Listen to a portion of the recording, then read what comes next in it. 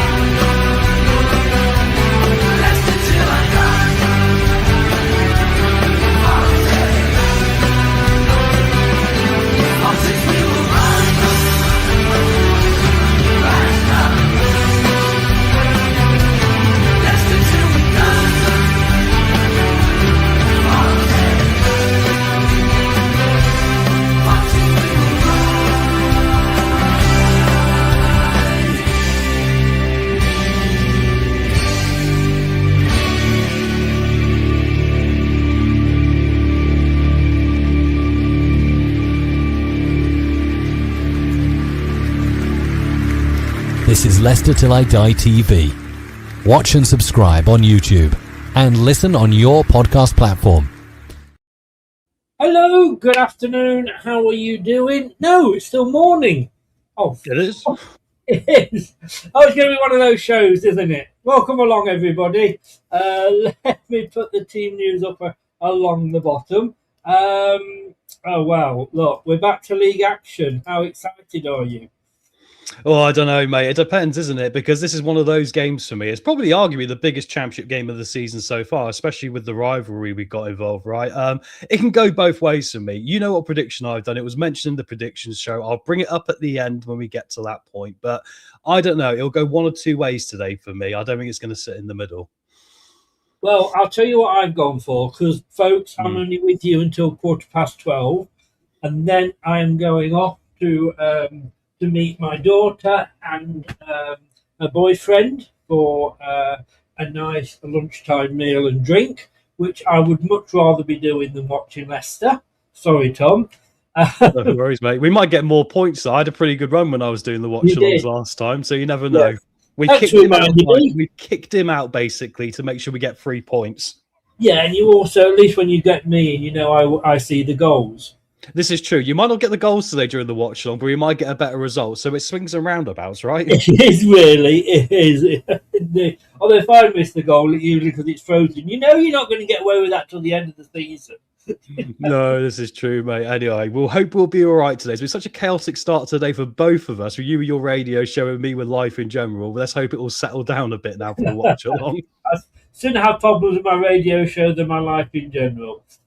Grazing, good morning, guys. What team turns up today? That is the question.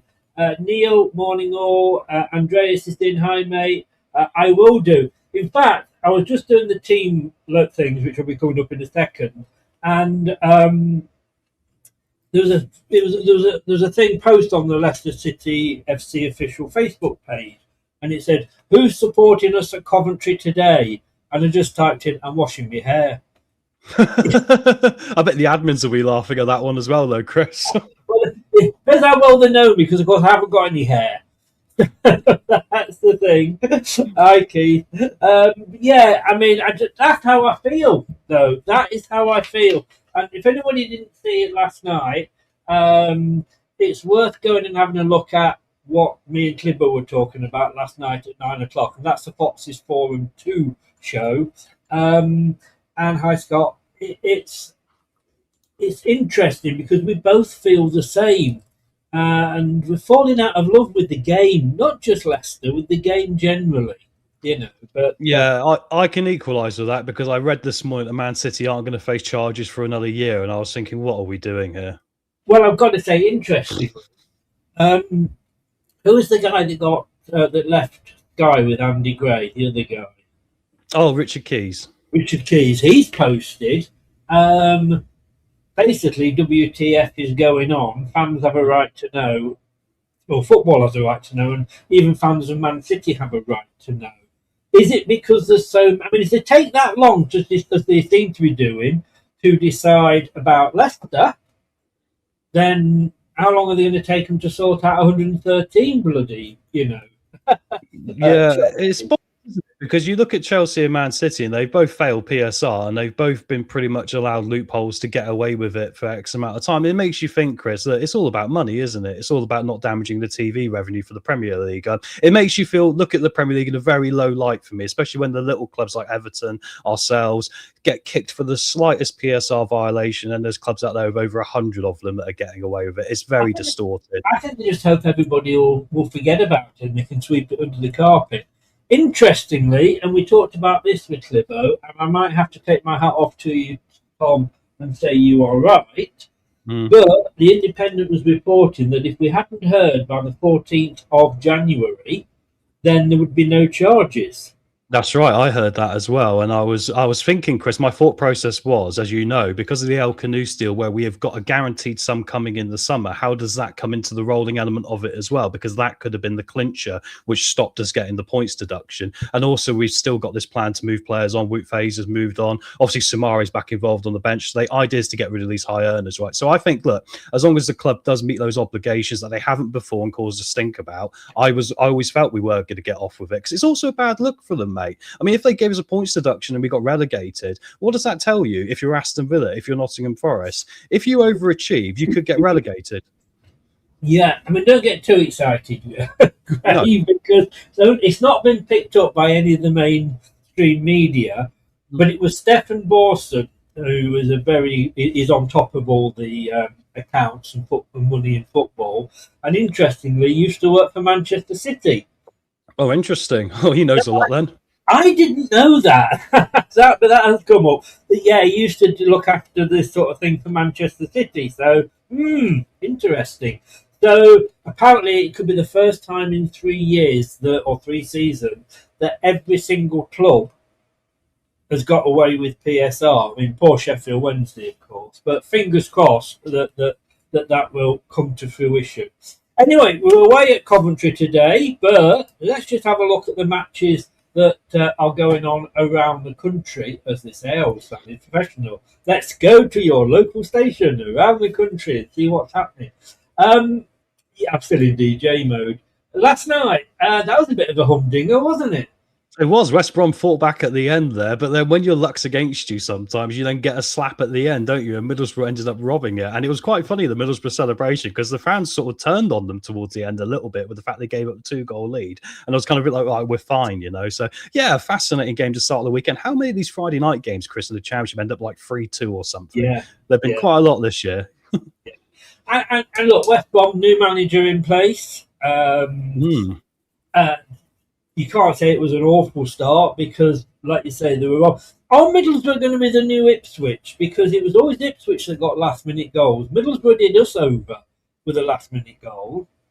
Are they the new Ipswich, possibly?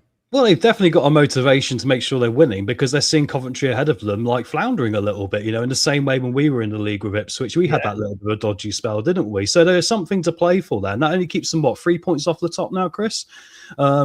So, you know, very close, you know. So they needed to get it, you know, and they're motivated to do so. And I'd argue Middlesbrough, for when they are on it, they do look like they're actually the most penetrating team, to use quite a strong word to start the day. They can score goals. Coventry have dried up a bit. Yeah. The R3, I mean, Middlesbrough will be there today, hoping that we can do something for them. You know, Keith, that's a question for a whole show. That's a 24-hour telethon of a show that we can't touch that today. We won't get to the watch-along. But yeah, look, you know, they are obviously the change in the manager there hasn't harmed them as much as maybe they thought it might. No, but it's a bit of a sideways step, isn't it? Going from Ryan Mason to another basically head coach, sort of, or, you know, first team coach who's now going to become a manager. You're talking about West Brom? Yeah, West Brom quickly. Oh, sorry, I was talking about Middlesbrough. No, because they lost their guy to Wolves, didn't they? Oh, my apologies. Yeah, they did. That's all right. That's all right. Yeah, I should have made it more clear. Anyway, 12:30 kickoffs. There's 3. Coventry host Leicester City. And again, I did a preview show with Jay, a Coventry fan, which is there, a really nice guy. And I've got to say, that's what football should be about. Yeah, it's our most local derby. I don't know whether they see it as that or not. But at the end of the day, we had a laugh, we had a bit of banter. He stuck the knife in a couple of times, you know, and you know, he was saying since how long since we'd won, and I said, yeah, at least we were able to play home games in our home ground. We had a bit of banter, but then at the end of the day, we said good luck for the rest of the season, blah, blah, blah, and that's what it should be like. Preston North End still haven't had their dip yet, hosting Derby, and then Watford Millwall, who have dropped off a little bit. Then we've got Ipswich Blackburn, which whatever Brad was saying on the prediction show, this isn't the game that was a replay of the game that was called off. No. She was trying to claim it was. That was back last year. Love you, Brad, but check your facts first. So they're hosting Blackburn. That should be a win. Charlton Sheffield United. That could be interesting. Now, your team, you've got a bit of a feeling for Oxford hosting Bristol City. Oxford need to get some points now, don't they? They need 3 points there today, Chris, definitely. Southampton are being visited by the team that's now got one of the ex-managers is now Premier League, as they host Hull. Sheffield Wednesday, Portsmouth, you can see that only going one way. Stoke QPR, Wrexham, Norwich, Swansea versus Birmingham. And I have to say, looking at all those games, I know we do the prediction league, and I know I've kind of dropped out of it purely for time, and I've missed that many games that if I apply my own rules, I'd have thrown myself out, which I basically have. It's so hard to predict. It's such a poor league this season. It is really difficult, Chris, because you think we did a championship review show on a Monday. So I do dig into the championship quite a lot and look at a lot of the games, look at a lot of the facts and figures, look at a lot of the teams, right? And even when I came to the predictions this week in particular, I do not know how this one's going to go. Like games like Stoke versus QPR, you just don't know, do you? Because like you say, there is days where some teams look like they could be world beaters and other days where they don't. And if you bring it back to Leicester briefly, we're 4 points off the playoffs still somehow? I mean, when you think about it, that's remarkable in the circumstances. We've had quite an upheaval of a year, a lot of movement going on behind the scenes, and we're still only 4 points off the playoffs, despite what feels a disaster for us. It is 4 points, yeah. Watford on 41, although they have got a game in hand, Watford. But Millwall 43, we are on 37.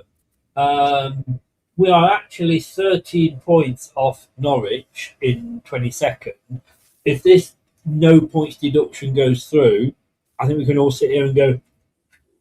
And 100%. The good thing is as well, if that goes through this year, hopefully it will go through next year. Yeah, exactly. It'll carry on over. Yeah, I think we'll be in better stead for next year, definitely. Got back into sync. Now, we're normally at this point, we're gonna we look at the team news, don't we, and what have you. All I'll say is, guys, go back to the last league game, see what we said for that, and it's exactly the same. Goodbye, see you at 12:30. But is he picking what is now what we would say as a fan base, probably the best of the bad bunch? No. I don't. Okay. Well, when I say no, you cannot call that the best of a bad bunch. Well, let's get into it, Chris, and work out why, because I can see a couple of things I'd have done differently. Well, I have. Can I first of all, I will say this was the team I picked yesterday. Okay. With Clibo in the show. Should maybe put this up first, but there we go. So that is the team that I went for, knowing that this formation would be playing. I picked another one, which was the 3-5-2, but we know he won't go for that. Now, for this one, I've gone Bekovic in goal because I think Stolarczyk is not as good as everybody says. And maybe we should have kept hold of Everson and sold Stolarczyk. They say Everson can't play out from the back, nor can Stolarczyk. He won't pass to a player unless he's got two opposition players on him. I'll pass to him, So Stolarczyk needs to be dropped. And I know I wasn't keen on Bekovic at the, when we signed him, but yeah. Look, me and Clibo were unanimous on this one. I'm sorry. He is great, he is. I'm sorry. Ricardo should not be anywhere near a Leicester shirt for the rest of the season. He has been poor recently. It's very true. Yeah. I agree with you. Luco should have carried on today. Yes. And funny enough, in my 3-5-2, I actually had him on the right wing because I think that's a position that he's never been used. Hi, Reece. How you doing? Lads, discussing team selection. We we were talking about it yesterday, Reese. Where were you? But yeah, Ricardo's gone. He should be gone. And Aluko, what the fuck have these youngsters got to do? Ricardo, his legs have gone. He's about the same speed as Vestergaard at the moment. And he's always got a yellow card in, and as a fucking captain, he's useless. The problem is he's getting targeted as well, Chris, now, because teams are seeing the weakness, like the team saw the weakness in Thomas at left back as well, right? I mean, it's funny because I agree with you. Luco and Thomas, ironically, might be better as right wingers and left wingers because their defensive side of the game is the poorest element of them. Yeah. The thing I've gone for Thomas as that team on the right is exactly my team. Reese! Well done, mate. Where were you last night? In fact, in fairness, Clibo agreed with 9 out of 11 for me. I've gone for Luke Thomas at left back because what choice have we got? Yeah, we're limited very much, aren't we? I mean, Hamza's not been that brilliant either, has he? Oh, God, don't put Hamza at left back. No. I mean, again, I'd have Hamza maybe in the 5 as that holding midfielder, but no, sorry. Aluko's better on the right. For all we say about Thomas, what other option have we got? And Coley and Nelson, they're the two to have going forward. Although if when I went three at the back, it was a Coley, Vestergaard, and Nelson, with a Coley acting almost as a sweeper and not going forward, because if he goes too far forward, we know he can't. But you're adjusting your system to the players you've got. This is my biggest critique. We go back quickly to Stolarczyk here, Chris, as you talk about with Begovic. We don't have any goalkeepers in the squad who can play out from the back, so why are we doing it? Exactly. You know, at least Begovic knows that, and he'll kick it up front. Maybe I should be manager. Look, James and Skip picked themselves. I'd gone for Fatawu and Mavididi simply because we needed some, experienced players in there to start. I'm not saying this is who I would end with. This is who I'd start with. Jeremy Monga, look, this is his preferred position. Pick him in that number 10 role and just say to him, because look, he's got 2 players on him every time. So if he's got 2 defenders on him in that position, Mavididi and Fatawu have got more space. This is it. Also, he's a bit of a tricky little bugger, we know, Jeremy Monga. Yeah. And he does some of his pass overs and jump overs and between legs. He doesn't always get away with it on the wing. Do that in that number 10 role, penalties galore, possibly. I agree. I think this front three you've got there would be what I would be leaning towards as well. Because like you say, you've got to look at what Monga's strengths are. Monga's strengths are his close ball control and how he can get past people when the pressure's on him, right? I mean, that's him at his best. And like you say, we've had teams double upping on either Fatawu, Mavididi or Monga this season. And the problem with Bobby is I like him, but he's a bit of a ninja. He's one of those that's in the background a little bit. He might be in the right place, but he's not really, forward, putting a lot of pressure on. I think when you have these three, it's hard for teams to choose who to follow, and then you've got space for the other. So I agree. I would look at this as a long-term solution if we could. And then what the fuck I say this every week, has Jake Evans got to do to get in that? Maybe he has to go back into that manager's office, bend Marty over and fuck him from behind. I mean, maybe allegedly.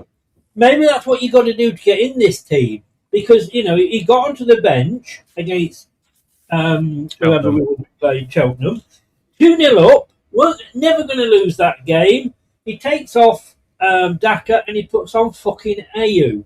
Yeah, I thought it was bizarre, Chris. I mean, the only thing I can think with Jake Evans is they don't rate his physicality. That's the only thing I can think. But then you must play a certain way around him. Yeah, exactly. Let's see. At least he's faster than fucking Ayew.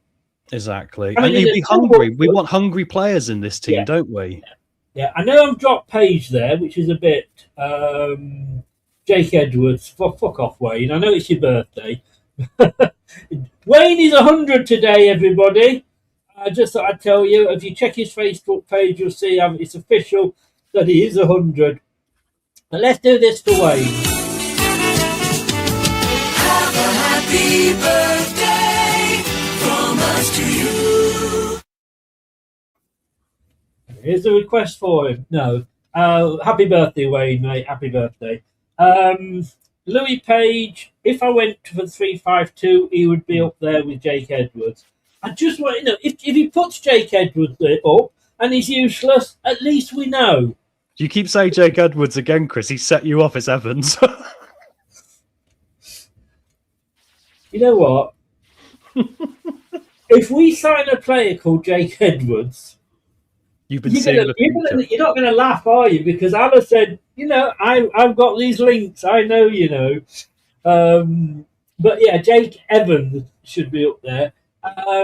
Possibly bring Daka on at the end when the opposition are knackered. But look, the way I look at it is, this is the team that's top of the table. This team that we're playing has scored 20 more goals than us. Yeah. They've had 8 more clean sheets than us. We're going to lose this today. I'm sorry, we're going to lose this because we're at their home. I've predicted a 2-1 Coventry win. It's a free hit. Let's put the youngsters in and see what they can do. I mean, obviously, we've not got too many youngsters. You do need some experience, but let's do it and let's see what they can do. If Jake Evans ends up being shit, at least we will know. But fucking hell, Marty Cifuentes, grow a pair of fucking balls and try it. If you don't think his physicality is up to it, why was he on the fucking bench last week, you wanker? Yeah, it's remarkable, isn't it? Yeah, because I think he really should have featured. I mean, the thing is as well, Chris, it's a position we are desperate for someone. I saw Regan Heskey's gone out on loan to Sheffield Wednesday, and I went, why weren't we all over that? We obviously got very little money. He's not on a massive contract. Yeah. He'd be a loan to come into Leicester. There's a bit of the nice thing of the Heskey name as well. His dad obviously can vouch for the club as well. I think it's bizarre how we operate sometimes. We seem to be so off the pace, and then we're so behind. We're trying to fix these problems we got at the fullback positions, at the striking position. Lorenz Hutchison's banging them in for the under-18s this year. Why isn't he being considered? Because we need someone for as cheap as possible. It really is quite frustrating. And the thing with Aluko needs a run now to see if he's actually going to be up to it. Taking him in and out of the team is not going to help him. If the worst-case scenario, we get to 40 minutes in this and he's got a yellow card, he's been banged off the ball a bit, we get Ricky on for the second half or Hamza. Yeah. It's a fix. Yeah. I mean, if we were playing, say, a Norwich or somebody where we've got a chance of 3 points, then maybe not. But for me, I don't see us getting anything from this game. I really, really don't. When we played Coventry the first time, that was the last time we kept a clean sheet. Yep. I mean, how embarrassing is that? It is ridiculous. So why we still got Solotch in goal, don't know. He makes, I mean, every keeper can make a mistake, but he seems to like doing at least one a game. This is the game. If he wasn't going to do it against Cheltenham and, 2-0 up against the League Two side, I know, let's play it safe and bring a 34-year-old striker on. If this is what you're going to do, Marty, fuck off back to wherever you came from. Go to a third division team in Spain or whatever. We're a club living in fear, Chris, as I've said for weeks. Until we break out of this, and I'm hoping today will be the day, because Coventry are susceptible right now because they're getting in their own heads a little bit. They've stopped being as critical and decisive with the ball as they have been for the last weeks. That's why they've been dropping points. Yeah, but then that's why they want to be playing Leicester. This is true, because we are the gift that keeps on giving. But I say to the boys, today's a day you can make a lot of goodwill with the fan base very easily if you go out there and put in a performance. Well, this is what we're saying. We're hoping they will, but I agree. They probably won't. With the team that he's put out, we're not. That team is not going to get anything at Coventry. No, I think it's going to be very difficult, because I think especially with the players they've got coming back in today, it is going to be more difficult than what we would like. Definitely. When we played them last time, I think it was only 5 or 6 games into the season, and they weren't even on the radar as being the team that we then saw go on that amazing run. So what we need, dare I say, is a Chris Wilder. Somebody will come in and say, fuck off. I don't care what you say. What we've been doing doesn't work. That's fucking obvious because you got relegated doing it last season and we're mid-table this season. I'm going to try something different. If you don't like it, sack me. You've given me this job because, you think I can do it, so let me. Because I'm going to do something different. And yet we're stuck with this Spanish waiter who is not even as good as a Spanish. He's more like Manuel from 40 Towers, isn't he? I'm on now. That's as much use as he is. Yeah, look, everybody, liked him. Let's be honest with you. How easily pleased are Leicester fans if we love him because he went out and got some fish and chips locally? Wow. No, Clibbo, you're quite right. He obviously didn't agree with it, but then he's a wanker. We're not. I think Marty's managing short term for his job security. That's why he's not being brave. But that shows you a big problem. Chris, I know it's not an excuse. It is a problem with the football club, and let's look at why they've appointed a Marty Cifuentes. Because Chris Wilder went for an interview, right? We know what Chris Wilder's like as a character. He leans into the Pearson style. He would want ownership. He would want control. He would want to be able to say what players I want. He's done it at Sheffield United and brought in some players on free transfers that have given them a boost away from that bottom four, right? Bottom three. The problem is our owners do not want that, because we had that under Pearson and it worked for us, but they do not want to use a system that worked for some reason. They want to have so much control over it themselves, be it if it's John Rudkin, be it if it's Top, be it if it's whoever's on the board, that we end up with managers you can't really manage. And then we end up in this position where you're stuck between trying to serve two masters, aren't you? The fan base, yourself, and the board. And I think this is the problem with the club. They've talked about bringing in like a director of football or director of football operations or whatever you want to term it. It's all fine, but I think you actually need to find a manager who can manage the football club and you could put your trust in, because you can't do it yourselves at the top. But again, as I said to Clibbo last night, wouldn't it have been a good idea to get the technical director in before the January window opened? Oh, you'd think so, wouldn't you? But this football club takes about 20 years to do anything, Chris. These idiots that run this club, no, I haven't thought about that. We'll get to the 2nd of February, we'll realise we need a striker. Yeah, we're being let. I mean, look, that interview that he gave, so much bullshit, you could smell it coming out of the screen. You know, I just don't get if he's got the brains that maybe he thinks he's got, he'll be looking at this and going, my job's safe till the end of the year. Maybe. They've sacked Ruud van Nistelrooy, but they couldn't sack him until this season because of PSR, and they'd already sacked Steve Cooper. So maybe they can only sack one manager a season, I should say. Oh, maybe my job's actually going to be safe. Do you know what's interesting about it as well, Chris, is that, like, you know, if you think Marty said something in the post-match a few weeks ago, he said he was sorry for the fans about what's going on behind the scenes or something of that nature. I'm not saying it dead on what he quoted, but that shows me again, is this similar to Ruud van Nistelrooy, where the board have said to the manager, you're going to have a little bit of money to spend in January, not a lot, but we'll give you something, and actually there's none. Again, you know, which means then I'm not defending Marty overtly for this, but I'm saying that would be impossible to work with no matter who you are if there's things being said that aren't being followed through on. But this is a problem we've seen with the leadership recently. They're saying things, but after Top's little interview, there is no actual action to the words. That means your words are disingenuous and mean nothing. Hey, how many games has he been to since that interview? I think it's one. Is it one? That is disgusting. He's trying to go and play polo, which is fine if that's what he's into. But then don't fucking come and do that stupid interview, which we all know was a setup, being interviewed by somebody whose wages you're paying, answering questions that you vetted before. Seems like Chris may want a Simon Jordan sort of owner in. Too fucking right, because you know what? He'd sort things out. I think he'd let a manager manage. He was talking about it with people the other day, wasn't he? Yeah. A manager, fucking head coach does my head in. If you're going to employ somebody to do a job, look, I said when I was a manager of a department, I was allowed. I'll tell you what, I started to work, and anybody from Leicester will probably remember a company called Nielsen Travel, and I went to work for them as manager, and I ended up as area manager, and I was given so much freedom to do what I wanted. If I did something and it didn't work, I kind of got the maybe not do that again sort of email, but they let me do it. Do you know what I mean? I managed it because I was the one that was there on the scene that knew what was doing. How many of these players, managers and what have you, or directors and all that, know what these players are doing? I don't know if Marty does. Get a manager in that will manage. You know, I mean, when I look at this, I mean, Ayo up front again, for fuck's sake. Why? We're away from home. We need to attack. The best form of defence is attack. Because we are... Of course you would, Jim. We're up against the team that's at the top. If we defend, all they're going to do is just wait the time, and we know we'll concede a goal. We ain't going to keep a clean sheet. So let's go for it. let's put an OAP. I mean, to be honest with you, I'm surprised he's allowed on the pitch with his Zimmer frame.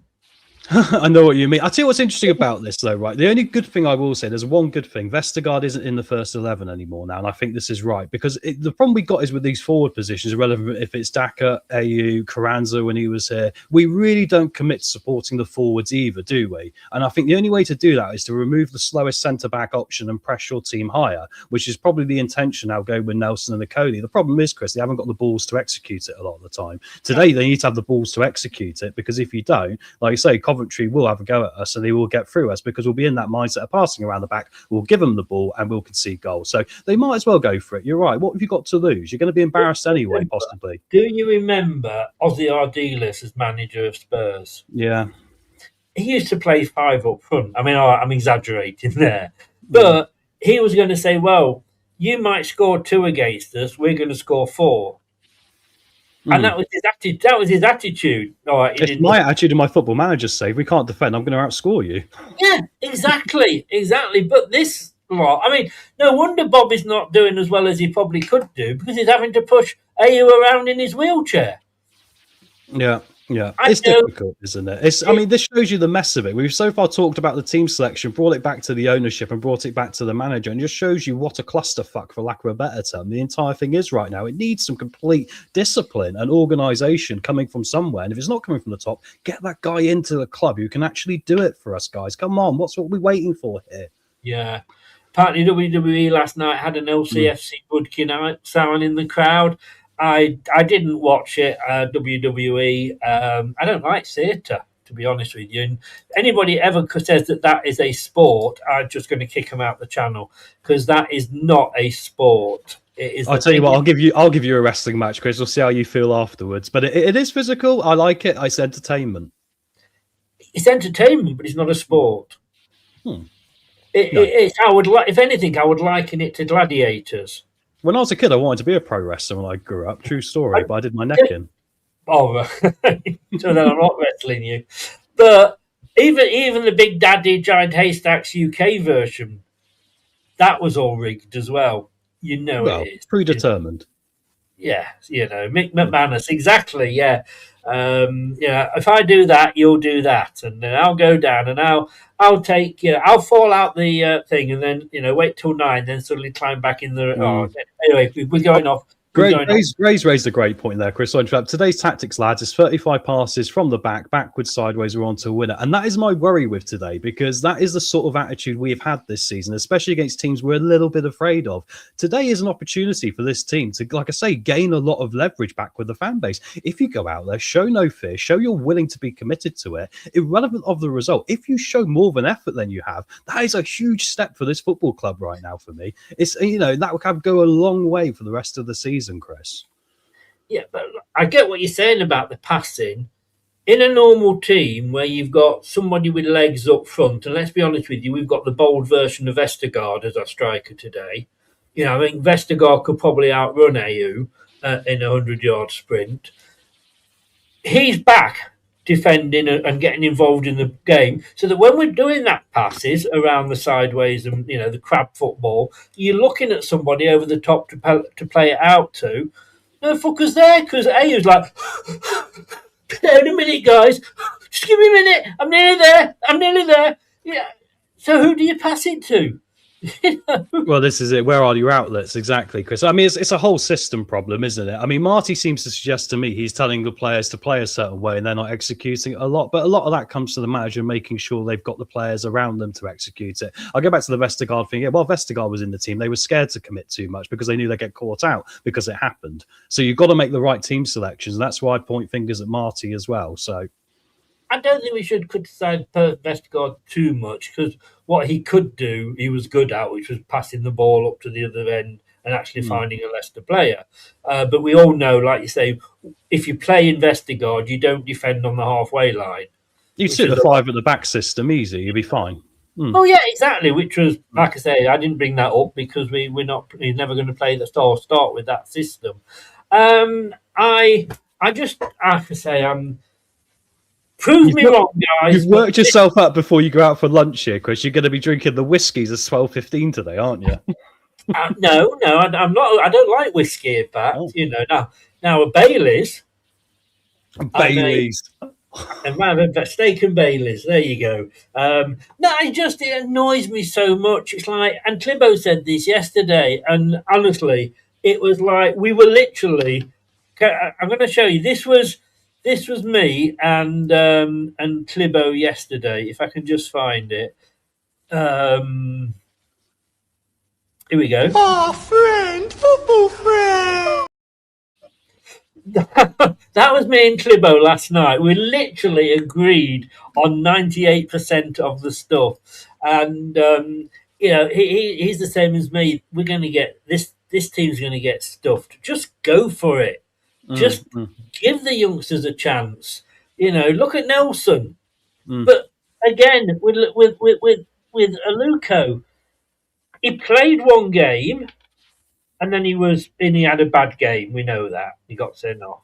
But then you never see him again for weeks and weeks and weeks. Yeah, Then he that's comes it. back from Cheltenham. So basically what Marty is saying to him is, you're good enough to play a League Two game, Aluko, but Championship, you're shit. We're not playing you. You also got to look at the academy and go, if you were doing really well in the academy team that's in the top 6 of the under-21 Premier League right now, it's about 6th or 7th, isn't it? It's doing okay for itself. There's some goals in there, and there's a lot of progression as a unit with that team. If you saw the first team performing like this and you were told, don't worry, lads, you're here because there's opportunities for the first team, and then you weren't getting them, wouldn't you get slightly annoyed? Yeah. Wouldn't it turn your head to go, maybe I should go elsewhere, like people like Trey Nolme have to Liverpool? Yeah. But having said that, at Leicester, we pay such high wages that they don't want to go anywhere. Wayne, let me just say to you, he says, Baileys and Tenerife, 2 words guaranteed to be in the show.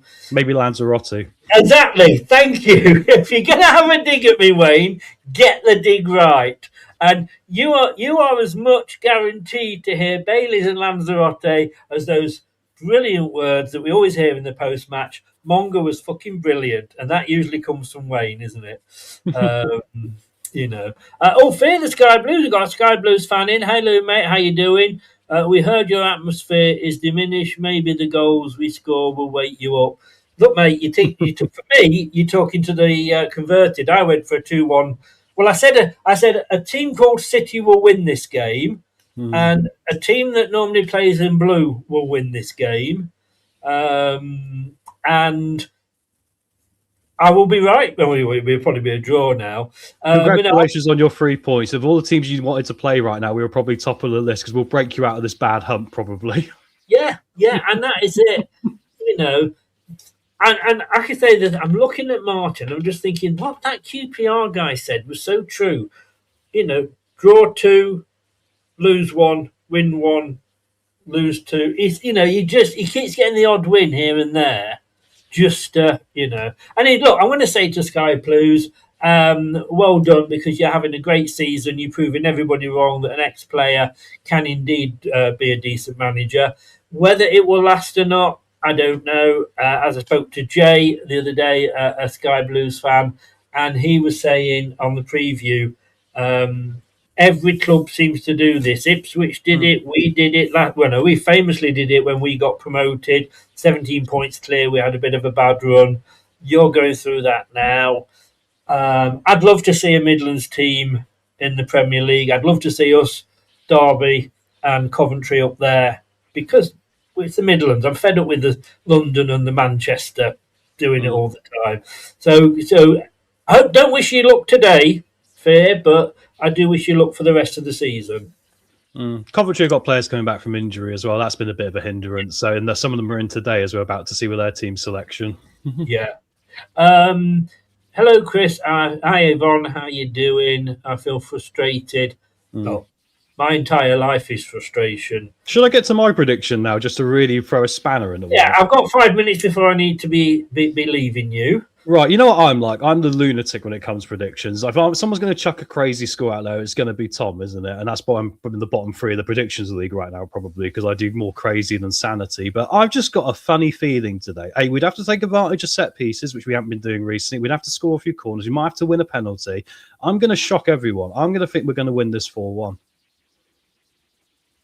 Silence. Literally. Drop your microphone, Chris. Literally silence. I know it's insane. I've got no logic for it. I just got a gut feeling. A gut feeling in life, you never know. I'll look very silly at full time. We can clip it for the comedy effect if not. Don't worry.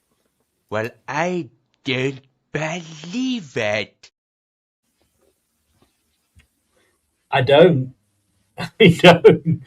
You're the one. Wayne told me the other day, or he told Brad the other day, that you are the player that has voted or given Leicester City more losses in the prediction league than any other player in that league. And we're playing the top of the table, and you say we're going to win 4-1. It's the championship. It's a bizarre league. There's always a shock every week. And you just don't know. I'd look at it this way. Right now, if you are going to get a funny result against Coventry, it's the best time to play them in theory because they're on this run. They're in their heads a little bit. They've been holding on to possession a bit too much. But like you say, can we execute? I'm looking for a miracle perhaps, but miracles can happen in the world. Not a good day for me to give up glue sniffing, was it, Wayne? That's what you'll be drinking in 10 minutes. Hey, it's nearer than that, the pub, you know that. I just don't. I don't know what to think. Let's very, very quickly, let's have a look at the subs before we can't look at the subs because I've not uploaded that one. I can talk you through them, Chris, if you want. I've got them written down. So we've got Begovic. Anyway, yeah. Begovic, Vestergaard, Aluko, Chowdhury, Sumare is back in. What do you think about this, Chris? Why? Well, he's obviously been in the shopping window and everyone's walked past going, it's not a reduced to clear price yet, so we're not going to touch him.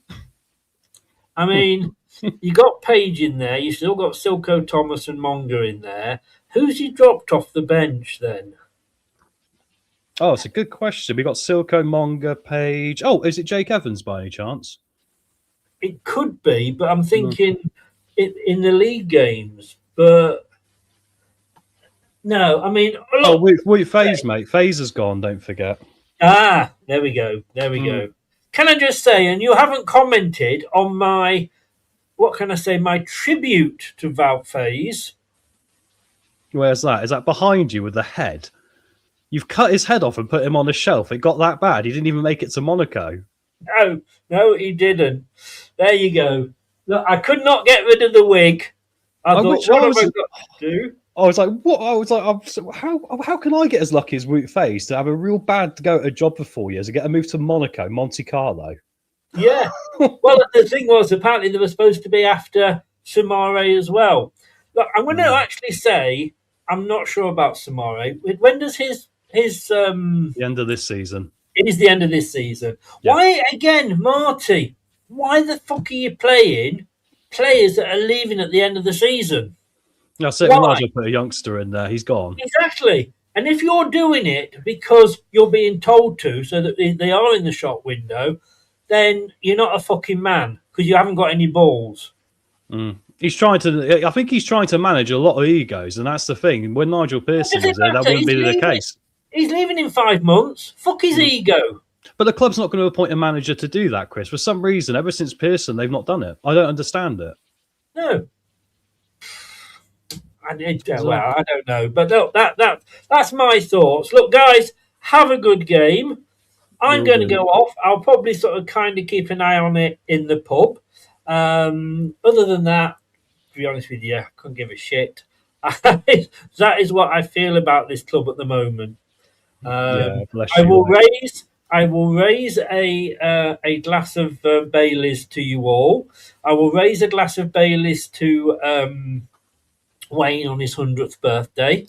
And I will leave you to discuss Coventry, sir.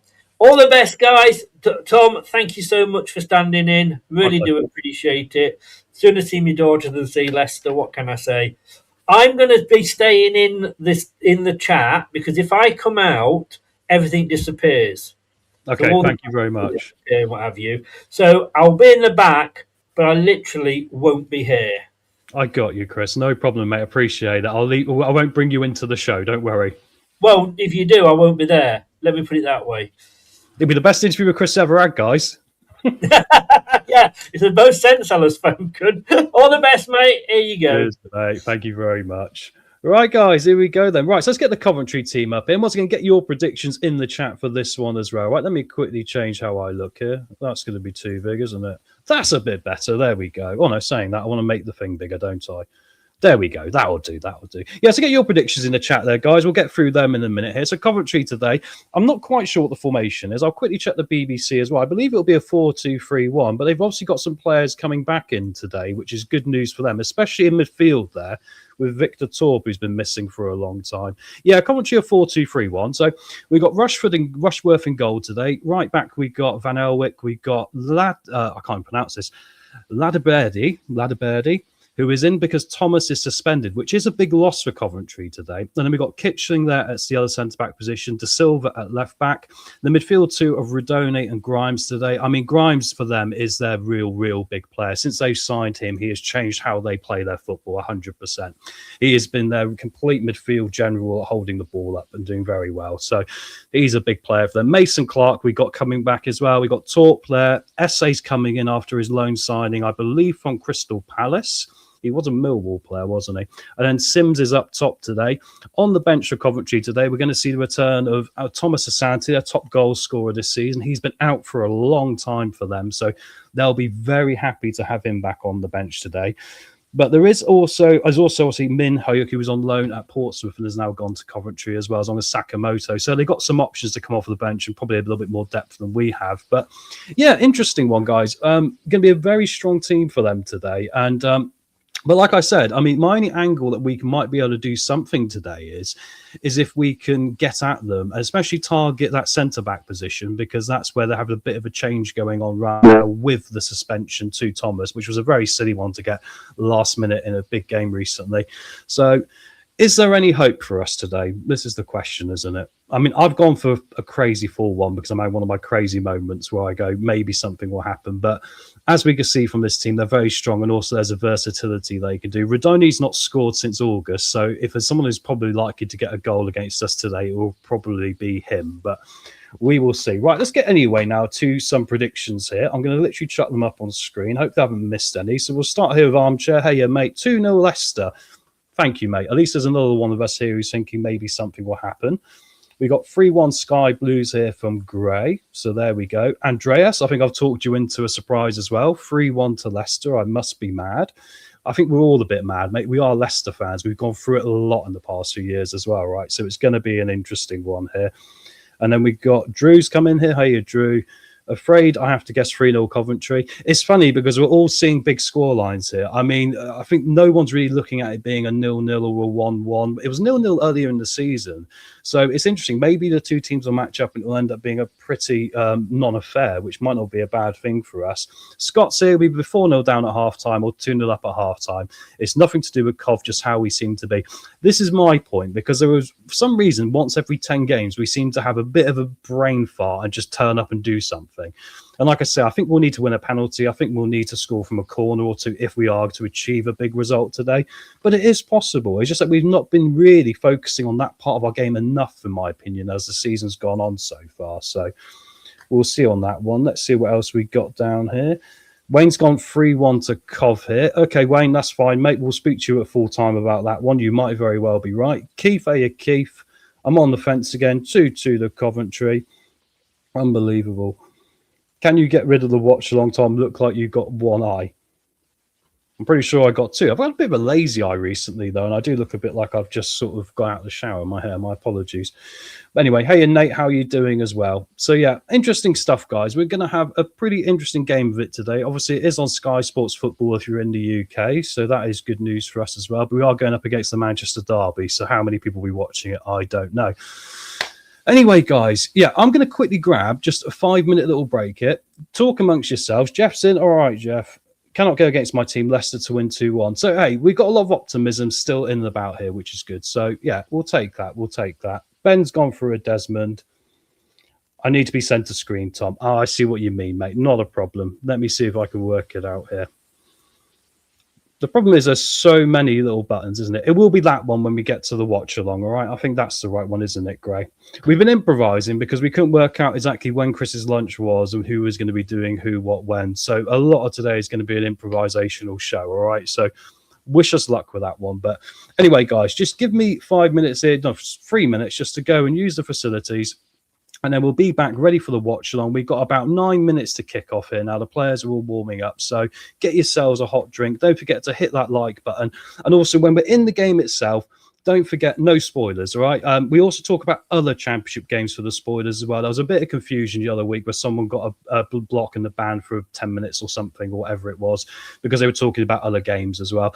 Chris doesn't have any of the games talked about. I'll go through at halftime with the halftime scores. At full time, we will go through it as well, so you haven't got to worry about that. Once I've reacted to it, you know that you can react to it as well, right? And Gray is going to be on the case, as well as Jeff and all the other Nate's here as well, all our great mods. So thank you very much, guys.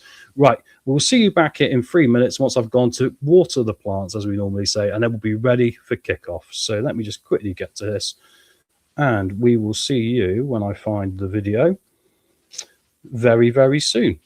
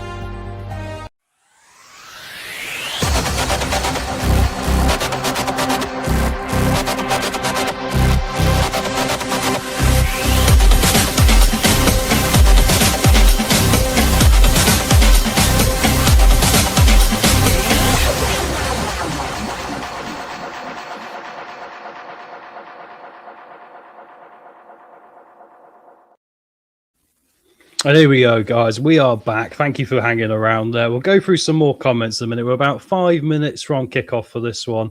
For, of course, what is going to be a big game today. Keith, better, I'll send you a code. Mate, I completely agree. I'm having a bad hair day. How might I get the hat? I'll get the hat on to make everyone happier. Hang on.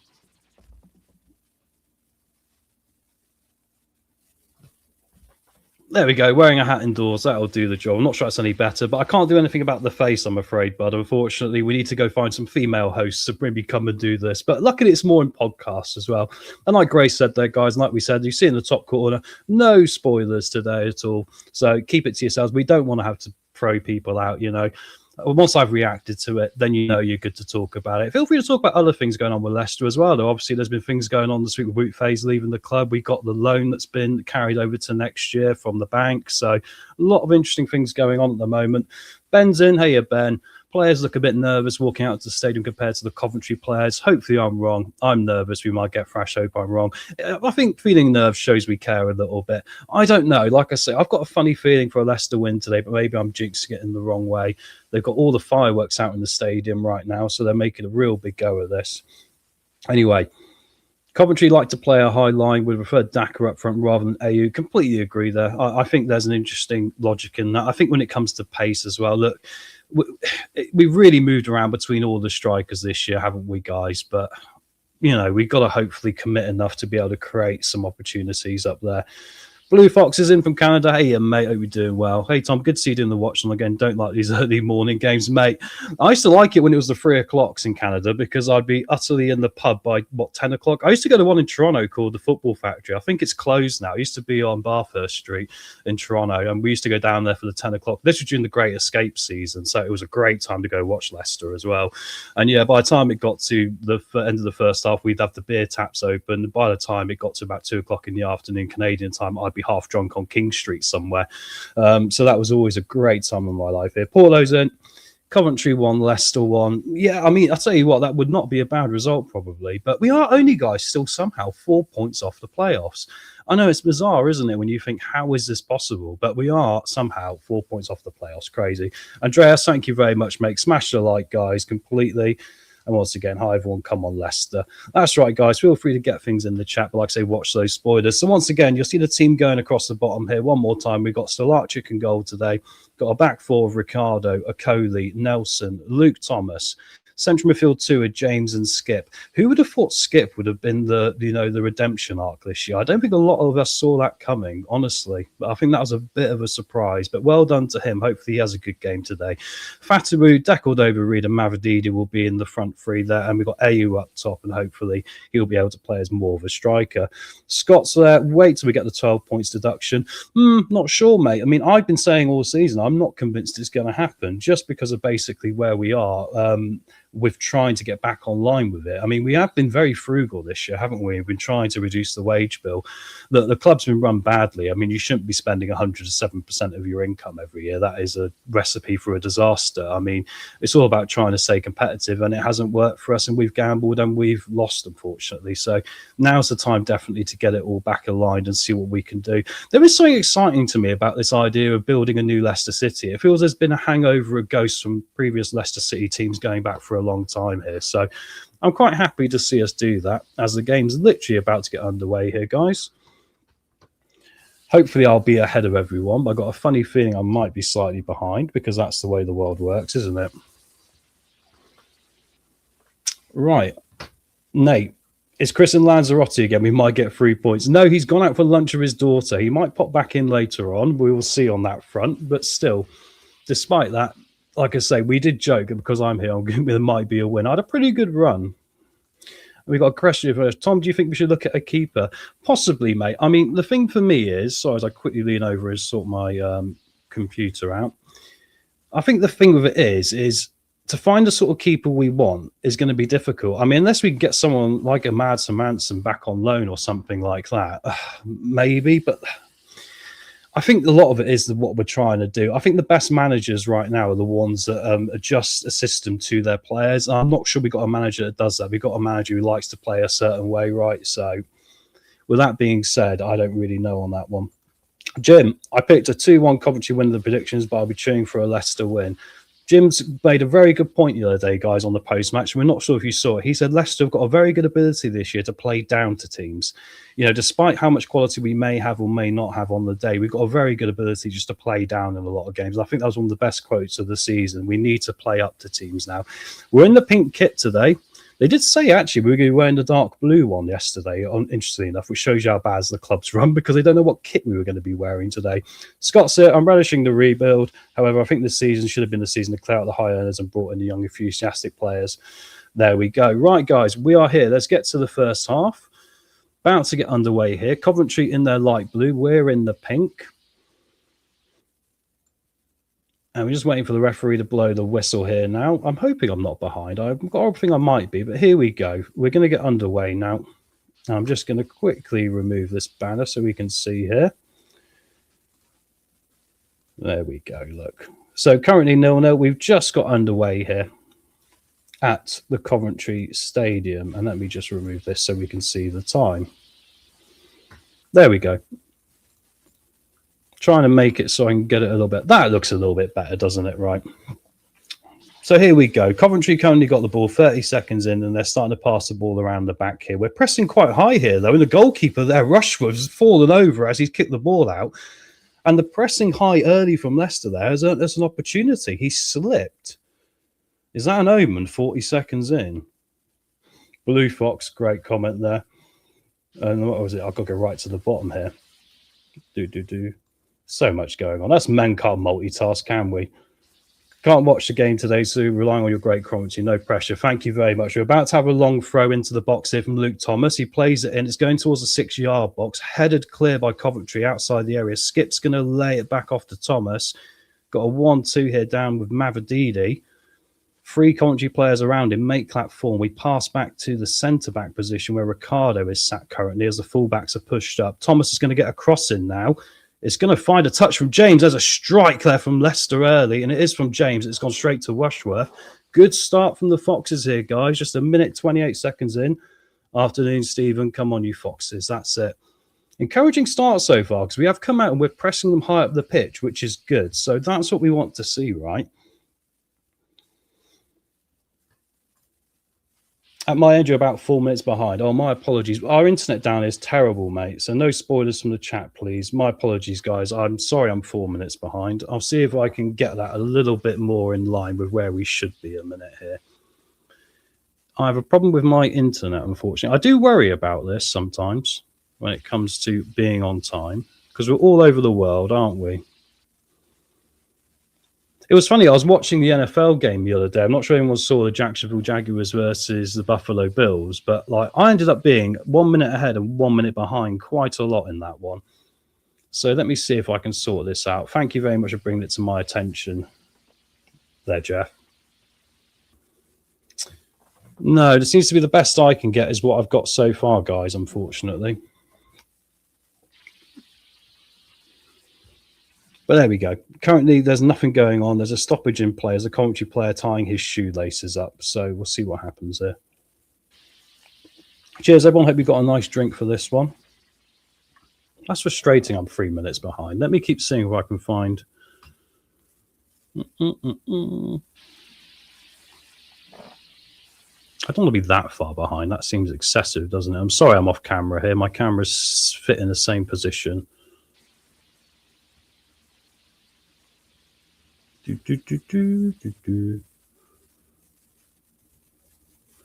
keep going with what I got for the minute, guys. Otherwise, we're going to fall behind here. So, going to be a free kick to Leicester. IE's just been brought down there by Kitchling just towards the halfway line. And we're going to play it up here quickly, trying to launch a counter-attack. We're just on halfway, coming forward. There's a bit of pushing going on here as Jordan James battles out for the ball. He manages to keep it, and we lay it back here to Okoli. Okoli comes back to Nelson. Thomas is down here on the left. Oh, my God, I get nervous when it's played to Luke Thomas like that. Very nervous. Okoli's going to play it up the flank now. Once again on halfway. Coventry pressing us back here. They've got, it seems to be 3 at the back, 4 in the field and 3 up top here. So they seem to have switched a little bit early. Now they're breaking down this right-hand side. Cross into the middle and Nelson's got a foot to it and it's going to go behind for a Coventry City corner. We dealt with that, but it looks like a game where both teams here are looking to try and early on get an advantage here. Yeah, I'm going to have to stick with what I've got for my Sky Sports coverage because that is the time. I can't get it to the right time, guys. So, yeah, keep an eye on those spoilers. I'll be with you. It's funny, though, because like I said, I was watching the NFL game the other day. I ended up being 5 minutes ahead at a point later on. It's bizarre, isn't it? Corner of Coventry, played in towards a 6-yard box. Jacob punches it out there quite feebly. It's going to bounce around a bit. Nelson's got his head to it. It's still in the penalty area. Ricardo clears. And we're going to pick the ball up here with Mavididi. Bit of pressure, but it looks like we're going to try and launch a counter-attack now. A's picked the ball up on halfway, and he's turned the man there, but he's got another man straight on him. He's down this left-hand flank. Mavididi's trying to find it, and unfortunately, A's run it out of play here. Both teams look up for this so far, guys. Both teams look look really into this. A looks frustrated he couldn't keep it in play there. Going to be a throw into Coventry here down towards their goal. It's when we're out of possession that worries me. Yeah, I'd agree with that. I think we need to show more urgency. The first 5 minutes here, I think we've been pretty urgent with it. And like Scott has said here, definitely better to see a press and urgency, just to concern how long we can keep it up. Totally agree, mate. 41 and 23 likes. Smash that like button. Thank you very much, Gray. And that's good, Tom. Yeah, hopefully, mate, it will come back. I'm sorry if I'm slightly behind you. Well, like I say, watch your spoilers here, all right? Because Chris is very hot on it, and rightly so, you know. Anyway, here come Leicester down the left-hand side now. Ball played in towards AU. He's not going to, sorry, to Mavididi. He's not going to get there. Coventry now got the ball down by their right-hand corner flag.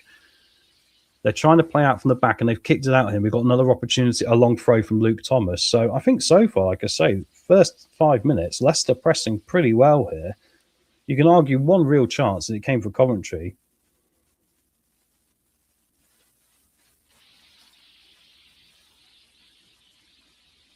Just waiting for Luke Thomas to take this throwing now. We've got the player, we've got the centre backs up here. We've got Okoli in there, we've got Nelson in there, and they're both stood towards the closest area they can be, hoping to get a flick on here. It's towards the 6-yard box. It's going to be flicked on by Okoli, and unfortunately, it's going to fall behind for a goal kick. But there we go. Jim's right. Love the pace so far from us. We've got James Collins in Up the City. Which one, my friend? Which one? Ultimately, one of them will probably win today. There seems to be a goal that's happened elsewhere, actually, which I will report because it's coming up on the screen. And it looks like Ipswich Town are taking the lead against Blackburn Rovers here, if I'm getting the kits right. Yeah, it's an own goal from Cashin, who was linked to us as a loan signing as well. So there we go. Scott, seemed like we're playing old school Stoke City tactics alongside. I was thinking that when did we sign Rory Delap, right? Hey, I mean, it's funny because this season, you remember the first game against Sheffield Wednesday, Scott and everyone? We were 1-0 down and we came back to win from 2 corners. And since then, our ability to do anything from a corner has dried up. It's such a big part of the game, isn't it? These long balls and putting the ball into the danger zone. And we think for the players we've got like a Cole who's a bit of a tank, we need to be making more of these opportunities. And sometimes we haven't really done enough of it. I mean, you think we're 4 points off the playoffs, it's fine margins, isn't it? If you take advantage of these situations more. But then we haven't got the opponent's box much, have we, as well? Going to be Thomas Irva throwing in. It's down towards the halfway line. Ayu's been bundled over. He's calling for a foul. The referee says no. And here come Coventry here. Ridoni's trying to come down. Thomas has done really well there to get it out of play. He's kicked it off, Ridoni, actually, and we've won the throwing back. Hasn't really settled down as a game yet. Both teams going in hard here. Oh, my word. I think that was Skip, came running across. Ridoni's left his foot out. He's hit the deck. The game is still carrying on, and Coventry are looking chaotic in the middle here. Here they come now down the opposite side. Ricardo's under pressure now as they come into the penalty area. Ricardo gets a foot on it. There's a double up here with Fatawi back there supporting him. AU just in front of that. Played back out here. Coventry are trying to hem us back in. They played the ball through and it's going to come all the way through. I don't know if Jacob shouted them, but Skip's come back and picked it up and is going to deal with it. But it could have gone all the way through for Jacob and it didn't. So it's very interesting there how we didn't do that in the circumstances because Jacob shouted for that, I'm pretty sure. But does that show a lack of confidence with the goalkeeper like we've been talking about? Which has been our concern for a while now, hasn't it, when it comes to Jacob? I mean, if he's shouting, why aren't the players listening to him would be my question. Excuse me here. I've just got to click a few things.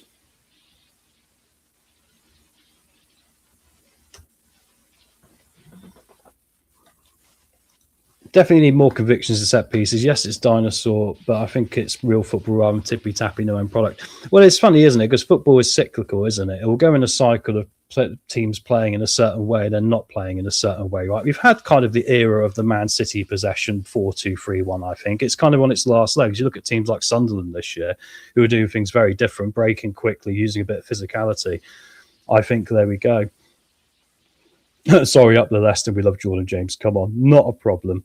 And Andreas is right there. They don't have confidence in Jacob. I think that's a lot of it, mate, because Skip is obviously very experienced, isn't he? But unfortunately, he didn't trust him there, and he could have just grabbed the ball and picked it up, and instead Skip came and just took it away. But anyway, Leicester are coming forward here now. Deckled over Reed. We're in their half. It comes up to Fataru on his right-hand side. He's got the ball at his feet. Little ball in. Nice little flick on. 1-0, Leicester. Come on. Would you believe it? And it's Jordan James. It had to be Jordan James. Come on. Who saw this coming, guys? Get the goals out in the chat. Coventry City 0. Leicester City 1 on 10 minutes. Sorry if I broke the microphone. I shouted. I saw him get played in, and I thought, if someone's going to do it today, it's going to be Jordan James. We will take that, everyone. Unbelievable. Coventry City 0, Leicester City 1. Let's go. Go! Back of the net.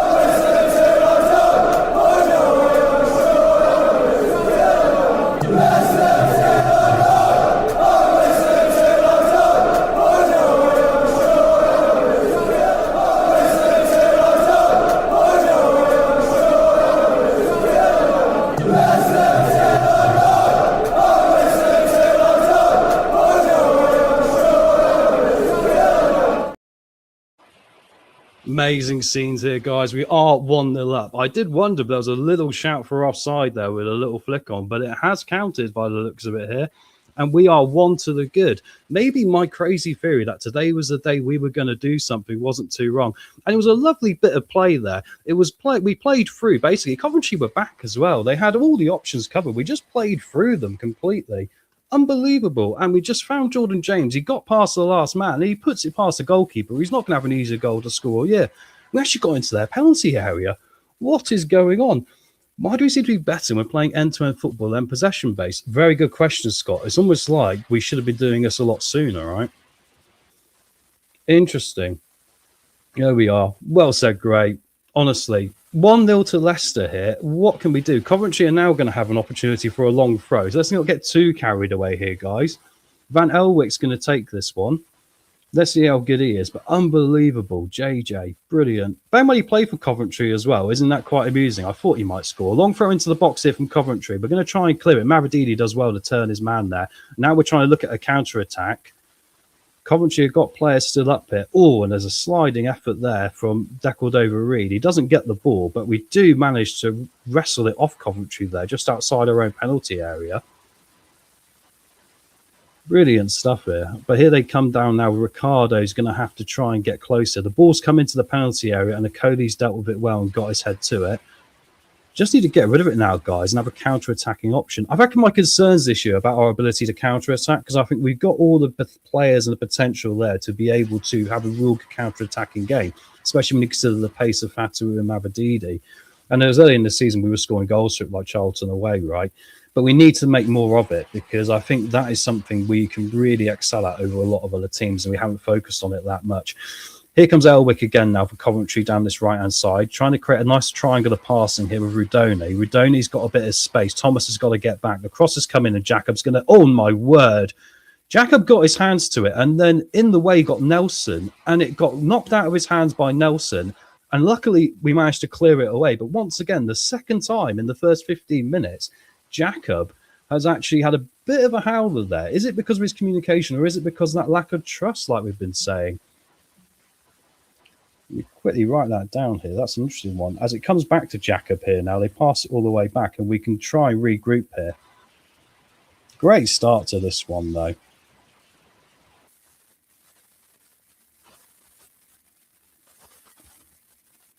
We're still trying to play out from the back here now. Jacob does eventually kick it longer, luckily, towards halfway. And we've picked the ball up here. See, when I think it's better. And what a ball that is. Down to the left-hand side here for Mavididi. I think he's onside as well. He's gone into a bit of space. He's right down by the goal line. He's coming into the penalty area, trying to do some step-overs. He's found the pass here. Luke Thomas tried to play in Jordan Ayew, but unfortunately the Coventry midfielder read that really well, managed to get a foot on it. It's going to come back up here to Ricardo then. We've got Coventry penned back in now. Both teams are taking turns at penning each other back in here. It really is an end-to-end sort of thing. Very scrappy in the middle. But Leicester are looking more lively of the two teams right now, which is brilliant. Here's a Coley right over halfway here, trying to link up now with on the winger position with Fatawu. Fatawu's gone down. The referee's not going to give that. It was a bit soft.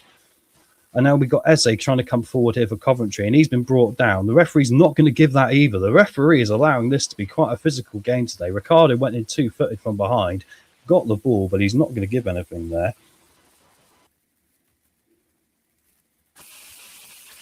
Coventry press really high here. They've got 5 players amongst our 3 centre-backs, but it's allowing us space when we get through them here, and that's the thing. Coventry are quite narrow when they're trying to get the ball off us, and it allows space for the wingers like Fatawu. Ball in across now, and once again, Rushworth's made a bit of a howler there. He looked like he was trying to grab it. He's punched it away, guys, and it's come all the way out to Luke Thomas here down the left-hand side. And once again, it's all the way back to our centre-backs in our half. But interesting how both goalkeepers look a little bit shaky today. Both of them have had opportunities there. And it looks like Ipswich have also just gone 2-0 up, guys, as well against Blackburn from a corner. That's interesting, because I was thinking today, if you were going to have a football bet, and of course, only gamble responsibly, you want to go for the Ipswich for a 3-goal win today.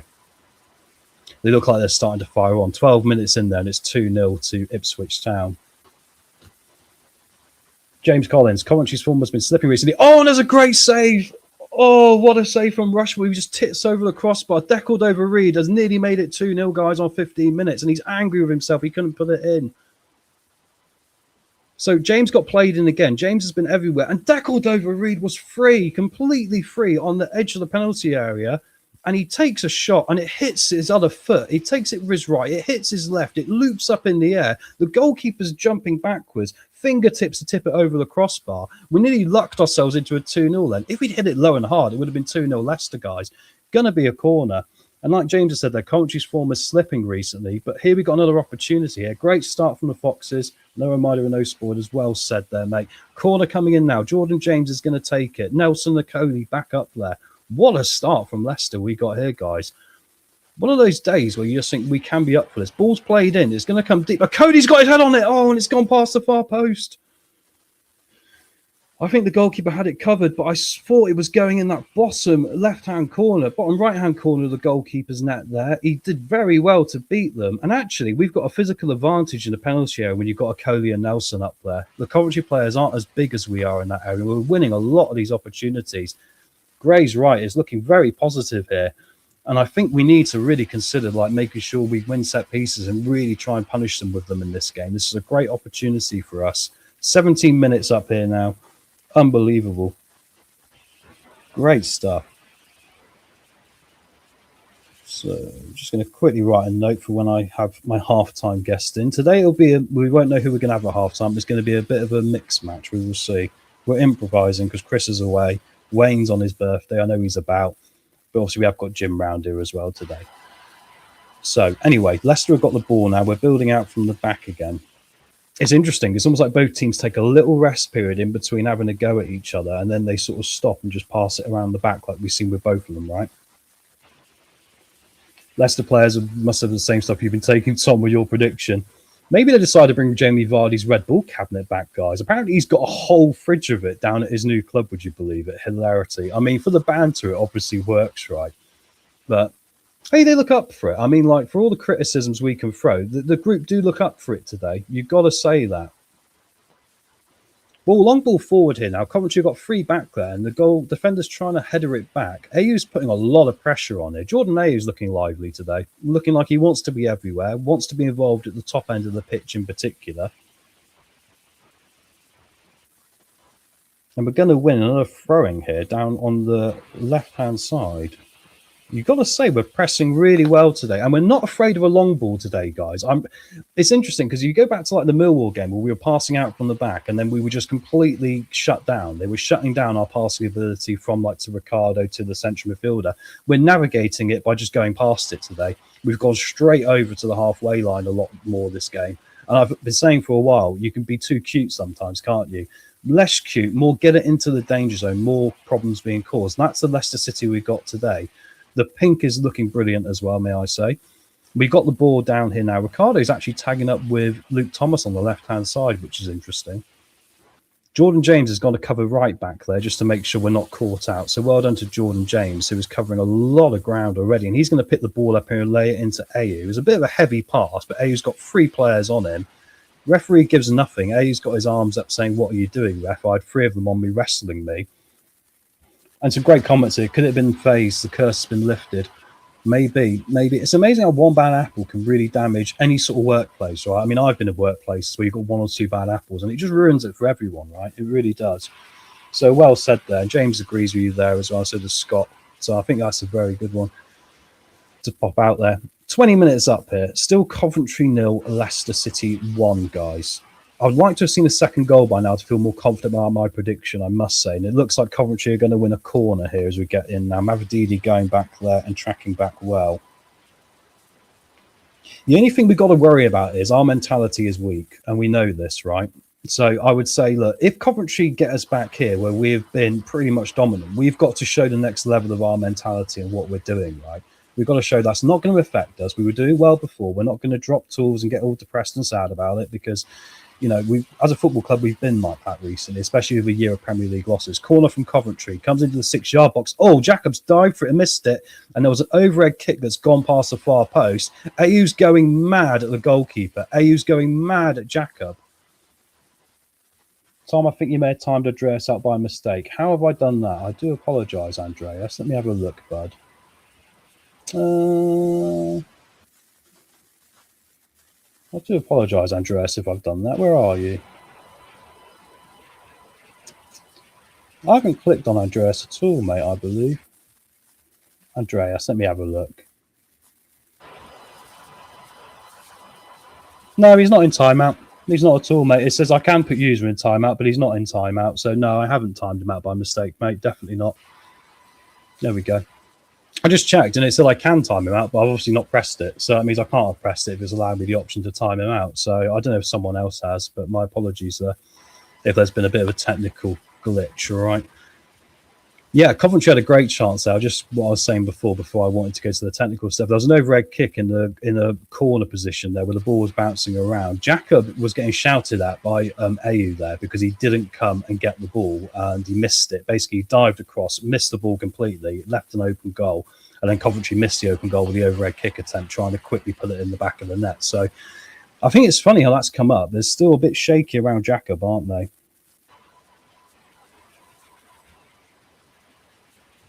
Here come Coventry now again, down the right back position. Working again now. Yeah, sorry, Andreas. I definitely didn't, mate. So I had a look and I wouldn't have done it, mate. There's no reason for me to do it. So my apologies, mate, if it's been... I noticed when I'm subbed to this channel sometimes, it tells me subscribers mode only and I can't type in as well, which is bizarre. So there we go. Yeah, I think it was a glitch. Yeah, I think it was, mate. It's been a bit glitchy. I mean, our apologies. We don't want that to happen.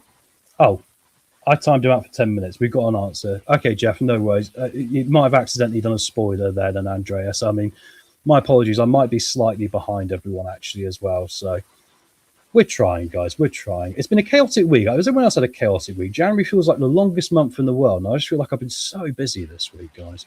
Long throwing from Coventry now into the penalty area. We're going to get a head on it. It's going to come out to Deckled over Reed, who just puts his foot through it. Great. Love it. Get rid of it. Brilliant. Brilliant stuff. So there we go. Coventry are going to come forward again. Now they're trying to play long balls, but we managed to clear it out of play with Luke Thomas there. There's a good comment now I just saw from, I believe it was Prashant. Thomas is struggling a bit. Little bit. I think it's difficult with the fullbacks, Prashant, because I think a lot of them, they're asked to do so much nowadays in the modern game when it comes to the pressing element, the higher up the pitch. And I mean, Thomas has got a great cross on him. That's literally the thing I think he's really good at. The rest of it is what it is. Yeah, you know. So, yeah, I think he could do a bit better, but he's not been terrible. There's no one, like I say, he's been terrible, though Jacob has looked a little bit ropey, to say the least. There's been 3 chances there. He's definitely been bailed out by other players around him rather than him taking accountability. And I'm a goalkeeper, so I would be quite fair to goalkeepers, but I think he could have done a bit better. Mavridini's won a race here down the left-hand side. He's in the penalty area. He tries to play it in, but that was a pretty poor pass. He instinctively went to hit it with his right to try and be quite clever and try and make the defender think he wasn't going to do something. And then he just hits the defender and we lose possession. It was a little bit casual. I think there he could have been a little bit more on it with what he was doing. But still, a danger on the counter-attack from Leicester, which is good. Coventry coming back over now, guys. And we've got, what's he called? Brandon Clark. I can't remember what numbers are who for Coventry. They're coming into the penalty area. The ball's across and it's crossed in. Thomas has got a head to it and got rid of it. It's going to find Mavrididi again. Mavrididi's running into trouble, unfortunately, and now they're going to pick the ball up again. We can't seem to get it out for the moment. Cross in, and Jacob's going to make that an easy catch, which is good. I think he needed that as a bit of practice. Thomas long throws. Nobody Beck's going to deliver a ball in. This is it, great. I mean, he started off as a left winger in the academy and also played a bit of centre mid. But we did this with Jeffrey Slook, didn't we, back in the day? He started out as like being a forward, and under Sven ended up being back to left wing and ended up being a left back. I think he's now a left back pretty much wherever he is. I think it's Norwich, isn't it? So it's funny how we seem to have players go backwards. Because I said, I'm pretty sure Luco might have started as a right winger, and it wouldn't surprise me if someone like Joseph was on loan at Tranmere will end up at right back in a minute. We seem to do this quite a lot. We've hit the 25-minute mark, guys. We are nearly 2/3 of the way through here, and it's still Coventry 0, Leicester 1, would you believe it? The only thing that's worrying is that we haven't got we haven't taken a few more opportunities here because we have got a calamity in the back in waiting, it seems, with Jacob today. Skip's going to play it up to a Coley now, though, and he's going to try and play the ball up over the halfway line here to find Fatawu. Fatawu's sitting a bit deeper today. He's not really been involved in the game so far. I can only see Fatawu having a couple of touches so far. It's been mostly down Mavrididi's side, and actually A's been creating a lot of it with Jordan James by just being chaotic in the middle. Here comes a Cody again, advancing with the ball over halfway. Nice slip ball through. We got a 2-on-2 here. Ayu's in the middle. It's a low cross, and Ayu's left it because he thought Mavrididi was behind him, and he wasn't. Thomas is going to win the ball there, and unfortunately, it does deflect around and come back out to a Coventry player, Rudoni, on halfway. But I like that from Thomas. He stepped up, took accountability, tried to win the ball. It did take him out of position, though. Ball in across it to the right-hand side. Cody's on him here and does a good job to tackle him. It's going to come out now to De Silva. We've got numbers back now, at least. We have got organised here. There's a 1-2 going on with Coventry. A little bit of a push.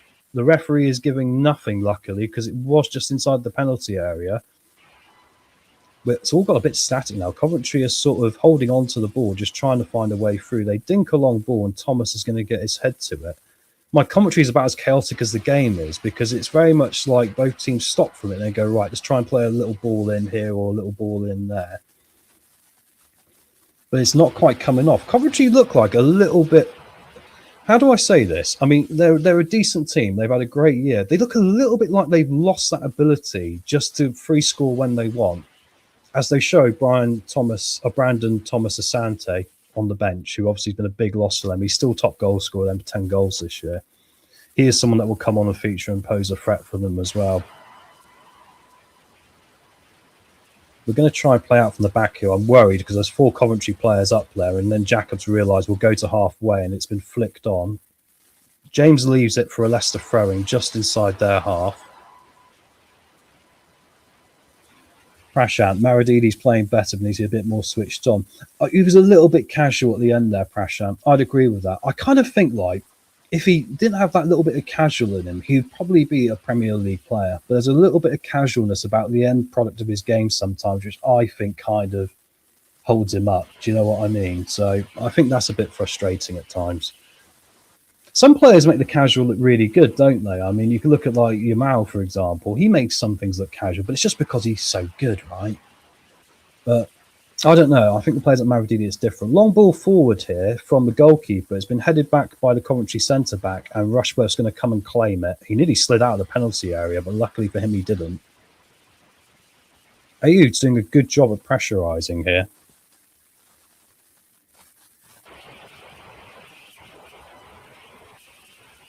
Both teams are lined up to do very similar today. We're both playing 4-2-3-1 by the looks of it, although Coventry are shifting into a 3-4-3 at times when they're attacking, understandably. And to be fair, we're doing it as well, because Jordan James is actually coming in and adding as like almost like a second striker at times. He's done a very good job of committing to that part of the game, which is what we talked about in the pre-match. Here comes a cross in now. It's going to be cleared by Okoli, who once again has read that really well. Okoli's having a good game so far.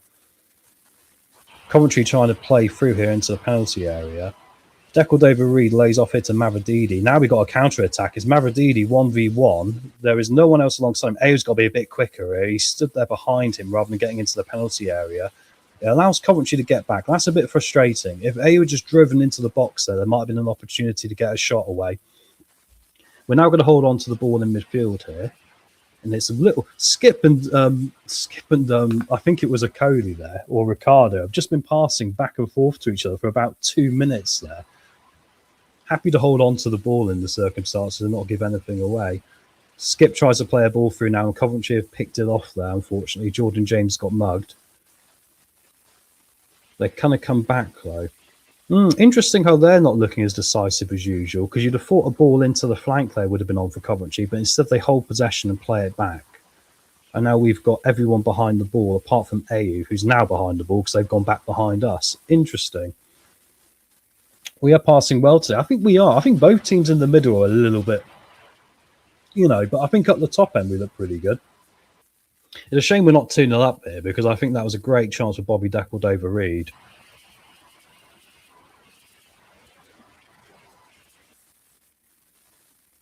Coventry still got the ball here, guys, outside the Leicester area, but they're not doing anything with it. And they keep going backwards, and now they're back towards the halfway line.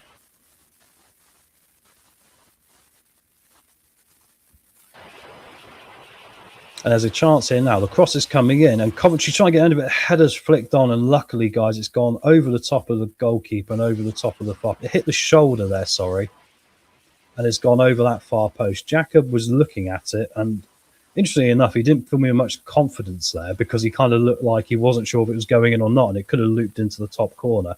Luckily for us, it goes over the top corner as Ayew bundles down the Coventry defender there, and it's going to be a foul. I think that's the first one of those the referee's given today. The referee hasn't been very good at giving a lot of these so far. And it's going to be a free kick to Coventry, which Rushworth is going to take. Still in the other games, it's still 2-0 to Ipswich, and it's still 0-0 between Millwall and Watford.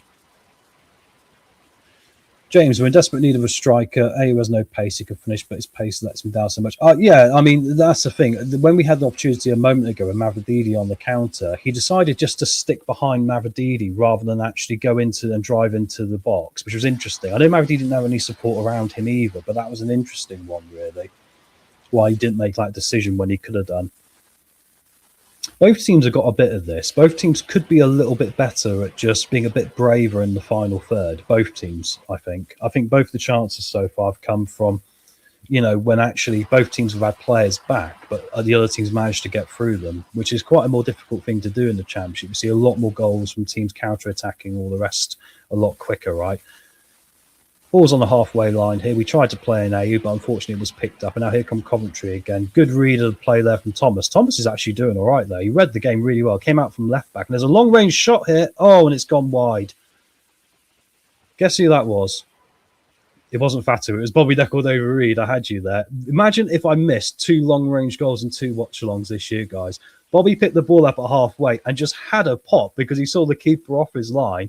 And unfortunately, he dragged it well wide of that left hand or the right hand post of the goalkeeper. But imagine we had 2 halfway line goals this year. That would be incredible, especially at Coventry.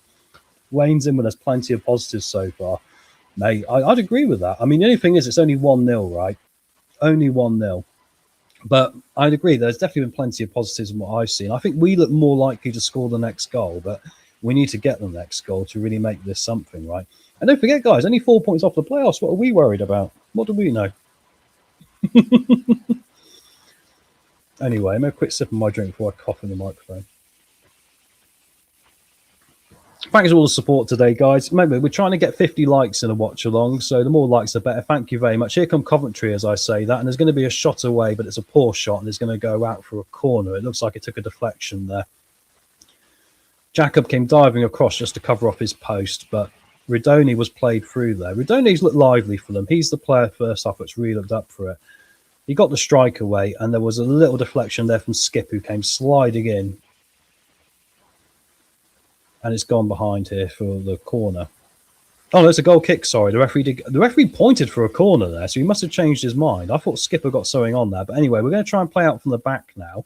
Cody's doing well, and he plays a long ball forward. I've not seen us play long balls like this for quite a while. Interesting how we're taking them on with that. But then I would look at Coventry and go, they're not the tallest team, right? Interesting. They're not the tallest team. As I say it, though, they're going to be played in here. Here comes Sims for Coventry, and Cody's done really well, guys. Cody was stuck between a rock and a hard place there. There was two of them on him, but the Coventry player could have gone down and maybe got something, but instead he managed to win the ball. And now there's a counter-attack for Leicester. It's Fatawu now getting involved here on the right-hand side, trying to get the ball across. He plays it back, and it's cleared away. And it's Jordan James on the volley, and it's over the top of the crossbar from just inside the penalty area. Unfortunately, when Fatawu dragged the ball back, Decordova-Reid was 1 yard in front of it. If he'd been 1 yard further back, it would have been a 6-yard box into the back of the net. It would have been 2-0. The ball then falls out for Jordan James, who then rifles it over the top of the crossbar, unfortunately, gets underneath it a bit. But encouraging stuff there to have a good counter-attack, especially from Okoli doing some good defensive work. Prashant, Okoli's impressing me as well. He's looking mature. He's looking very mature today. Everything is looking like, he's got it under control, which is good. So, about 10 minutes to go here before half-time, guys. Here come Coventry again, though, now. And Cody's saying that's allowed one to get away. There's 3 Coventry players. We were narrow there. Every time I turn around from writing a note, I look up, and there's normally one team in towards the other team's box. It's a great game of football today. It really is. And the thing is, Coventry look to be getting more and more frustrated as this game goes on. We'll take it. We'll take it. Frustration doesn't seem to do well for them because it's meant they've dried up a bit recently, including going out in the FA Cup last week to Stoke, which was a bit of a surprise. Ball comes through here and Jacob's going to pick it up. And well done to Cody. He shouted at Jacob to come and get it. Great stuff here.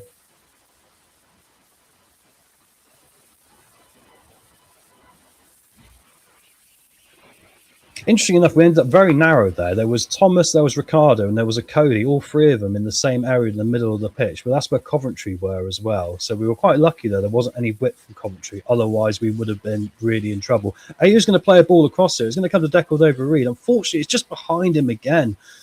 We're talking a couple of yards either way in this game, guys. We could be 3-0 up in this. Couple of the passes just slightly behind the man. It's almost like some players are being slightly braver than the other, especially Decordova-Reid, who has been right pressed up trying to get goals today. Bobby's looking like he wants a goal today. And I think he's looking at Ayu and saying, play it a bit more forward, mate, not so far back when trying to cut it back, right? Going to be a free kick to Coventry just on the halfway line, pretty much. They're going to take it short, though. And Mavadidi's up there pressing as well. We're pressing on the front foot better today as well. And Nelson's made a good tackle there. No one's coming in, literally shutting the door on them. And here comes Jordan James with space. He plays in Ayu. Ayu's not got the pace. He's got 3 players on him. Back to Jordan James. Get the strike away. It hits the Coventry defender. Ayu's brought him down there. The referee's not given that, which is lucky for us. Yeah, Mad Jason, you're right, mate. We could be 2 or 3-0 up by now. Let's just get them in the net. This is the thing that worries me, that little demon on the shoulder, right, of, man, if we end up conceding an equaliser, will this game get away from us because we've not maximised the chances? If I was at half-time here, I'd be saying to them, guys, great first half, but I'm really frustrated we haven't put more in the net here. We need to make sure we do. Here comes Skip. He's going to play it back, and it's a great shot from Decordova-Reid, but unfortunately it's straight at the barrel of the goalkeeper and straight into his arms. He got the right amount of volume of power on it, and it was a great bit of play from Skip there to come in down the left-hand side. It was laid back again. Ayu with a run, which brought away the centre-back, which left the space for Bobby just on the edge of the penalty area. He gets a strike away. Unfortunately, it was far too central and far too easy for Rushworth. But once again, another warning shot from Leicester City here, guys. 38 minutes here, and we've probably had 2 or 3 chances to get a couple more goals. And Tom, hopefully not. I'm sorry. I hope I don't manifest the worst, Gray. I completely agree with you, bud. Unbelievable. Sort of thing I would do, wouldn't it?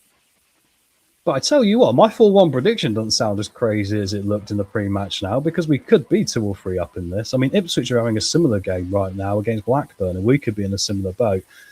Coventry look like they're struggling a little bit in the final third as well, which may explain why they've dried up recently. Yeah, another miss.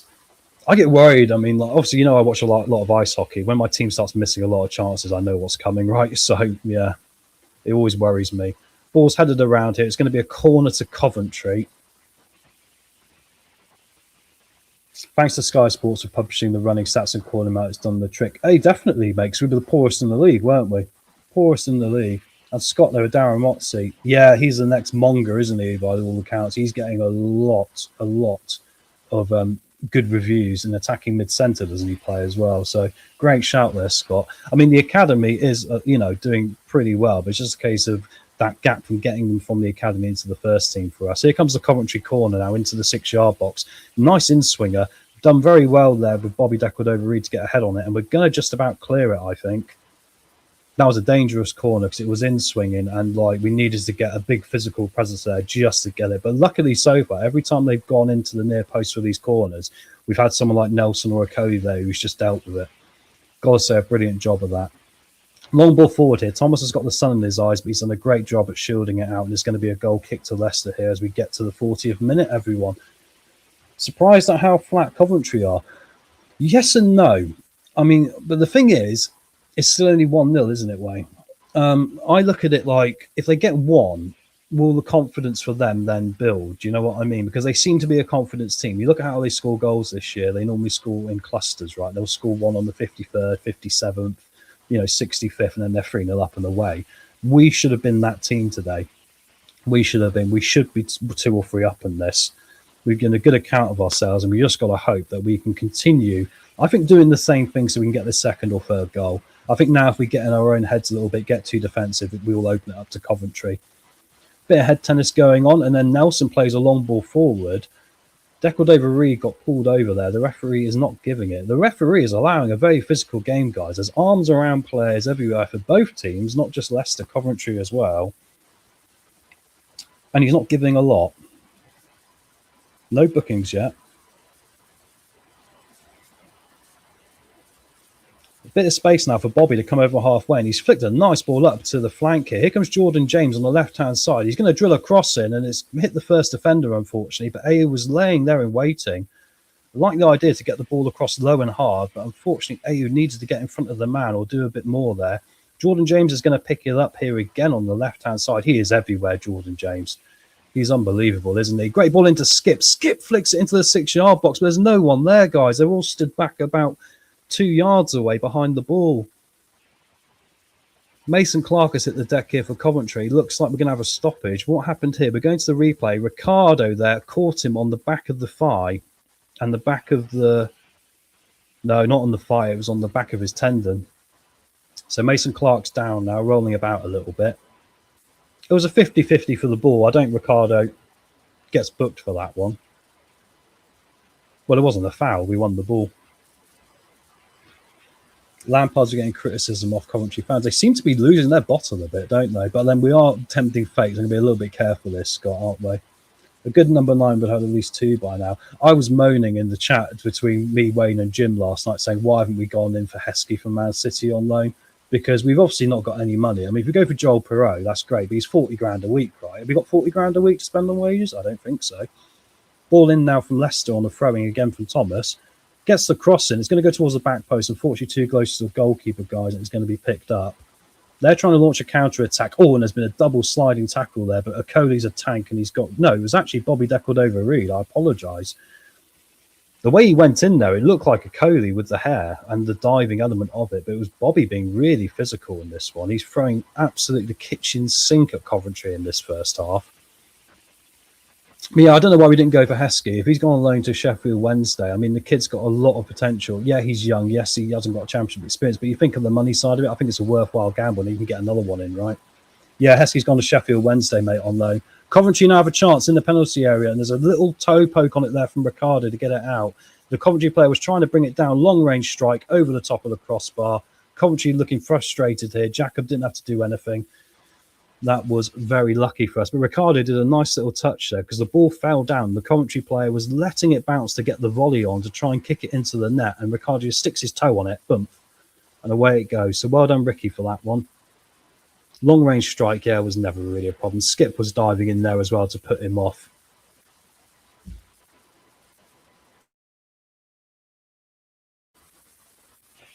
Armchair, we need a 10, not a 9. Bobby is our 9. To be fair, Bobby's been playing like a 9 today. He's been really coming in. There's been times he's been overlapping over AU, which is good.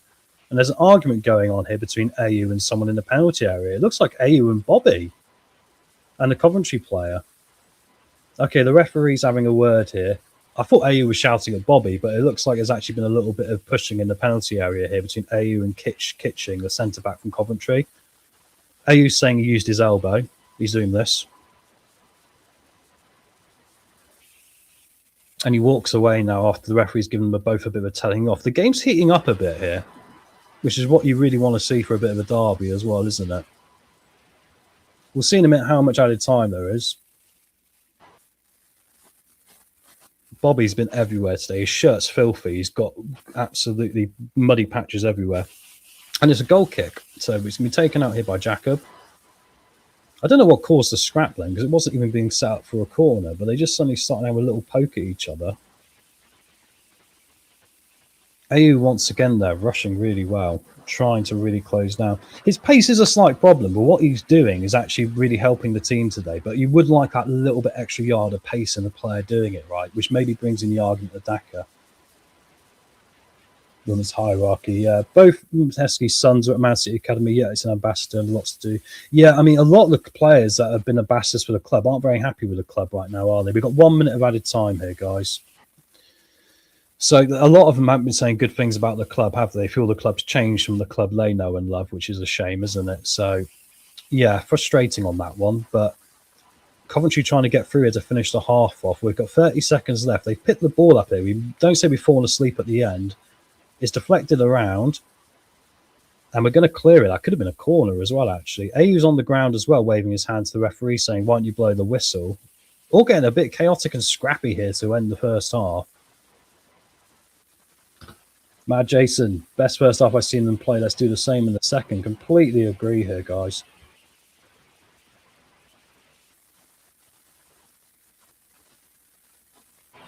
And there we go. We're at half time. Guys, let me go grab a quick 2-minute break because I've been sat here drinking a can of Coke. And I'm going to try and sort out my internet to make sure I'm on time with everyone.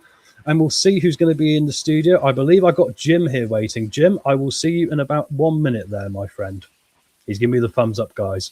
All right. Thank you very much. And thank you, everyone, for your support so far. Let's quickly get to the right one. There we go.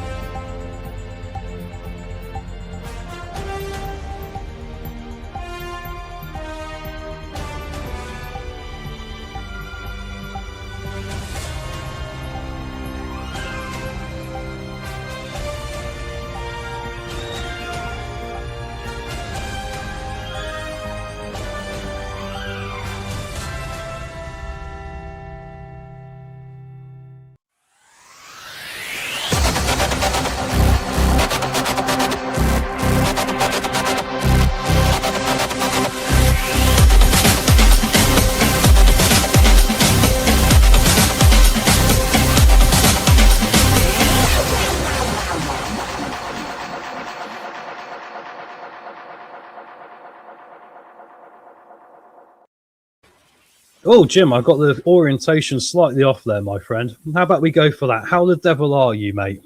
Doing great. Can you hear me good? I can, mate. You were fine. You got a new microphone sorted. Yeah, got it sorted. What a half. I know, mate. What a half we did. Let me quickly take us through the halftime scores, so everyone, mate, and I'll get to you. It's Coventry 0, Leicester City 1, Ipswich Town 2, Blackburn 0, and we got Watford 0, Millwall 0, but they're in the 7th minute of added time there, so something's gone on. So there we go. And I'll just quickly say, sorry to my watching, I didn't want to spoil. Thank you very much. I might be slightly behind you all, which has made today a little bit difficult for the watch long. My apologies for that. I've tried to fix it. But anyway, Jim, what is your first thoughts on that? Is that the best first half of the season? It was. I mean, in every facet of the game, I thought we stayed on the front foot the whole half. We pressured. Our passing has been good. Jacob's been a little scary, but I'll let you talk about that. No, it was a really good first half. Yeah, I think the thing that I've noticed from it as well is we've talked about how we like to play out from the back sometimes, and I hinted at it in the pre-match, and I said I'm not so sure with the goalkeepers we got and the centre-backs we got, playing out from the back is the best way for us to do things, because I think that's where we've been making a lot of mistakes, right? And today it's interesting. We've not just gone for playing out from the back. Sometimes we have, and then we've mixed it up more and played longer balls forward to the halfway line. Do you think that high press has been what we've been lacking this season in games, especially when it comes to energy? I really do. I really do, because it brings energy and it causes mistakes by the opposing team. And I mean, even though Ayew does not have the pace as others, he's been pressuring. They've been pressuring together as a team. So yeah, I think that's been missing. Yeah, definitely, mate. I definitely agree with you on that. I mean, let's talk about Jacob then, because that really is the only real elephant in the room, apart from maybe we could have taken a couple more chances. But we saw early on in the first 15 minutes, two mistakes, you would say. The first one was Skip came back and took the ball away from him when he could have just grabbed it and didn't really shout, or if he did, Skip didn't hear him. And then we also had another one where Jacob got shouted at by Ayew because he went to make a save and missed it, and then ended up leaving the net empty. And luckily for us, Coventry put it wide. I mean, what is your thoughts? Are we still, despite this, at a point where Begovic maybe should be in consideration more? I don't know. I'm kind of torn. I mean, I listened to the pre-match, and you know, Chris, you and Chris were really down on Jacob. And a couple, 3-4 games ago, we were talking how he was our best keeper. He seems to be not as sharp as he's been, but I thought going into the match, I thought, well, we'll give the guy a chance. He's our number one. But yeah, those kind of plays we certainly can't afford. I mean, we can't afford those kind of miscues in front of the goal, or we're going to be giving up goals. So I don't know. Begovic played well when he was in there, but so did Jacob earlier in the season. So I'm a little torn on that. What do you think about the opportunities we've missed, Jim? We talked about the mental frailties the team has, and I think a lot of that does come from the last season as well, doesn't it? When you've been under, a lot of negativity for a year as well. Are you worried that we haven't scored more goals at this point, bearing in mind who we're up against as well, or are you quite comfortable with how the game's been going?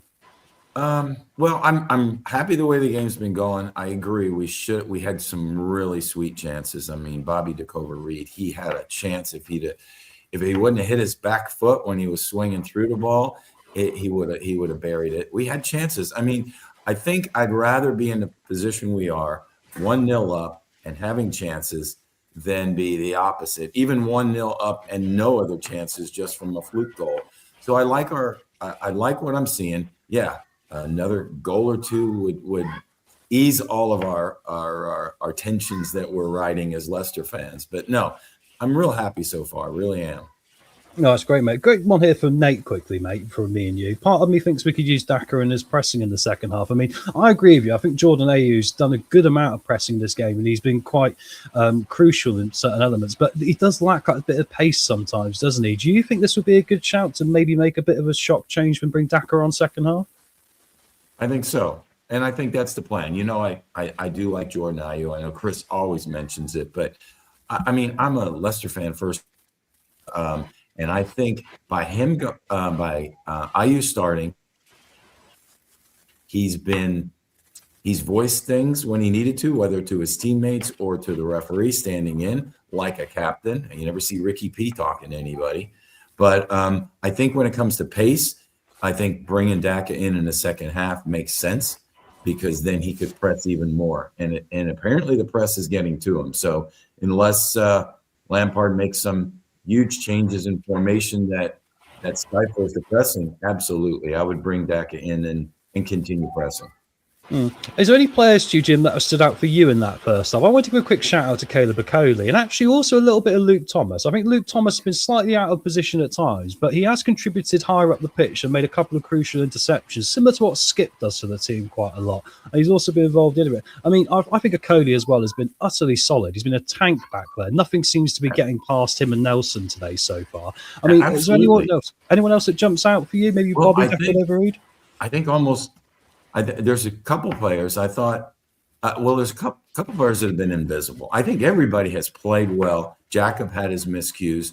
I think Fatawa's been invisible. Ricky P's been, I think he cut in front of one pass in our box to keep it from going on goal. Otherwise, he's been invisible. But no, Skip has played great. Jordan James has been everywhere.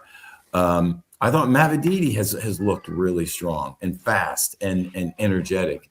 Ayu. So I think as a team, Bobby DeCover-Reed seems to be in the right place at the right time. So I think as a team, we're defending well, we're passing. No, I think it's really, I mean, JJ's goal. I mean, he knows how to put the ball in the back of the net. So I think it's a nice situation to be at halftime, Tom, and to be able to say, he's playing good, he's playing good, he's playing good, he's playing good. So yeah, it is, yeah. I think the Bobby one's interesting. Just quickly here as well, Jim. I mean, this is the thing. He's had 3 opportunities. He even had an attempt from the halfway line, didn't he? Which was he's obviously no Fatu, is he? Because he couldn't get it on target. But but do you think as well? There's an argument where he probably should have scored a goal because the first one he took it and it came off his right foot and then his left foot and looped up and over. The second one was straight down the barrel of the goalkeeper. Is there a little bit of frustration there that he couldn't have found the back of the net? I think as a fan, us watching, we can sit here and say, "Oh yeah, you absolutely should have scored." But look at who he is. I think he seems to be in the right place a lot when he's on the field. He's had some great goals for us, timely goals to start some of our wins. As the season's gone on. But today, yeah, I would say he should have had another goal. But I don't want to say he would be frustrated. Hopefully, he channels it to the point of, "Hey, I should have scored. I will score now," instead of the drop your head down and just say, "Well, woe is me." So he keeps firing, put it that way. Is there any changes you make at halftime, Jim? I know we briefly talked about Daka there, or would you stick as it is and just encourage the players to keep pushing on? I would start with that. I would have a short leash on Ayu. I would watch.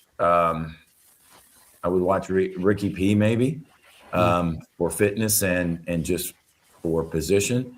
The younger players better than I do, Tom. If you see that one could come in and fill in, then I would go that way. But right off the bat, I'd start him back out there and say, keep it going. Interesting. If there's one player today, Jim, I think we could say hasn't really been involved that much, it might be Fatu, obviously. And Nate's just said that he'll notice that he's limping late and grimacing. That's quite a concern. If we see a change there, then you've probably preempted it there, Nate. Do you think we could have brought Fatu into the game more so far as maybe a little bit of a, tweak? I don't know. I mean, I think we seem to be working the Mavididi side. That seems to be what they're giving us. We saw Abdul a little bit, and about the 30-minute mark, he had a couple runs where he was involved. But like I said earlier, he's been invisible. Now, if he's limping, like the chat just said, may be a difference. And that may be a substitution that Marty makes at half. We'll have to see. Well, indeed, mate. Right, Jim, let's put you on the spot now because the second half is about to get underway here. Do you see us going on and winning this game, or do you see the Leicester City in the second half, which might go and lose this game? Which one do you think is more likely? You are Mr. Positive.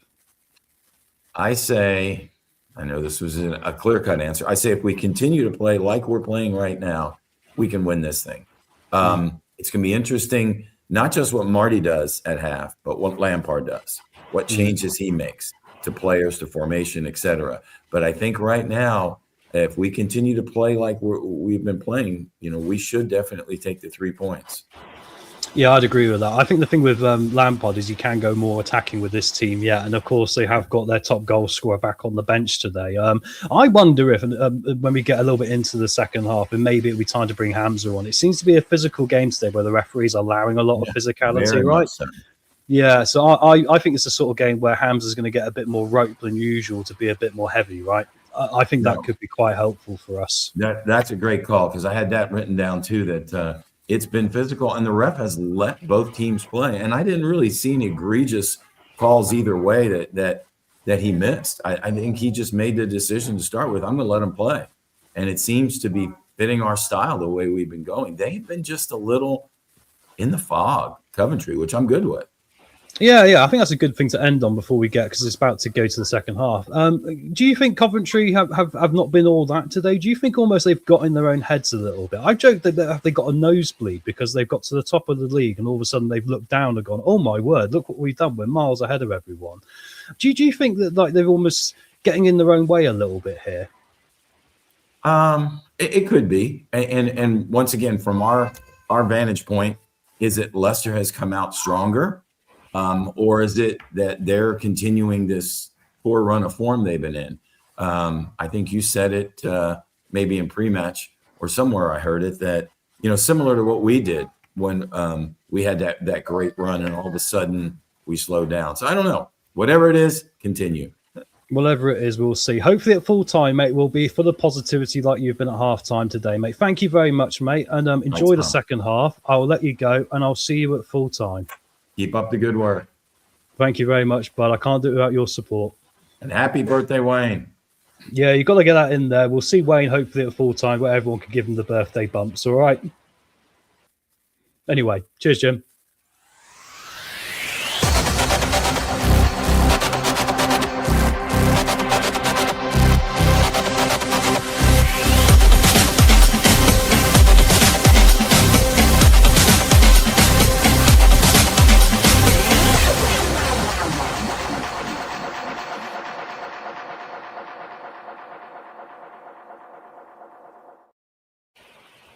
All right, guys, here we go. I'm just going to readjust this. I'm not sure what's the best one to do, really. I kind of think the less of me we got on screen, the better. Meh. Apologies for doing it like this. Well, I'm going to do it like that. I'm going to do it like that for the second half, mix it up a little bit. Gray will tell me if he wants me to do it differently, and I trust in him. Right, second half's about to get underway here, guys. In fact, I'm just going to remove this and add it again because it's just got underway now. Or can I put it back? Oh, look, there we go. I'm learning how to do technology, guys, as we go. Apologies if I'm slightly behind you all. Watch out for those spoilers, as we always say here, guys, because, like I say, I might be slightly behind you all. We're all in different places in the world. Once I've reacted to it, you've got free reign to react to it yourselves, right, as well. Paul Goody's in here. Nice to see you there, Paul. I wonder which City come out second half. This is the big question of it, isn't it? Massive big question for us. Because if we don't turn up second half, this team have got the quality, Coventry, to punish us, and we have had a lot more of the game. Might as well get rid of my headphone now because that was annoying me. Right, game is underway. Coventry there tried to go long straight away. They took the kick off. It went back to the goalkeeper, and they rushed just like they were an American football team. That one's for you, Jim. But luckily for us, it's gone out for a throwing, and Leicester are going to take it and throw it towards the halfway line. Let's hope we do turn up second half, guys. I'll be very disappointed because we have shown this year we've been a 45-minute team. I think there's some halves in particular we've been looking quite dangerous. But yeah, can we do a consistent 90-minute performance today at a time when we will need it? This will be a huge win for us as well, because all of a sudden, depending on other results this afternoon, we could be touching the playoffs again. And who would have thought it? Who would have thought it? Nothing going on right now. The referee's just getting things sorted out here. It's going to come back to the Coventry City goalkeeper. There's no changes at half-time that I've seen, guys, but they have had Thomas Asante warming up Coventry. So they are definitely going to be considering him at some point. Long ball forward here now. A lot of Coventry fans aren't back in their seat yet. I wonder if they've gone home. Anyway, here come Coventry into the penalty area, and it's going to come for a shot. Oh, and it's gone in, guys. It didn't take long, did it? It is Coventry 1, Leicester 1. Frustrating. We were caught in our 6-yard box. I'll see the replay here and we'll confirm it. Looks like it's Sims who has got the goal, guys, unfortunately. Yeah, and it has been given as well. Right, Coventry come forward. They come inside. The ball's played down. There's an he's onside as well. Ricardo, they're trying to track back there with the Coventry winger. It comes in. The strike comes away. Sims is there just on the 6-yard box. Nelson's back there alongside with Thomas. And I think Thomas kind of gets in the goalkeeper's way and it's gone into the far corner of the net. Goalkeeper's view was a little bit blinded there, but unfortunately, guys, it has happened immediately. Would you believe it? It's Coventry City 1, Leicester 1, and it is Sims who has got the goal here. I'm not playing the goal celebration for that one, obviously, because that is just hideous. Clean sheet gone. Poor. Well agreed there, Prashant. Unbelievable, isn't it? Can't believe it. Yeah, the strike came in. He was on the 6-yard box, got a little flick on it, Sims there. And unfortunately, because of the positioning, which was all to Cock at the back there, it has gone into the bottom corner. Normal service resumed. I'm seeing it coming in. We'll get to your chats in a minute. I'm just updating the score here. And there we go. Unfortunately, guys, it is 1-1. And to make matters worse, I'm having internet problems, which is typical, isn't it? Right, there we go. I'm back online. Where I live, the internet is terrible. I had a big falling out with my internet provider. I was paying for like a maximum service, and I actually did the reading on it. It was like the service wasn't even what I was paying for, which sums up living where I live, right? Normal service resumed. Well said, James. Coventry will be up for it now. Well said. Very poor. Clean sheet gone. OMG. Well said, Gray. Disappointing stuff. Coventry City 1, Leicester 1. Goals inside the 6-yard box this season. That makes Elliott Sims the highest scorer for that with 6. And well, it's back to square one. After a good first half, we are all square. Can Leicester show a bit of mettle here and get back into this? In some ways, I tell you what, and it's a surprising angle to take, this team needs to learn about how to show a bit of character. So I want to see them just go out now and show that character. Yeah, exactly it, Gray. You couldn't say any better. They switched off again. How many times have they come out at the start of the second half of this football team and their heads have been in the dressing room, completely switched off? It does my head in. It does my head in. The lack of focus at times is disgusting. Our mental strength shows us up time and time again. We concede either late first half or early second. Yeah, I bet if you look at the map of goals we conceded this year, Jeff, you're 100% there, my friend. Now we'll see what we're made of. Show character. Exactly what I was saying, Jim. There's going to be a long throw to Leicester now from Luke Thomas. Game is on. Ball into the box. It's a rocket throw. Unfortunately, the Coventry defender's got a head on it, but it has gone out for us to have a second bite of the cherry. And Luke Thomas will wind his arms up for another long ball in now. Come on, Leicester. Let's see what you're made of now. When your backs are against the wall, what have you got? And unfortunately, my thing's frozen at exactly the worst time. Would you believe it, guys?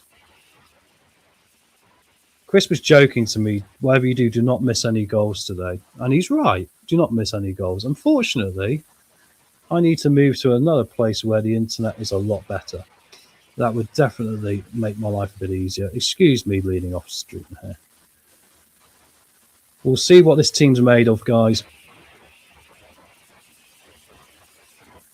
Right.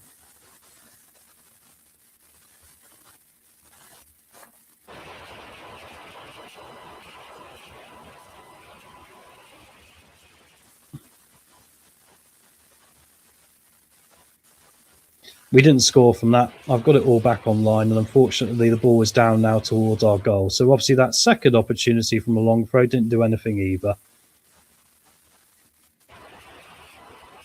Going to be a free kick to Coventry here. It's quite a way outside the penalty area, though. So unprofessional. Wasn't expecting a clean sheet. Let's need to push on now, get a second or third. I went for 4-1. Let's hope I did manifest the right result. At least we look like scoring in the first half. Well said, Paul. We're so unprofessional. And that's it. I'm frustrated again. I could see it coming. This lesson keeps being thrown at this football club right now. And until they learn it, we're not going to get anywhere. Long ball in. It's going to bounce around in the Leicester penalty area. It's come back out. There's a long strike on here. It's been laid off by Torpler. He's managed to now, he's come under a bit of pressure.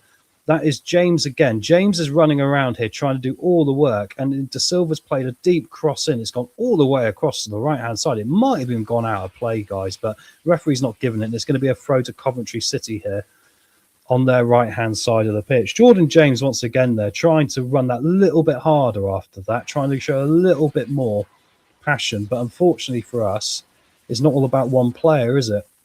It's got to be a collective effort. We've seen players calling each other out in the first half, which actually I find a bit encouraging because they do need to do this now and again. And hopefully they can do it in a positive way the second half. Throwing in from Coventry now towards the 6-yard box. Leicester players, they're queuing up to head it away. Cody gets his head on it. Falls to a Coventry player on the outside of the area. Here we go again. No, it's been cleared away. Fantastic. And Coventry are going to pick the ball up about halfway. We can take a lot of positives from the first half, but it's a game of two halves. And if we go behind this one, the Boo Boys will be back in droves. Anyone Marty out. I've been a little bit like that, mate, for a few weeks. And I don't like to be that football fan about getting rid of managers. I know a lot of it isn't on him. I know a lot of it's on the team itself. A lot of it's on the group of players that have let down other managers, on the ownership. I would agree with that. I do think he's got to help himself. But I think the first half he did by not playing out from the back so much. Coventry are through here, guys. Strike on goal off the inside of the post, and it's cleared away. Sims is going to pick it up again and dink it back into the penalty area. Flicked on and Xhaka picks it up. We nearly fell apart straight away again. Just a sharp ball through the defenders. Coventry have turned up that tempo second half. They've got the volume and turned it up to 11. Ball played through. Nelson got skinned by his man. Strike off the post there. Oh, my word. We were so fortunate there not to be 2 down. And it was Eze on his debut from... I'm not sure it was his debut. He might have played last week. But Eze, obviously, on loan from Palace... gets a strike away low and hard. Jacob there couldn't get down quick enough, and it's just gone off the inside of the post. Paul's right, he should have buried that. And that was a great opportunity for Coventry to take the lead here. And so far, it's all Coventry second half. We're going to have one of those games where Leicester have dominated the first half, aren't we? And then Coventry are going to dominate the second.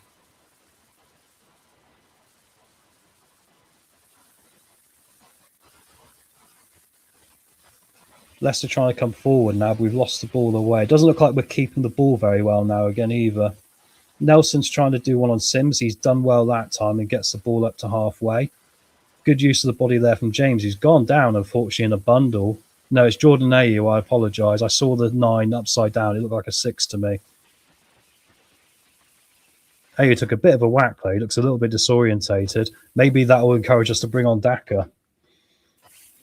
No changes yet, but maybe we should consider actually. Do you know what? If I was their manager, if they come out and started this second half, I'd be going mad and I'd have pulled someone off to make a point. Not pulled someone off in the dodgy way Chris will make a joke about, but get someone off and substitute them. You know what I mean. We try and keep it a PG show. It's like 11 different blokes that come out second half, agreed. And here come Coventry again. A tale of two halves. And here come Coventry breaking with pace. They're going to try and get the ball in here. He's dragged it back.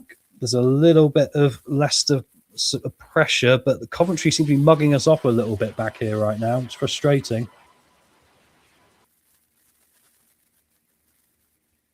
And unfortunately, I've frozen again, guys. Give me 1 second here. Lost the plot again. Exactly. We just haven't got it consistently at all, have we, guys? It's a real frustrating thing, the lack of consistency we got in this football club.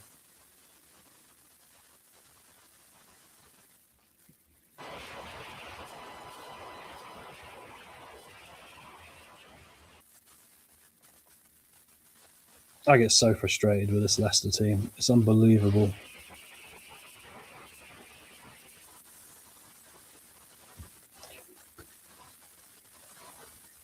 Wish I didn't mention needing another goal. Completely agree, mate. It is frustrating, isn't it? We all mentioned it. We all mentioned it.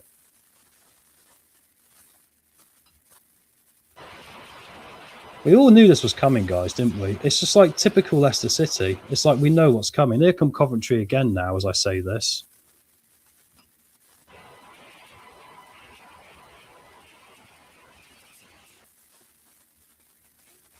We're trying to counter-attack, though. I'll tell you what, there's still a little bit of fight in it. It looks like we're going to have an opportunity. It's going to come down the other side here. Ball's going to come back inside the penalty area.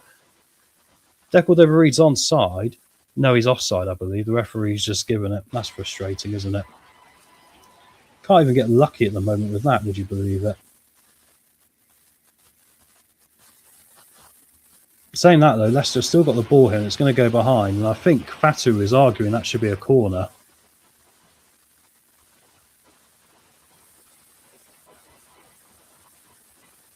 Coventry going to take the goal kick pretty quickly here.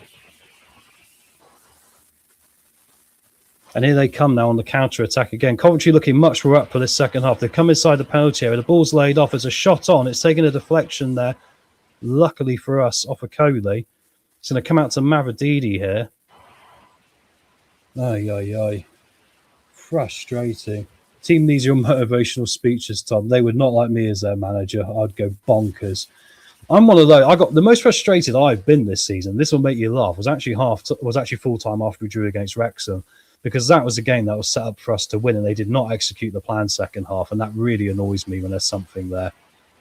Unbelievable. We're trying to get a counter attack on now, but Coventry seem just that little bit quicker this second half.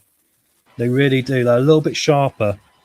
They're getting back quicker. They're getting more players around our players. They're going to win the ball. They're bullying us a little bit more. You can tell Frank's giving them the rocket at half time, can't you? The professionalism of them.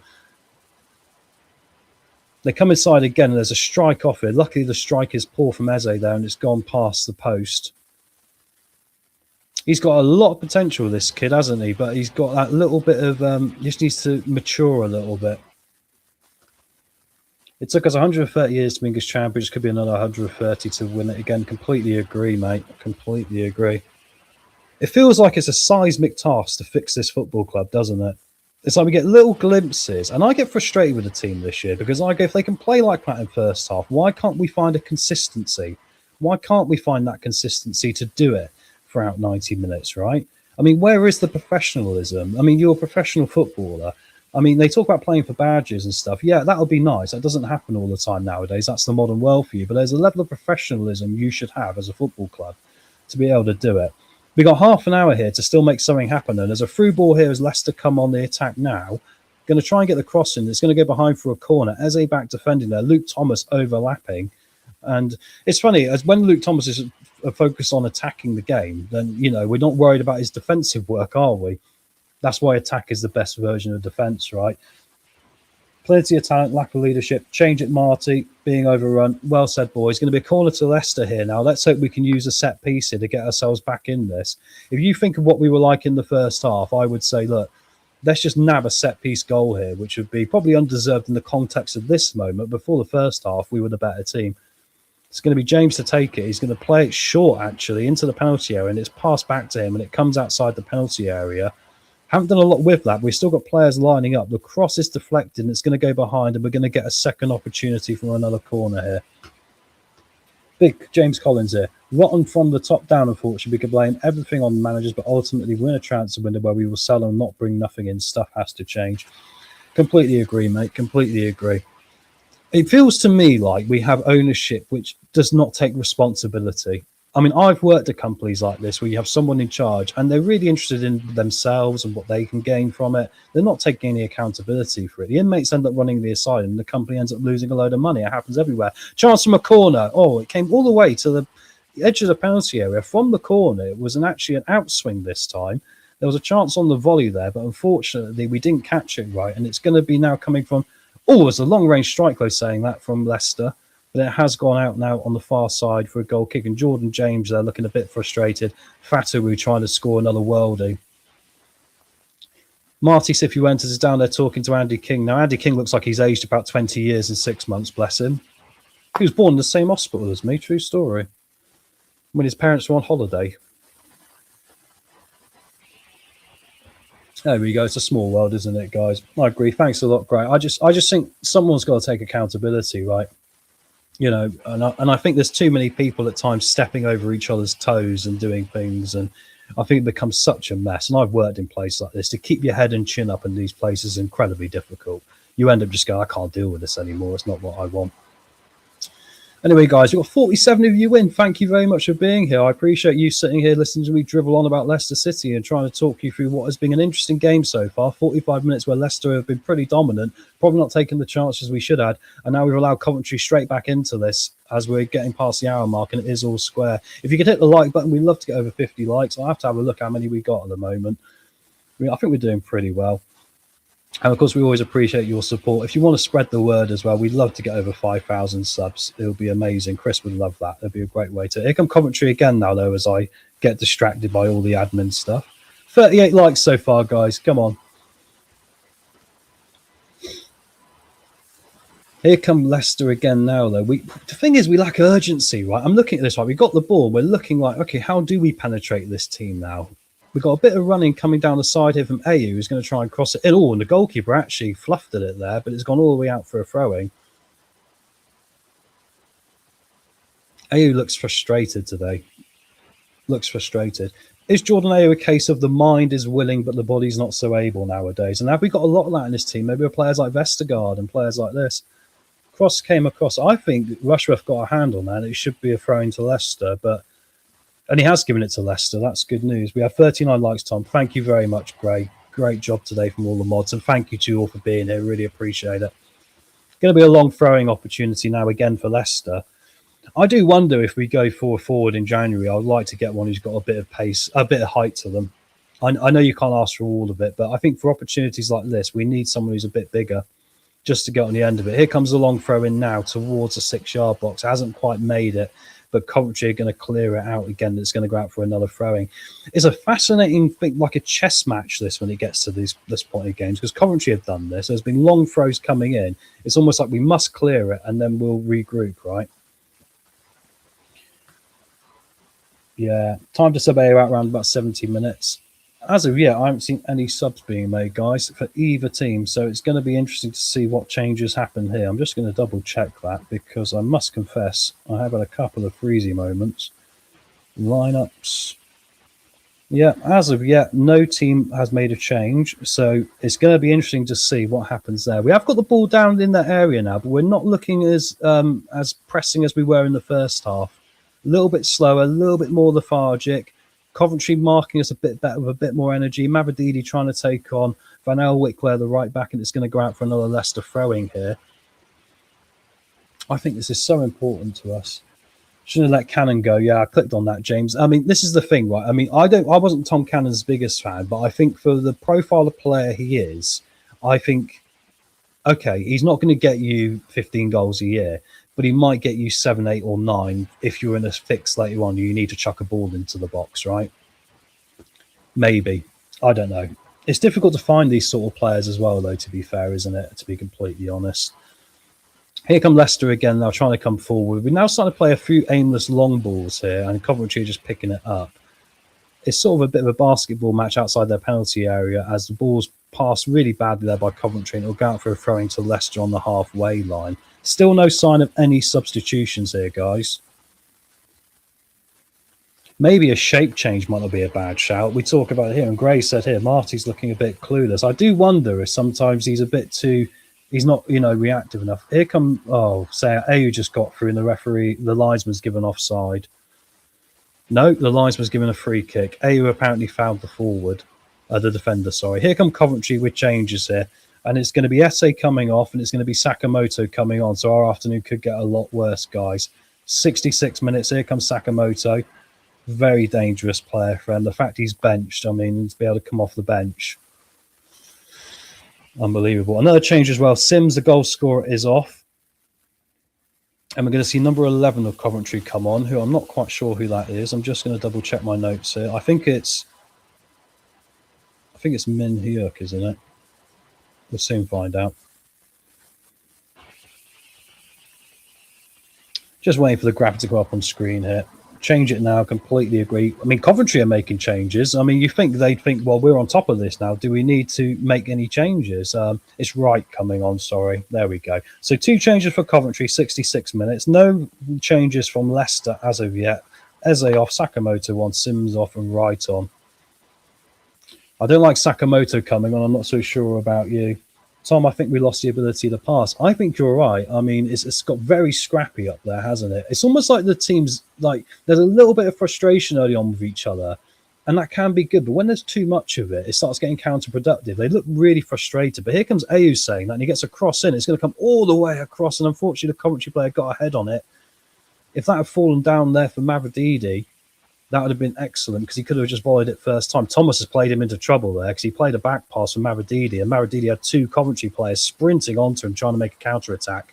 And then Skip's got in trouble. Coventry are pressing higher up the pitch. We've just about managed to get away with that. There was a bit of a mosh pit going on with a lot of dangerous outballs for the home team if we gave it up.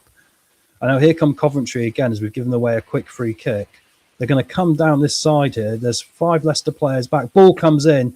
Ricardo's got a head on it there, but we can't really get it out any further than just outside the penalty area. De Silva's come inside for Cov. The ball's lost there by Coventry, and we're going to have it in the middle here. We've got to be careful not to give this ball away. There's no outlets, though. Do you know what frustrates me there? Everyone was clumped in the middle. It was all very narrow. Who was the guy getting the run out to the left or the right to give the out ball? No one. They were looking forward for a pass out there, and there was no one there. We were completely stuck, and that's why Coventry are now back pressuring us again, guys. It feels like the last 10 minutes in particular, Coventry have just been on us, and we've sort of lost our entire thought process of what we're going to do here. I think Hamza needs to come on for Thomas. He's not physical enough. I think that's a great shout, Prashant. This game's allowing a lot of physicality. I think you've got to try and scare them a bit now and just make them go. In the first half, it's like you're not getting through. The second half, they're always getting through as they get a long shot off. It's gone over the crossbar, luckily, harmlessly. Paul Goody, we need an Ian Ormond drop. Yeah, I agree, mate. I agree totally.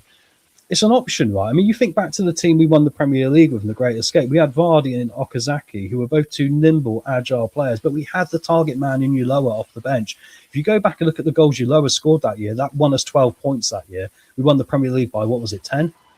We wouldn't won the Premier League without having a target man option off the bench. You've got to have a plan B and a plan C because we knew Coventry were going to do this, right? We knew Coventry were going to come out at us.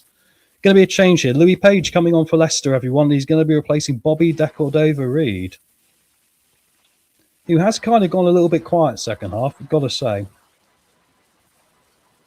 Got a little bit quiet. And we've got another change coming as well. It looks like Patson Daka's coming on, guys. Ironically, I'm not against Patson coming on today. Is Andy King hoping Marty gets a sack because he wants a job himself? Could very well be. Unfortunately, the way the football club's been recently, it wouldn't surprise me that sort of thing's happening. But obviously, that's all speculation. We don't know. Hadji Wright, the danger man, this isn't looking too great. Oh, of course, it's Hadji Wright, isn't it? Jim knows very well about him. Bring Daka on to press them. You've got your wish there, Gray. Daka is on. Hit and hope football. No organisation can't pass to each other. They've got 20 minutes to work it out. And it's going to be Ayew who was off there. I think that's right. Ayew was getting very frustrated. Do you know what? I want to like Ayew. I said at the start of the season, like, he was the best option we had for taking corners before we got Jordan James. I think the team has passed him by now. He's out of contract at the end of the season. I mean, there we go. Here come Leicester, though, guys. It's going to be a little back pass. Oh, and he should have had a shot there, Jordan James. He miskicked it, and it ended up trying to be a pass towards a 6-yard box. The ball's bouncing around outside the Coventry area here. We have got them pressed back, but Coventry are dealing with it a bit better in this half, without any doubt here. We're going to come down the left-hand side, sorry, the right-hand side. Ball's in towards the 6-yard box, and Rushworth's read that very well, come out, taking accountability. You compare that to Jacob, where Jacob would have got in a mess there, unfortunately. Fatawu couldn't do what he wanted. That little bit of disconnection between what we're trying to do in the final third there. Fatawu's gone down, though. Was that a penalty? I just caught the end of that. Looked like he got the ball to me. Thomas is kicking off. Get Thomas off. Not a bad shot. I reckon we might as well get Hamza on. I think the physical element of what he does could be quite crucial right now. Phil, great show, is easy to listen to. Other Watchalong is far too much bad language. Thank you, Phil. I try and keep it PG. There is the occasional one. I do think if kids want to watch it on, we want to give them an option, but we can't guarantee it. I mean, even Jim will drop an F-bomb at full time, and the way this game's going, there might be a few of them, but really appreciate the support. Thank you very much. Gray's there, we will score again. So far, we've just got another change going on for Coventry. Eccles is on. I like his cakes, really. And Torp is off, which shows they're obviously managing his fitness because he's a big player for them in the centre mid. Were you happy, Wayne? That's your birthday gift, mate. No Mongolo yet. Here come Coventry again. Oh, Jacobs got down and made a good save there, guys. I think he took it in the plums, but he made a good save. He got down, smothered that ball. It's gone out for a corner. Once again here, Ricardo was a complete noseman's land, wasn't he? Coventry cut through us there. Ridone played a nice little run, plays in Hadji right, who's looking dangerous, as everyone's been saying in the chat. He's got the pace, he's got the physicality. Nelson was behind him, trying to scramble back. Probably did enough to narrow the angle, and Jacob's done his job well there. Going to be a corner to Coventry here. This is frustrating because it looks like it's only going one way second half, guys. Bit of pushing going on. Corner comes in. It's an outswinger towards the back post. It's headed up, and it's bounced off the crossbar, I believe, or Jacob got a hand to it. The referee has given it for a foul against the goalkeeper there. It went all the way towards the back of the 6-yard box, got completely flicked back in towards the other side of the goal, towards the top corner, sorry. Goalkeeper got up for it, got a little bit of a shove, looked like it hit him in the crossbar, came back down, and it is still 1-1, and luckily a free kick to us. Fataru's head not in this game at all. Do you know what, Stephen? I agree. He's been pretty invisible. Like, he's not been there at all, has he? I mean, if you think Bobby Deckled-over-Ree's been trying the halfway line shots in this one. Frank Lampard's there doing this on the halfway line to his team, saying, come on. Marty's here just whispering to Andy King, like, what do we do, Marty? What do we do, Andy? Terrible. Fataru's head's in Sunderland. Great shout. We can't cope with that overload. We can't. They've been so much sharper, and I agree with this, Paul. Jacob looks a bit insecure. So here come Coventry again. There's a wrestling match going on inside our penalty area. I think Ricardo's done well there, and a deflected shot goes out for a corner. The referee has given a foul, luckily. The referees let us off the hook there, because once again, there was chaos and pandemonium in the Leicester City defence, to use a bigger version of the word chaos. Cody there looks so frustrated. He must feel like a man adrift on the Titanic on his own. Ball came in. He's trying to deal with it. He gets a push in the back there from Wright, who is physical. It was a foul, to be fair. But around him, it looked like other players weren't really there to support him. Ricardo, once again, late getting back. Quite scary how they're cutting through us so quickly here. And I agree with what Pastor Louis said this. Yeah, the energy's dropped. We need to make more changes. It's going to be an opportunity now from the set-piece corner for Coventry. Comes in towards the 6-yard box. Once again, an outswinger. Goes towards the back. We've got to press them out here, guys. Keep going. 15 minutes left.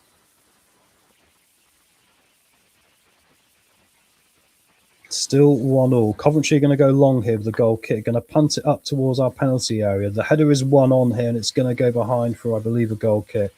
Sakamoto couldn't quite keep it in there, which we will take. Your voice is getting higher in tone, Tom. I might be sitting harder on my plums, my friend. I don't know.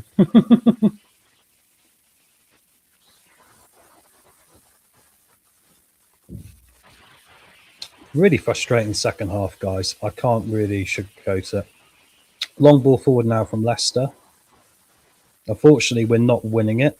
There's been a push in the middle there by Skip, and the referee has given a free kick on the halfway line to Coventry City. I'm not convinced by these changes either, guys. I mean, we'll talk about it at full time. I don't see what going like for like on Page and Bobby's going to do for us really at this moment. I think you kind of need to mix it up, especially if you're losing, you know, battles in the middle of the pitch, right? I'm not sure Page is going to do anything too different than Bobby. I mean, I like him. I'm not going to go at him, but I just don't think it's a different change enough. We're not doing anything to put Coventry under a difficult spot, right? It's kind of like now they've worked us out. Frank's made his changes, and now it's going to be all them going for us. Frustration against Cifuentes, no doubt. Ball's come all the way back here to Jacob, who's going to kick it out long. Got to try win this, Patawu. He doesn't. He doesn't even jump for it. Typical. Header from Skip on here, down towards Daka, who gets a head on it. It's going to go out for a Coventry City throwing at the halfway line. And they're just so much quicker. They've quickly thrown the ball to each other, trying to find the ball back into play here. We're just trotting around a little bit. Back to the Coventry goalkeeper. Playing for a draw at this point, the players' heads are down. I tell you what, I think they take a draw the way it's going, mate. I completely agree with that. And Marty's out of his depth. I have to agree, and I don't want to be against the manager, but I think you've got to be a little bit more... I think when you're a manager, you've got to make the big calls. Marty doesn't like making a big call, does he? And if he doesn't make a big call in this, we're definitely going to lose this game the way it's going. Yeah, we need to relieve the pressure, not just by putting the ball upfield. The movement when we're under pressure is terrible, Wayne. It's been shocking, hasn't it? I mean, we've been so narrow. It's almost like everyone's chasing the same football. Who's the guy going like, you know, oh, I can go and run over here because I know this guy's got my back. Right? They don't trust each other as a football team, do they? You know, I've said it all season. Fatawu, I like Fatawu waiting on the halfway line. If we got a long ball out, we play him in. Boom, there you go. But he can't trust players to give the ball to him, so he's coming back too deep, and other players are doing it. I think it's frustrating. Who do I bring on, Tom? Firstly, I'll get Hamza on because I know Hamza's not the best at certain things, but I think he'll scare the crap out. I'll say to him, go on there and just literally crunch someone and don't get a red card, but be heavy in the tackle. The referee's allowing them. And then we can try and get on top of them a little bit and just, not allow them to get at us so easy. They're finding it a bit easy. They're pushing people around now. Light, thank you very much, Phil. Really appreciate that, bud. I hope you're having a good day. Thanks for popping along. We're going back to passive football. I'd agree with that, Wayne. There's one team that's in this right now, and it is the ones that are in sky blue, not the ones in pink. We're pretty in pink, but we're also pretty terrible in pink. Saying that, we have got the ball here. And the only good thing is you could argue the same argument we had in the first half with how we've not taken opportunities. Coventry haven't taken many this second half either, hitting the post and all the rest, and a couple off target. Here comes an opportunity now. Looks like we're going to break through here. Referee's given the offside because unfortunately Daka couldn't stay on side, guys.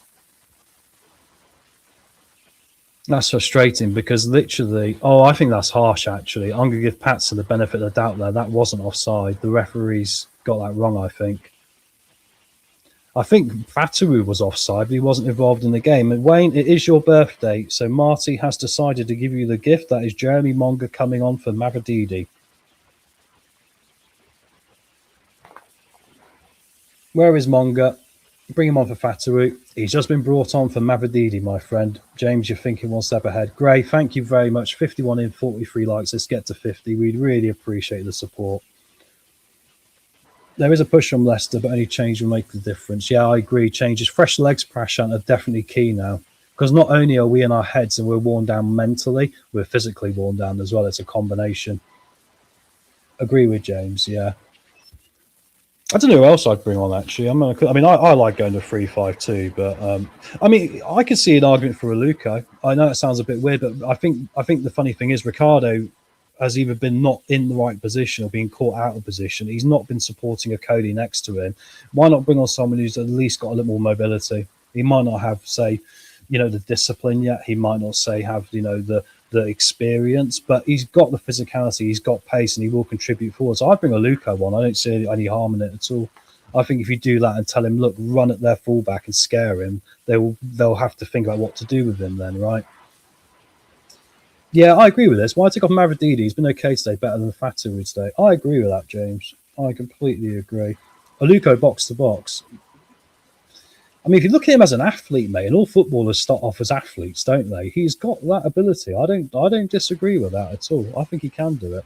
Long ball forward from Coventry now as we get back to the game. It's been a little bit passy in the middle. We're going to have a long ball out from the back now. We're clearing it down the flank. It's Ricardo trying to find Fatawu, and he has found him here. And here comes Fatawu.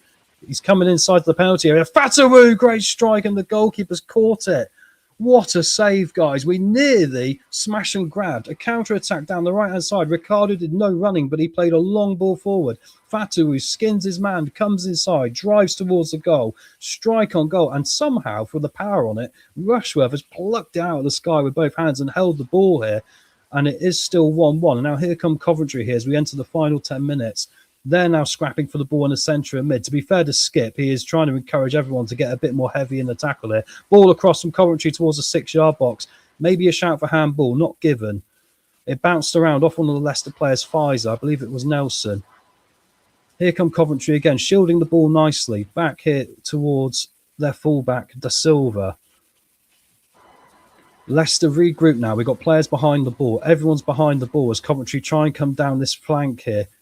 They're coming down. They're going to cross the ball in with Sakamoto, perhaps. He's gone inside and done a real good dummy there, but we've managed to deal with it in between the duo there of what I believe is Monga and Page, actually. Keeper's done well holding that. Yeah, completely, man. I don't know how he held it. I would have thought he got a hand to it and tipped it around the post. It was a hell of a save. Here come Leicester again now, though. Going to get the strike away. It's deflected off, and it's going to be a corner. Daka there couldn't get the shot through the legs. If he hadn't got it on target, the goalkeeper would have had a difficult one. Now, I tell you what, there's a winner in this game for someone. And even though it's been a poor second half, all of a sudden with 10 minutes to go, I think the boys have gone, oh, we better get a bit of a shift on here, lads, because, we can still win this. Fatawu there, he's gone near post, though. I mean, Fatawu's gone near post. It's sort of chest high. He's got power on it, but I don't think the goalkeeper's had to do a lot there. And in good news for us, guys, Asante Thomas is on for Coventry, their top goal scorer, with 8 minutes to go. So that is a frustrating one. I'll just see who came off for him. Redone. So they've brought on another striker for a midfielder, guys. Coventry have gone 3 up top to end this game here. Come on, Leicester. Come on, Leicester. Well said, great. Coventry coming down here this far side now. They're going to cross it in towards the 6-yard box again. Headers come down, and luckily an easy one for Jacob to pick up there. If we learned something today, the easier we make it for Jacob, the better. Not having a go, but that's something we've learned today, right? He's going to roll it out here. See, look, he's going to roll it out. There's 4 Coventry players there on the 1 Leicester player, which is Jordan James. And now Jordan's just got to play it backwards. We're back to what we were doing in the first half against Millwall, where we're trying to play out from the back, and we need to go a bit longer. Thomas, though, has got a good feed there, and he's going to play it up to Monga. Monga a little bit deep, perhaps, there, and gets tackled off the ball, and it's going to come back now. Coventry can't grab the ball at the minute. We've had a little spell of possession here, guys. If we can get through their press, they're vulnerable about the midfielders. I totally agree, mate. Definitely, because they've now gone 3 up top here. There's a gap in the middle, and really this is where you think Jordan James, I mean, he's busted a gut in this game. I could imagine he'd be knackered by this point, but if there's a little something left that Jordan's got in the tank, we want to use it now. Hang on in Leicester City. Paulo, they might even do better than that yet, but I agree. I mean, it probably, to right now, I think a point's probably a fair result, or you'd say 45 minutes for Leicester, 45 minutes for Coventry, but I look at it like this, the Coventry. I mean, you want to go to their stadium, arrive, raise hell and leave, don't you? That's what you want to do. That's what it's about. Monga's just given away a free kick down the halfway line. And the first booking of the day goes to Jeremy Monga. Monga goes in the book there with 5 minutes to go. I'm trying to see this again, what happened. So Monga's behind Van Elwick here. Oh, and he clipped his heels quite cynically, and it's a free kick. I'm not sure why that's a yellow card, though. We've seen a lot worse tackles today and a lot more cynical. Bizarre. It's almost like they're picking on the youngsters. Here come Coventry again now down this left-hand side. 3 players down there trying to get a cross in. They do. It's going to go all the way back towards the centre, towards the penalty area. Oh, a good turn from Coventry, and it's in, guys. I think there's an offside. No, I think they're going to give it. Surely that was offside. I did not see a Leicester player anywhere near the ball, but I didn't see a Leicester player near the ball. I mean, what am I expecting? No, it's been given, guys. It's Coventry 2, Leicester 1. And who do you think it is? Had you right. Disappointing. Very disappointing. Me and Jim, unfortunately, jinxed us at half-time saying, what is going on? It is Coventry City 2, Leicester 1. The referee is going over to talk to the linesman and Ricardo because Ricardo's saying it's offside. I think it was offside as well, you know. I don't know. We've got to see this on the replay a minute. I'm going to watch it now closely. So the ball comes down here and it's crossed in. It deflects off Ricardo. Bounces around. A turn there from Sakamoto. No, they are onside. They're all onside, guys, because it's Ben Nelson playing them on. Ben Nelson dives to try and block the cross from Sakamoto. Jakob's more interested in shouting for offside than what to do. 2 Coventry players at the far post, completely unmarked, everyone asleep. And it was going in the net anyway from Sakamoto. But there was just one guy there on the line to put it in, and that man today is Hadji Wright. Would you believe it? It's 2-1 Coventry. Unbelievable. Unbelievable, guys. And I'm sorry, we got entirely what we deserved. I mean, this team is not going to learn, is it? Not going to learn at all. They just don't get it. And that's why I get so annoyed at how we didn't take our opportunities in the first half. Unbelievable. Coventry 2, Leicester 1. Jacob was so interested in shouting offside there rather than diving and trying to stop the ball. Another ridiculous second half performance. Completely agree. That was so frustrating, isn't it? So much hope in that first half. And then in the second half, it's like their brains were taken out and just chucked to the sideline. They put their brains in an ice bucket. The game's getting heated now. The referee's got a yellow card out here. There's some petulance going on. And it's a yellow card. We can't keep it going for 90 minutes. I tell you what, we'd be terrible in the adult entertainment industry, wouldn't we? Daka's down holding his head here. We're so unreliable apart from clean sheets. Well said. I mean, we've not had a clean sheet now we must be on a record for the last 2 years for a complete lack of clean sheets. We must be the worst in the world, surely. There's probably there's not even a team out in the Amazon rainforest that's worse than us for that. Luke Thomas yet again wastes space. Oh, mate, I mean, the defensive side of his game is so difficultly bad, isn't it? It's so bad. I've said, I think he's a left winger. I don't even think he's a left. But what happened here? Daka's taken a bang on the head and is down on the deck. I couldn't quite see. Did a Coventry player smash him there? Off the ball. Coventry fans are going to be loving this, aren't they, as well? Make matters so much worse. Yeah, they're all celebrating. Okole's gone in the book for Leicester. Yeah.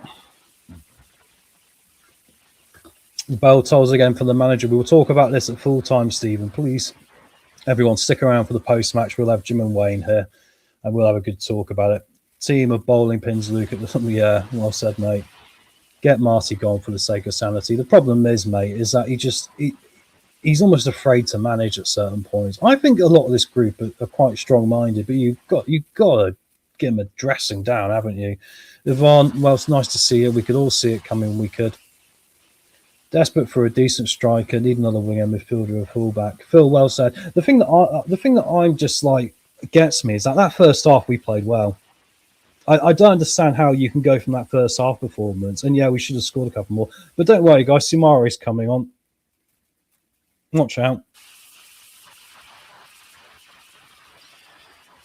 Oh, give with one hand, take away with the other. Isn't that how this works? Utterly terrible. There's a freak. The reason there's nothing happening, they're still sorting out all the mess, basically, from the yellow card and Daka being down. Simari's about to come on. There's about to be a free kick to Coventry out on their right-hand side. You did say he's a danger man. Absolutely, mate. And then they still went out and brought on Asante Thomas as well. He's even more of a danger man. Yeah, Luke Thomas went to ground. I mean, Jacob also going. I mean, Jacob couldn't do a lot at that point. It was behind him. But you still think, goodness me, don't just wave your arms in the air. Even it comes from Coventry now. It's going to fall outside the area. It's on the volley and it's over the top of the crossbar. If you're an American football fan, that would be a nice little kick goal. But unfortunately, De Silva for him has put it over the top. Fortunately for us. How much added time have we got, everyone? Hopefully not a lot. Let's get this pain over with. 90th minute. I didn't see, actually. He's got a problem with the board. Yeah, the board's not working. Sums it up. Go on, 10 minutes of added time. Why not? Why not? Give us 10 minutes. We might as well go down the blaze of glory or maybe nick an equaliser. Skips off for Samare. It seems wise to make a decision now in the 90th minute. Like that's going to do anything. Couldn't you have done this in the 60th minute? And there's going to be another change, and it's Silko Thomas. And he's going to replace Ricardo because we might as well now change the formation with 2 minutes to go. I'm not going to put the added time up, guys, because I haven't got the image, all right? But we're into added time. They're just trying to work out what it is because it hasn't gone up on the board here. Marty Cifuentes, crossed hands, looking very frustrated, but hasn't done anything at all. 3 minutes of... no, I think... hasn't come up yet. Anyone knows how many added time is? I don't mind you saying that. So we've made last minute changes here.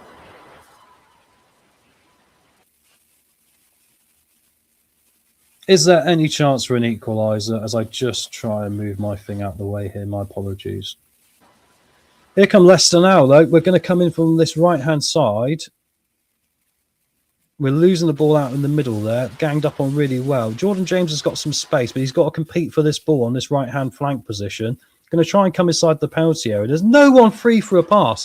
Whoever that was just stood there, and I think it was Silko Thomas, was just stood there with a Coventry player next to him. Why aren't you getting around him? Why aren't you giving your teammate somewhere to pass to? He can't pass you if you've got a Coventry player stood in front of you, mate. What? Do they do any sort of movement on the training pitch? Do they think, oh, there's more space there? There's a foul here from Sakamoto who's gone in there, but he's going to get away with it. It's going to be a free kick to Leicester.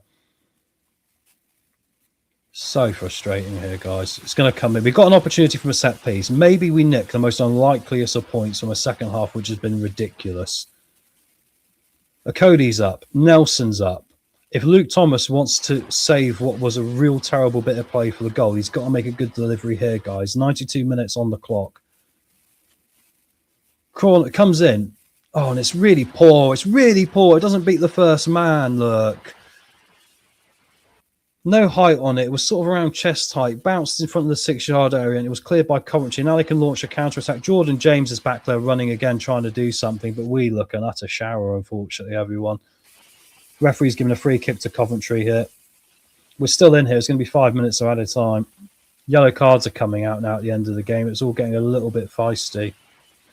That was a push on Fatawu there from Hadji Wright. To be fair, how did the referee not give a free kick for that? I mean, Fatawu had the ball and Hadji Wright just pushed him like that, and there was play on. And then Jordan James obviously goes after their player, tackles him or tries to, fouls. What? Why wasn't it a foul in the first place? That was dodgy. Long ball forward now from Leicester. We're trying to come over the halfway line. There is a bit of urgency, but it's like headless chickens, guys, because there's no one actually anywhere who can do anything dangerous. The ball's going to come out now for Coventry, and they're going to go long. Coventry know now, just put pressures. Leicester's back 2 under pressure, and oh my word, here they come. Okoli's been done. He's brought him down. Referee could give a penalty for that. Jacobs picked up the loose ball, but they were dueling for it coming into the penalty area. We're going to see here. Oh, no, yeah, Cody just bundles him. Cody falls over and then literally trips up the Coventry forward, number 10, Mason Clark. Coventry literally convinced that's a penalty. What Cody did there was he was falling down, so he just thought, I might as well fall into the guy's legs and take him out. I think that's petulance. And now Silko Thomas is getting in a fight, guys. It's kicking off here. Page is now getting involved. Handbags at dawn. All the Leicester players are arguing with the Coventry players. Silko looks frustrated. Look like he was about to chin someone. Fair play to him. It's getting a bit like a hockey game, this. I find it difficult for a losing team to make changes. What's the point? It's too late, isn't it, guys? Never understand the point of subs late. What am I missing? 2 hours on a training pitch and 4 hours at the hairdressers. I know, what was that? Once champions of the Premier League, now battling to take points in the Championship. How times change. And the frustrating thing is, in the first half, if they carried on with that performance in the first half, we'd have won this game. Let's hope we don't get a points deduction. They're not going to completely poleaxe us after the deadline now, because, like, I just don't think this team, when the pressure's on, has got the guts to keep themselves in games. They don't. Silko Thomas is in the book now for the foul. James Collins, this is actually getting hard to watch. I remember being in League One with some utterly awful players. They'll do better than half these lads. Put it down to the manager, mate. Because you remember the squad we had then that went down to League One. Pearson got rid of all the people that were like the Woot phases, didn't they?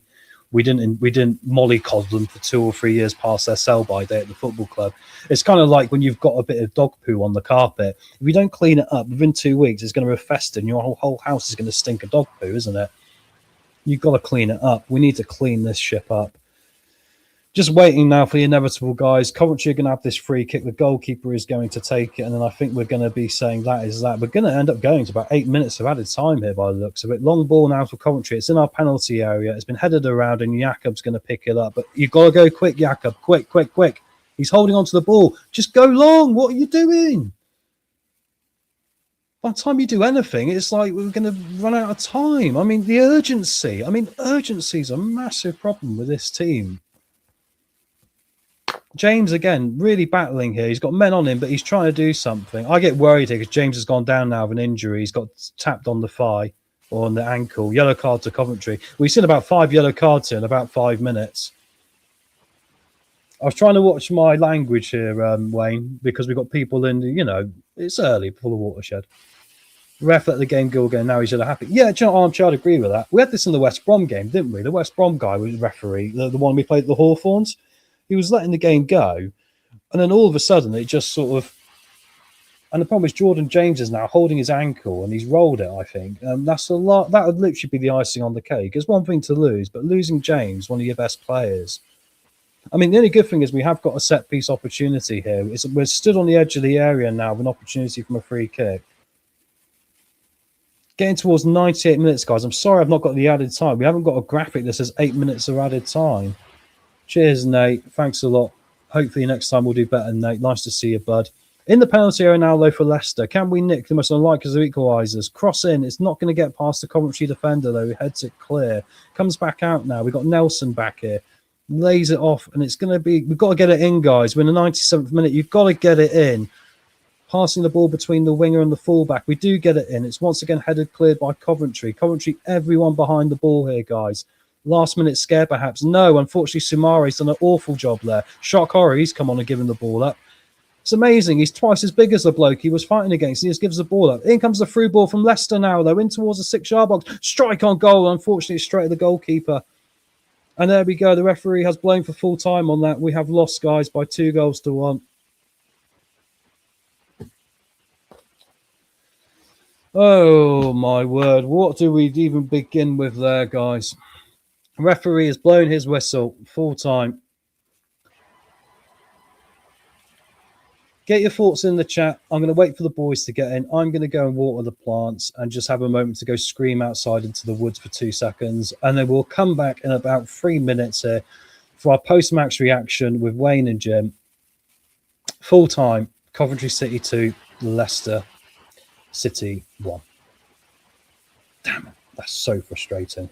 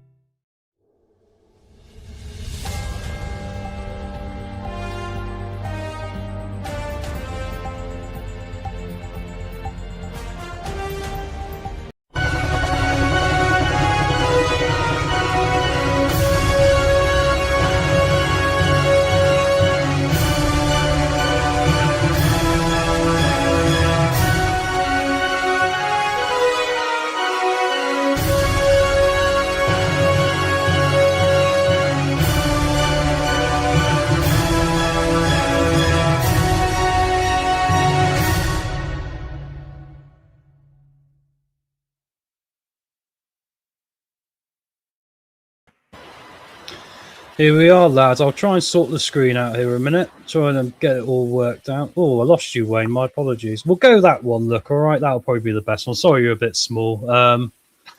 Frustrating. I'm gonna pass to Wayne and say happy birthday, mate. And I want you to start this and just say what your thoughts are. I've just quickly got to do a little bit of admin, mate, because Steve has sent us in our full-time video from the game. All right. So, Wayne, what's your thoughts there, bud?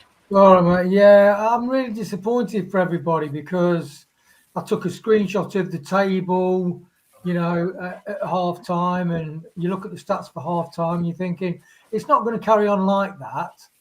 But we're in with a shout here, and yeah, the difference in front-footed, up for it team play to the second half, it was a bit alarming, really. So I'd say close, but no cigar. It was so close, but no cigar. Yeah, well said. Jim, do you want to follow on from that, mate, while I'm just doing my admin here a minute? No, I think Wayne, first of all, happy birthday, Wayne, face to face. Secondly, you're dead on. Close, but no cigar. I mean, we had chances in the second half, but we did not look like we looked in the first half. I mean, first half was very encouraging. Second half, not so much. No, I completely agree, mate. I mean, I'm frustrated. I nearly thought I'd start this one with a bit of a rant because I thought, you know what, that'll be the best way to deal with things. But I'm kind of at the point now where it's a little bit, it's too disappointing for me because there was an opportunity there, wasn't there, for us to really, go on and, I think win this game. And we just failed again. There's been too many times this year for me how we have failed to, take advantage of situation. But anyway, guys, let's get to Steve, who's at the game. He's just sent me a video. Thanks very much, Steve. I haven't got time to respond to your message, mate. I'll give you a thumbs up. Let's see what Steve had to say. Oh, no, we haven't because I uploaded the wrong one. Wasn't that amazing? Isn't technology a wonderful thing, guys? Hang on a second. Let me try again here. I did download the right one.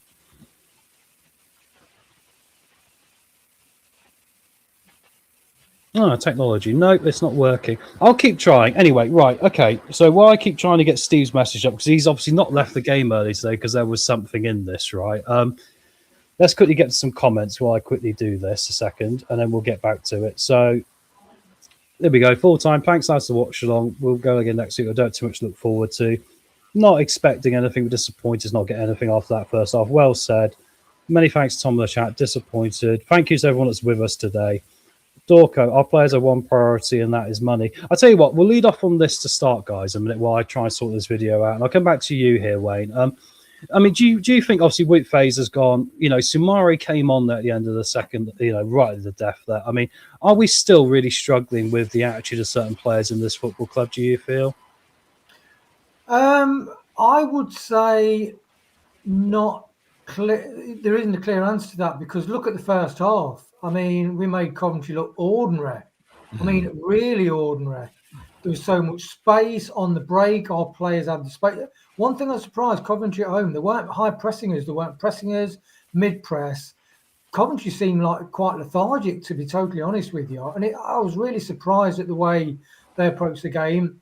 And I think what's encouraging, so I think still lots of encouraging things about the match, even though it's gutting at the end.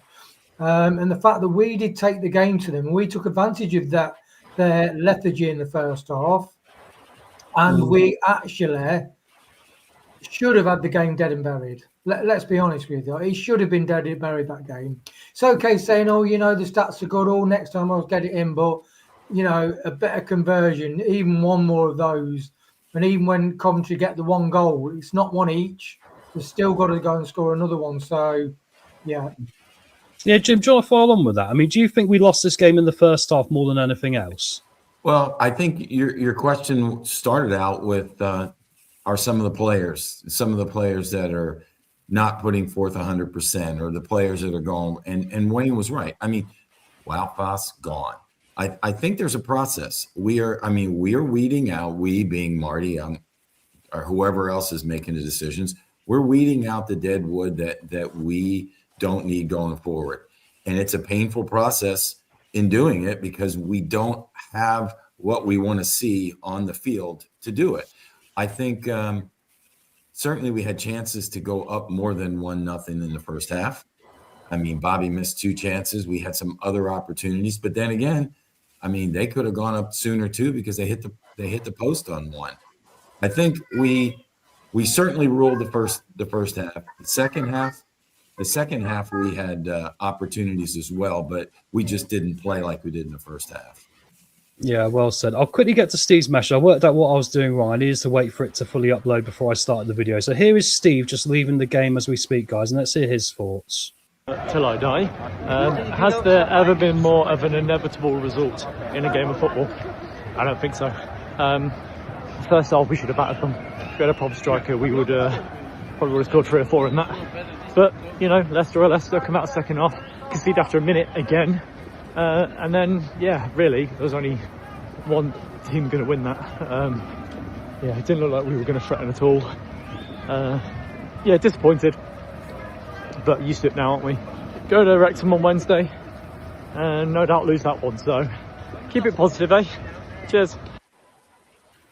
Surprisingly positive for Steve. I was expecting like maybe 2 barrels there, you know, but obviously he didn't have to leave. Steve's got a rule, if you don't know, guys. After 3, he goes home. He's one of these, and fair play to him for that. And also just to say about Steve, if you can go follow him on X, I'm trying to find his tag and I'll put it in there. He is doing a charity fundraiser for a mental health charity where he's going to be doing some marathons. So if you can give him some support with that, it's a great cause as well. He will be on the show on Monday night, which is the full review of this. So we'll get to hear his full thoughts. So yeah, I mean, I'll quickly say what I think about it. I mean, I'm back to the situation I'm with the Wrexham game we had at home earlier in the season, which is, I think in the first half there was an opportunity for us to really push on. I don't think we took that opportunity, which is the first red flag. The second one is you come out the second half and you're asleep, which is unacceptable when you've, you know, really got to push on at that point for me and just really put the foot down because Coventry are there for the taking, right? And then within seconds, you switch off, and then all of a sudden we're in our own heads, and then we just lack that little bit of effort. I mean, Coventry, for me, were twice as quick second half than us. They were better at passing. They were better at all aspects of the game. Whereas in the first half, I think, even if the passing was good, it was okay. We were passing a bit longer. I still think we had the fight we were lacking in the second half. And also, our movement off the ball in the second half disappeared. It was completely irrelevant to me what we did because there was no one to receive a ball, all the rest of it. Wayne, let's come to you with this one. What do you make of Marty's changes today? I mean, do you think he was proactive enough when you see Frank Lampard going 1-1 in this game, getting the equaliser and then making positive changes before we even considered making a change? Do you think his changes were good today, Wayne, or not? I think he has an air of conservative. I think what's interesting is like with Ruud van Nistelrooy, etc. It's okay the theory, like you in your FM, you have got the freedom because it is a computer game. I think when it actually comes to the actual nuts and bolts of putting your balls on the line, I don't mean that in a negative way towards you, Tom, but no. The pressure of these managers to get it right, I think, weighs heavy on the shoulders. And I definitely think he could be more adventurous. In other words, during that second half, did Marty have the chance to change the dynamic of what was happening in that second half? I think he did have an opportunity because he's got people on the bench. Like Louis Page, he is a brilliant player who will keep hold of the ball and emerge out of a group of people. He will do the passing, and he is somebody that would allow us to keep, because you just weren't keeping the ball. We're booting it long, and we do revert to an autopilot when we start coming under pressure, and that is kicking the ball long, not keeping it. And I do think Marty could have gone 2 up top, played a bit of a longer ball and mixed it up.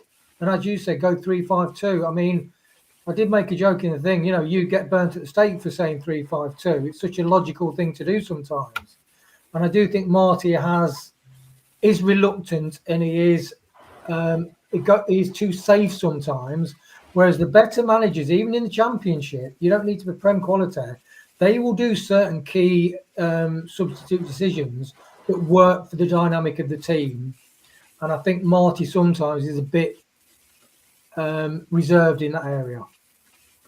Yeah, that's fair enough, Jim. I mean, okay, we're all sort of a bit negative because we're all a bit in our feels and a bit emotional about it. I mean, Jim, you are Mr. Positive, which I always love about you, as you know. I mean, you've kept my head up this year about other sporting teams of mine when I've been facing the abyss with them. What are your? Let's talk about. Let's see if we can find some positives today, Jim. What positives did you draw out of that game for us today? Well, first of all, props to Wayne. What he just said was spot on. I would say, first of all, we played well in the first half. For all the complaints, certainly in pre-match, was probably one of the most negative pre-matches I've heard. Marty's this, Marty's that, the lineup's bad. Oh, woe is me. We played well in the first half, okay? We really did. And guess what? That was a lineup that Marty put on the pitch, okay? Not us, not those Leicester fans that complain about every single lineup. Marty put that on. They played well. I think the mistake was, or the reluctant, and that's a good word that Wayne said, Marty's reluctance to make the changes in the second half. You remember we talked at halftime, Tom, when you said, would you make any changes? I said, no, I would send him out, but be prepared early, because if he saw something that wasn't working, if they came on, certainly got the better part of us, make the changes. Well, that took 1 minute when they scored, but you saw the change, and Marty was reluctant to make the change. And when he did, it was the 1-for-1 change that didn't make sense. He didn't make the difference, just like Wayne said, with the opportunity that he had to change the complexion. There were moments in the second half as well. It's so easy for us to forget because the sides flip so much with the first and second half. But there were moments where we could have scored in the second half, but there were too many mistakes. We weren't attacking like we did before, and I think any changes would have made a difference. But don't forget the first half. Don't forget those players he put on the pitch came to play. It's just the lack of, or the reluctance of change. That's really what did us in. Yeah, interesting. Wayne, there's a couple of comments here which I'm going to sort of I'll come back to one up here first. I think it's a very good point. Talking about the need for a striker, right? I can't quite grab it, but yeah, we had a striker with 3-0 to us at half time. Bobby Decordova-Reid today had a few big opportunities, didn't he? What do you make of his performance in this game overall, Wayne? Because it was very much like he had these opportunities, but the lack of finishing probably cost us, right? Yeah, spot on, Tom. I think that's 100% right. I think, look, I've played in games where you're on top, you're getting loads of chances, it's high-fiving each other and everything like that, and it's great. But what happens is, if you don't take your chances, the old saying, it comes and bites you in the arse. And we got bit in the arse. That game, even at 2-0, 3-0 would not have flattered us in the first half. We were that good. They had no attempts on target. They had 4 shots, no attempts on target. I think we had 8 shots, 4 on target. If you're getting 4 on target, you've got to get 2 of them rippling the back of the net. So I think what the comment in the chat was spot on. And it's one of those you think, it's okay high-fiving and you know, yeah, we're on top of the game, but it's professional sport. And the whole idea of this football game is to get the ball in the back of that net, get the net rippling. So, yeah, I think Decordova-Reid had a brilliant game and he got himself in those positions. But as a professional sportsman, you have to finish those chances. And I think if we had finished the chances, I think we would have won the game. Simple. No worries. Good one from Prashan. A couple of people are saying this, Jim. I don't hate Luke Thomas, but I think he needs to be benched for a bit. How much, Jim, is this left-back position a problem for us? Because a lot of it is we haven't really got options with Christensen being out. I mean, we're down to Luke Thomas or maybe shoehorning someone in there like a Hamza Chowdhury or Naluko, both of which are quite difficult decisions to make. But Luke hasn't been in good form in the defensive side of his game. What do you make of Luke Thomas today, Jim? I think he was poor today. I've been a big Luke Thomas fan. I think he's been kind of a roller coaster. Certainly the fans were on him early. Then he had a stretch when he settled in because of injury, because of people who were out. He settled in at left back, and he had some good, strong games. And I thought it was, well, this could be our future going forward. But I think the last couple games he's been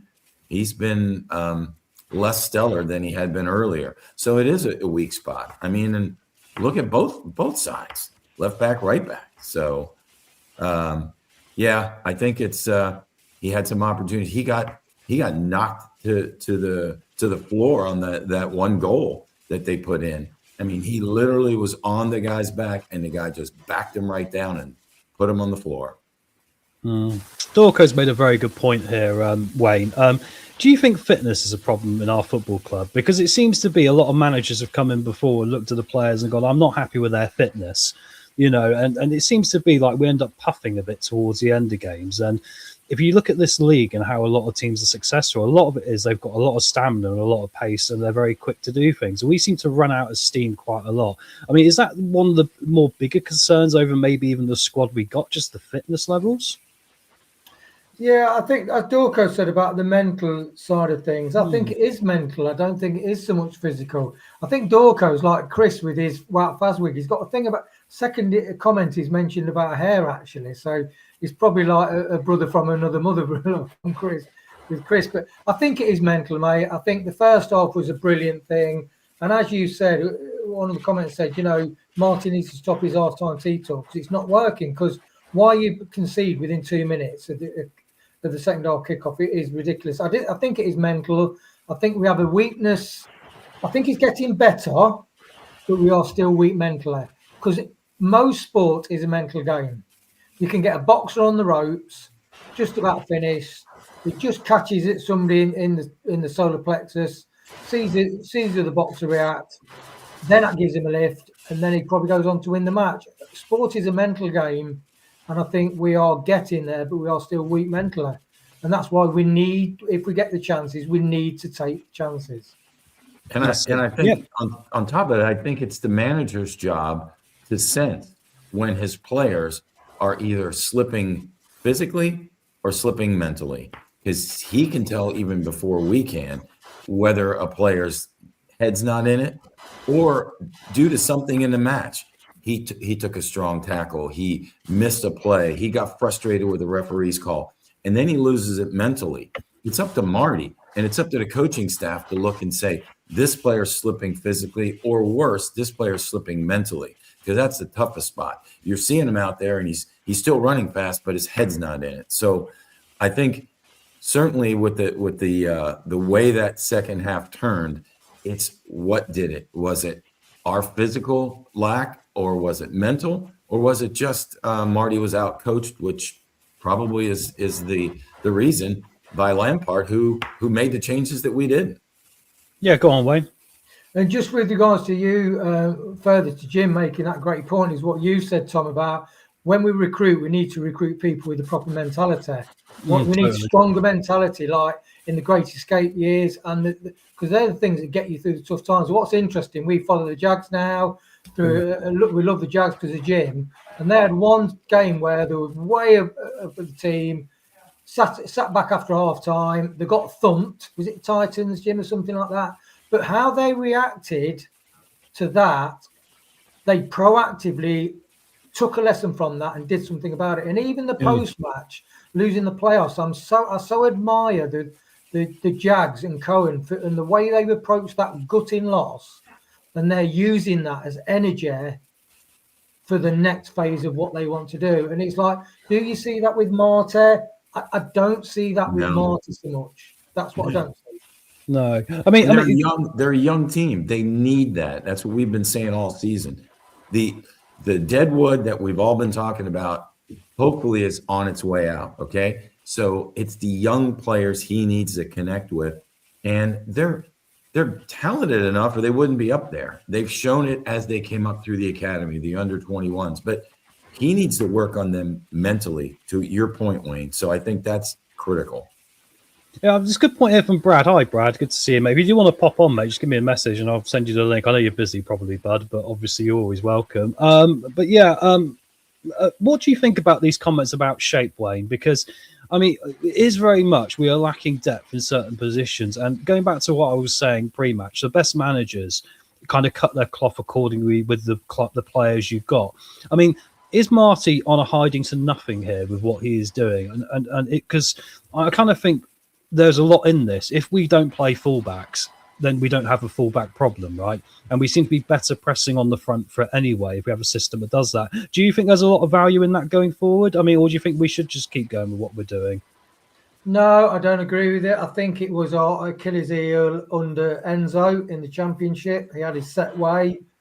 He ended up like developing, not doing dynamically forward attacking things.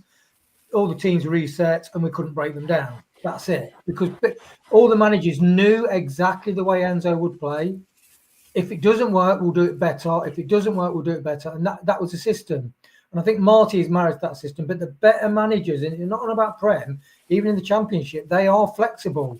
And 3-5-2 would not expose our weakness in fullback so much. Most fans can see it, and I don't get why Marty has not tried it. You look at Arsenal play 4-3-3. Arsenal will then play 4-5-1. Loads of teams change the formation really regularly, not based on their opposition. That's the point. Or if they've got injuries and weaknesses. This is a great point here from Brad again. And it's a talk, the combination between him and Dorco, Jim. Get Martin out, give it to King to May, go from there. I mean, interesting enough, other teams in the Championship have sacked managers. West Brom have done this, and they've brought in a manager who plays a similar formation, ironically. Norwich have done it, bringing Clement in. He plays the same formation as the manager before. Is there an argument that Andy King, especially with his academy experience with the younger players like Page, Monga, and all these guys, is there an argument there that maybe we could consider Marty out and giving it to Kingy, and maybe we might see an uplift even with this formation? That's a tough question, and think about this. As Andy King goes, he's the guy in Marty's ear the whole time. Is he saying the things to make the change? Is Marty not listening? We don't know. Also, if we do sack him and bring King on, all the Leicester fans will be happy because they got one of their own there. But what managerial experience does he have? And what are we going to get? That's why I say it's a tough call. He may relate. The players may relate to him because they're used to training with him. They've been with him a long time. But I don't know. I thought we were going to sack Chris for a second and bring you on full time, but I'm thinking differently now. See him. Hello, Chris. Good to have you back, mate. How are you doing, bud? How was your lunch? My lunch was very good. I am slightly inebriated, shall we say, and we'll leave it at that. I didn't see any of the game apart from the scores. I got rather excited when we went 1-0 up, and I did say to my future son-in-law that, my 2-1 is still on. Not realising that was going to be the final outcome. I mean, guys, you tell me. I mean, what the fuck? Yeah, exactly. It's one of those, isn't it, mate? Let's go around the room now quickly and just say, are you still Marty in or Marty out? Let's get the big question out of the way here, I think. Wayne?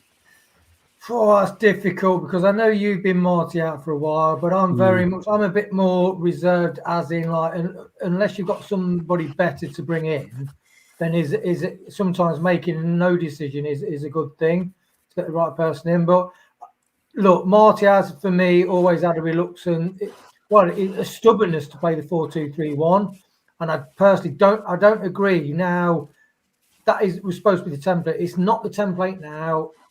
Managers are doing better things than 4-2-3-1 every week. And my other worry with Marty is he instilling a winning mentality in the side? I don't know whether he has, because we've got individual quality and we can play really well, but we've not got it to see out. So I'm more edging towards Marty out. And I can't believe I'm saying that. I wanted him until the end of the season. But I think I'm concerned. Yeah, I'm concerned. I'll go to you next, Jim, and then we'll catch Chris up to speed a little bit. Jim, what are you thinking? Are you still in or are you out? Well, I think, once again, I agree with my football buddy, the birthday boy. Everything he said was right on. However, I'm leaning that way also. I will give him to see what fight we bring in the next match against Wrexham, okay? We could have, and should have won this game if we played the way we did in the first half in the second half. So I think if he is any kind of manager at all, what fight do we bring next week? If we just completely lay an egg and do nothing, out. So, I mean, I think he's on the finest of thin lines, and we'll see what fight they bring. Chris, I know you've not seen the game today, mate. I mean, first half we dominated. Second half we didn't come out the dressing room, conceded straight away, and then it was all Coventry, and we all completely fell apart. I mean, Chris, where are you standing on this? Are you Marty out, or are you still Marty in? If I put my serious head on, I think it is a case of Marty in, because I don't think we're in a position to sack him for PSR reasons. Look, you know, we couldn't afford to sack Cooper and Ruud van Nistelrooy in the same season. So Ruud van Nistelrooy was carried over to this season. So I think we are stuck with Marty until the end of the season.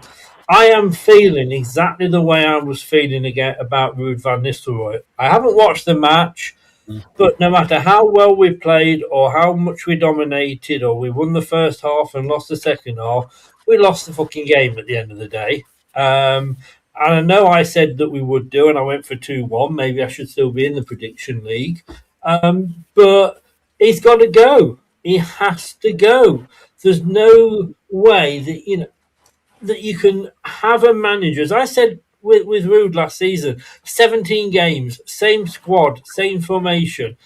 We're losing every bloody week. Come on. And it's the same with Marty as well.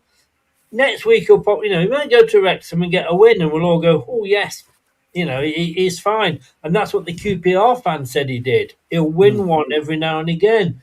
But are we improving? And Clibbo asked me this yesterday. I think it was Clibbo, or maybe you, Tom. I've had a few drinks, so I can't remember. Clibbo. But who have any players improved under Marty? Has any player that you're looking at now in that starting lineup was any better than what they were when Marty took over? The answer to that is a big fat no. And like I said at the start, and I'll go back to what I said, this was a free hit. We were always going to lose this one. I'm sorry, but it was, you know, wake up and smell the coffee. Top of the league. 20 goals more than us, 9 clean sheets to our 1. We were never going to get anything here. So why didn't we just try the youngsters? Look, Jim, I'm sorry, I don't mean to upset you here. Why is he starting with Ayew? Why isn't he starting with Jake Evans? Let me get his name right. You know, it takes 10 points, but you'll get it right. We've got 10 points for him every day, guys. Come on. Oh, he's frozen with a celebration. There we go. And I keep adding to this was a game which we were always going to lose, so why not throw the dice and see where it lands? And if at the end of the day Jake Evans was absolutely rubbish, we'll say fine, but at least we know now. Yeah, he has to go. Yeah, he won't go because we can't afford to sack him.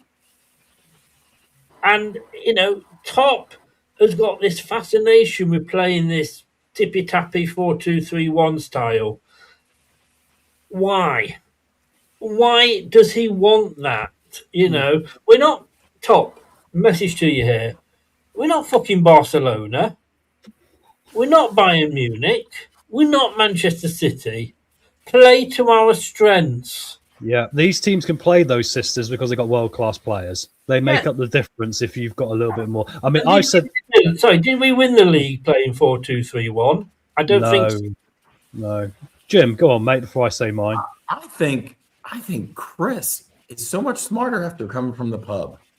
Everything you just said, I'm like, that was brilliant. And I agree. And please, drop the Ayew bit. I want the best possible chance for us to score. I like to see him on the pitch, but you're right, Chris. So I don't know if we just need to feed you down at the pub before the match and then bring you on, whatever it is. But you are right. You are right. Tuesday night's watch-along is from the pub. Let me tell you that. Go on, Wayne. Go on, mate. One thing is, I will say, Ayew played really, because we played very well in the first half, and at 4-2, forget formations, 4-2-3-1 in the first half, we should have been 2 or 3 goals up. It was just down to the finishing. I was going to say literally it. We outplayed them, we outfought them, we got the second ball first. The first half, in fact, some people in the chat were saying, is that the best half of football that we've played all season? And we played 4-2-3-1. But it was where our minds were. In the second half, as you said, Tom, our minds weren't right. scored within 2 minutes, and you're thinking, what the beep? Yeah, so we did play very well in the first half, and we should have finished the game off. Go on, Chris. I agree totally with what the guys have said. We are a 45-minute team at the best. You know, at the worst, we're a 2.5-minute team. But you know, we haven't had 90 minutes of decent football all season, and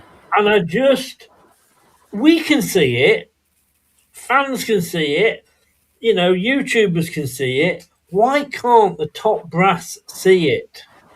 No, it's very true. I mean, I'm Marty out, as you guys know, and I've been it a while, and that's because there's nothing more in life that frustrates me more than repeating the same madness, expecting different results. And I come on this show, as you know, every week, the Watchalong, we do the post-match, and every week, I must be honest, I come into a show now going, how do I word this differently to make it sound like I'm saying something different? Why do we do it, Tom? I know, because I don't want to be a broken record, Chris. I don't want to come on here and just provide the same show every week. But we said we might as well play the post-match from 2 weeks ago, or from the whole game, or from the Sheffield United game. And I think this is the problem. I mean, the progression of the squad, like we have said, the individual ability of the players has recessed. I mean, Luke Thomas, I think Luke Thomas going forward, he's okay. In the defensive part of his game, it's non-existent now, and it's been like it now for a long time. He gets a little pat on the bum, and he might have one game where he's a 5 out of 10, and he goes back to being a 2 out of 10 in the defensive part of it. And I think this is the problem for me. Your individual man management is about, I need to make him a better defender. How can I do that alongside the players he's got in front of him as well, like Skip, who's actually done a lot better in coming back and reading the game well? There's a lack of connectivity. And just to pass this around to you all as well, and I'm going to go to Jim first on this one. What does it make you think, Jim? Because this happened in the first half, Chris. There was players arguing with each other. We saw AU arguing a couple of times with Jacob. We saw it happening with other players, with AU and other people as well. Ricardo, I didn't see it doing too much, which is quite funny for the captain, Jim. But, I mean, what do you think about seeing that, Jim, on the pitch? Because for me, I like to see that little bit of fight in the players and challenging each other. But it almost felt like they're so disconnected that like the other people weren't listening. Well, and first of all, I'm not sure it was arguing. I mean, I'm not speaking for IU, but he was trying to help lead. He was trying to correct him. He got on Jakob when he did an absolute stupid thing. He was bad, Chris.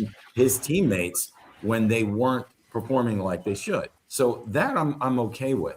I didn't see infighting, but I guess to the second part of your question, why do we have to have that? And I think it's because of lack of leadership on the pitch and from Marty and these players in the mental side.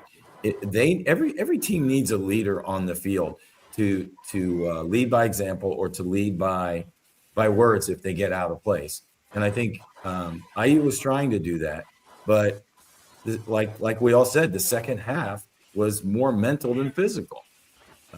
So I like when I see some fire. I mean, I like the one play that Jordan James, he got beat and he ran the guy down. He ended up getting a yellow card, but he ran the guy down determined to get that ball back on the left side. And that was the fire that we need more of the players to have. It's frustrating, isn't it? Because I see Jordan James out there running his bollocks up a lot of games, and I'm just like, he's one day he's going to overdo it, and he's going to do an injury because he's doing two-man's job every game for us. I mean, I'm not even going to worry, Chris. You wouldn't be surprised by this. My man of the match is probably going to be Jordan James. We won't get to it yet, but it probably will be. Just so when you get to pick one and not watch the game, we can go, well, Chris knew it without having to watch the game because it's the same record again, isn't it? Wayne, I mean, I look at this team and I just go, if there's players like that in Jordan James going out there and doing that, why are the rest of them still not being able to do that? And do you think it's actually possible for any manager to get this out of the rest of the group? I mean, AU's been doing it and James has been doing it a bit. But do you think the rest of them, it's a bit of a lost cause now? Or no matter who's in charge? No, well, one thing I will say is when you said, who do you think any players improved under Marte? I did make a note. I think, yes, some players have. So Nelson has, he made a mistake and he was took out and now he's back in. But Coley is definitely improving. You looked at Coley today and he is driving more forward. He's more, he's taking a breath when he's on the ball. And he's definitely, Skip as well. Skip's games come on.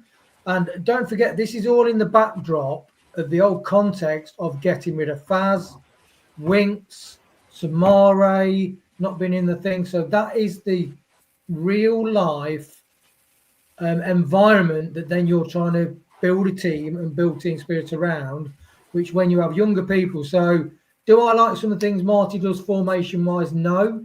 Do I think some of his substitutions are safe and not quite brave enough and trying to limit and restrict the opposition team rather than pushing them back as more offensively? No, I don't agree with it. And do I think maybe I do think he's on a hard line trying to get hold of this team and develop a real deep fighting spirit and team spirit because it's so drastically changed. It's almost completely different spine of the team from what we started the season. So that's what I think. In the transitional period, it's easy to be critical, but I think it's going to be interesting. It's interesting because we're in the transfer window. So some people want him gone so we could get a new manager in the transfer window, but I do see some players of it has improved. But some players have improved. I'll pass over to Chris on this one as well. But I will say I agree with you on Okoli. I think Okoli in the first half was great, and I think towards the end of the second half he didn't have any support, and then he ends up getting in trouble because of Luke Thomas. I mean, Chris, you want to fight back on that one? I saw you shaking your head a bit there, bud. Yeah. Have they improved any more than they would have improved under any manager? I've still got a little bit of a thing with Marty that it's not his team. He's playing with a load of turds that we had from last season. And, he is slowly, Fraser's gone, Cody's gone, etc. But I still look back at Chris Wilder. When he came in, when he came in for the third time at Sheffield United, he had a team that wasn't his team. A lot of his players had been sold. And he came in and he looked and he said, we can't play this formation. And he changed things around. And we've got a manager at the club who came up against a team in Sheffield United that played 4-4-2, and we were 3-0 down at half time. So he changed it. What is the brains of this guy saying when we next play them within a month, because of the way the fixtures worked out? They're still playing 4-4-2, and we're going back to 4-2-3-1 that we started with against Sheffield United. And guess what? We lost again. It's just not rocket science. It is the same as, like I said, Scooby-Doo, take off Marty's mask and Ruud van Nistelrooy's there underneath him. I know you need a manager that's got balls. Marty hasn't. You need a manager that's going to go in and say to Rudkin, say to Top, this isn't working. I cannot play. I know you want tiki-taki football, but we haven't got the players to do that. We need to play this formation to get us out of the shit. I really, really hope the Independent is right and we don't get a points deduction. Because if we do, my God, we are in we're in it right up to our necks. Because this guy has not got a clue. And there's a little bit of me that keeps saying, like I said, this isn't his team, etc., etc. But he should have the brains to look at it and go, this isn't my team, but this team that I've got cannot play the formation that I want to play. We lost 2-1. I said at the start we would lose. For me, this was a free hit. Drop Coventry, drop AU, get the youngsters in, give them a chance. Would we have been any worse off? If we'd lost 3-0, we'd have still have got 0 points. This was a chance to play the game because he didn't want to do it against Cheltenham. He hadn't got the balls to take off Daka and put Evans on then. He brought AU on at 2-0 up. This guy has got absolutely no idea. You'd argue with the chances that Decordova-Reid didn't take today, not to have a particular pick on him, but what would have happened if Louis Page had been in that position? I mean, we don't know. Would he have scored them? Maybe not. We don't. It's devil's advocate, but a good one here. Wildest intelligent manager. I mean, I'll come to you, Jim, on this as well, mate. 'Cause I don't want to exclude you. It's been a lot of other talking, but do you think we missed a trick in the summer when we could have appointed Wilder? He went for an interview, and we didn't go for him because I think is that one of the biggest mistakes the club's made this season in a long catalogue of them? Well, I think it's easy enough to say now. I mean, look at what we're dealing with Marty. I mean, Chris said it in preseason. You don't know until the season goes on. If he leads you to many, many victories and you're top of the table, then it was a great decision. If you're struggling like we are right now, up and down, and we feel our manager doesn't have a clue, then you throw out names of all these could have had. I even heard today about firing him and bringing Andy King in. If he had come in hot and they had played, I know Chris is going to love that one if he come in hot, but if he had come in and done well, we wouldn't even have this. So tough to say. I mean, what would if he connected to the players better? We don't know. Right now, it's just us being frustrated with his lack of decisions and reluctant to play the players when he should and make the changes. And it's the easiest thing is for us to sit here and say, it's the manager. It's the manager. He should have done. And we are fans of a team that we love. So it is frustrating. I know that's a long answer of nothingness for a simple question, but I just don't think the beginning we would have known any different. Yeah, go on, Wayne. Carry on, mate. And I do think that, like human beings, we love to criticise more than we do praise. It's what we do best. But it's like anybody getting that job remit, like if you've got a band of sales team or anything, and you completely get rid of all the main salespeople, then you're incorporating new people, get them involved, what you're about. I just think one thing I do think that the remit that Marty has, considering the massive, because all these teams, it's a massive restructure we're going under. I can't imagine any other championship team are undergoing what we're undergoing in the restructuring. When you introduce there's a reason why sometimes managers are reluctant to play the younger players, because they know when the shit is hitting the fan, it gets difficult. They won't be like a Wes Morgan or a who thinking my career's over. If I don't make this work, that's it. So they are desperate to make it work. You won't get that from the younger players. You'll get the flair, you'll get the appetite, you get the things that they can beat anybody. But then when the real tough times comes.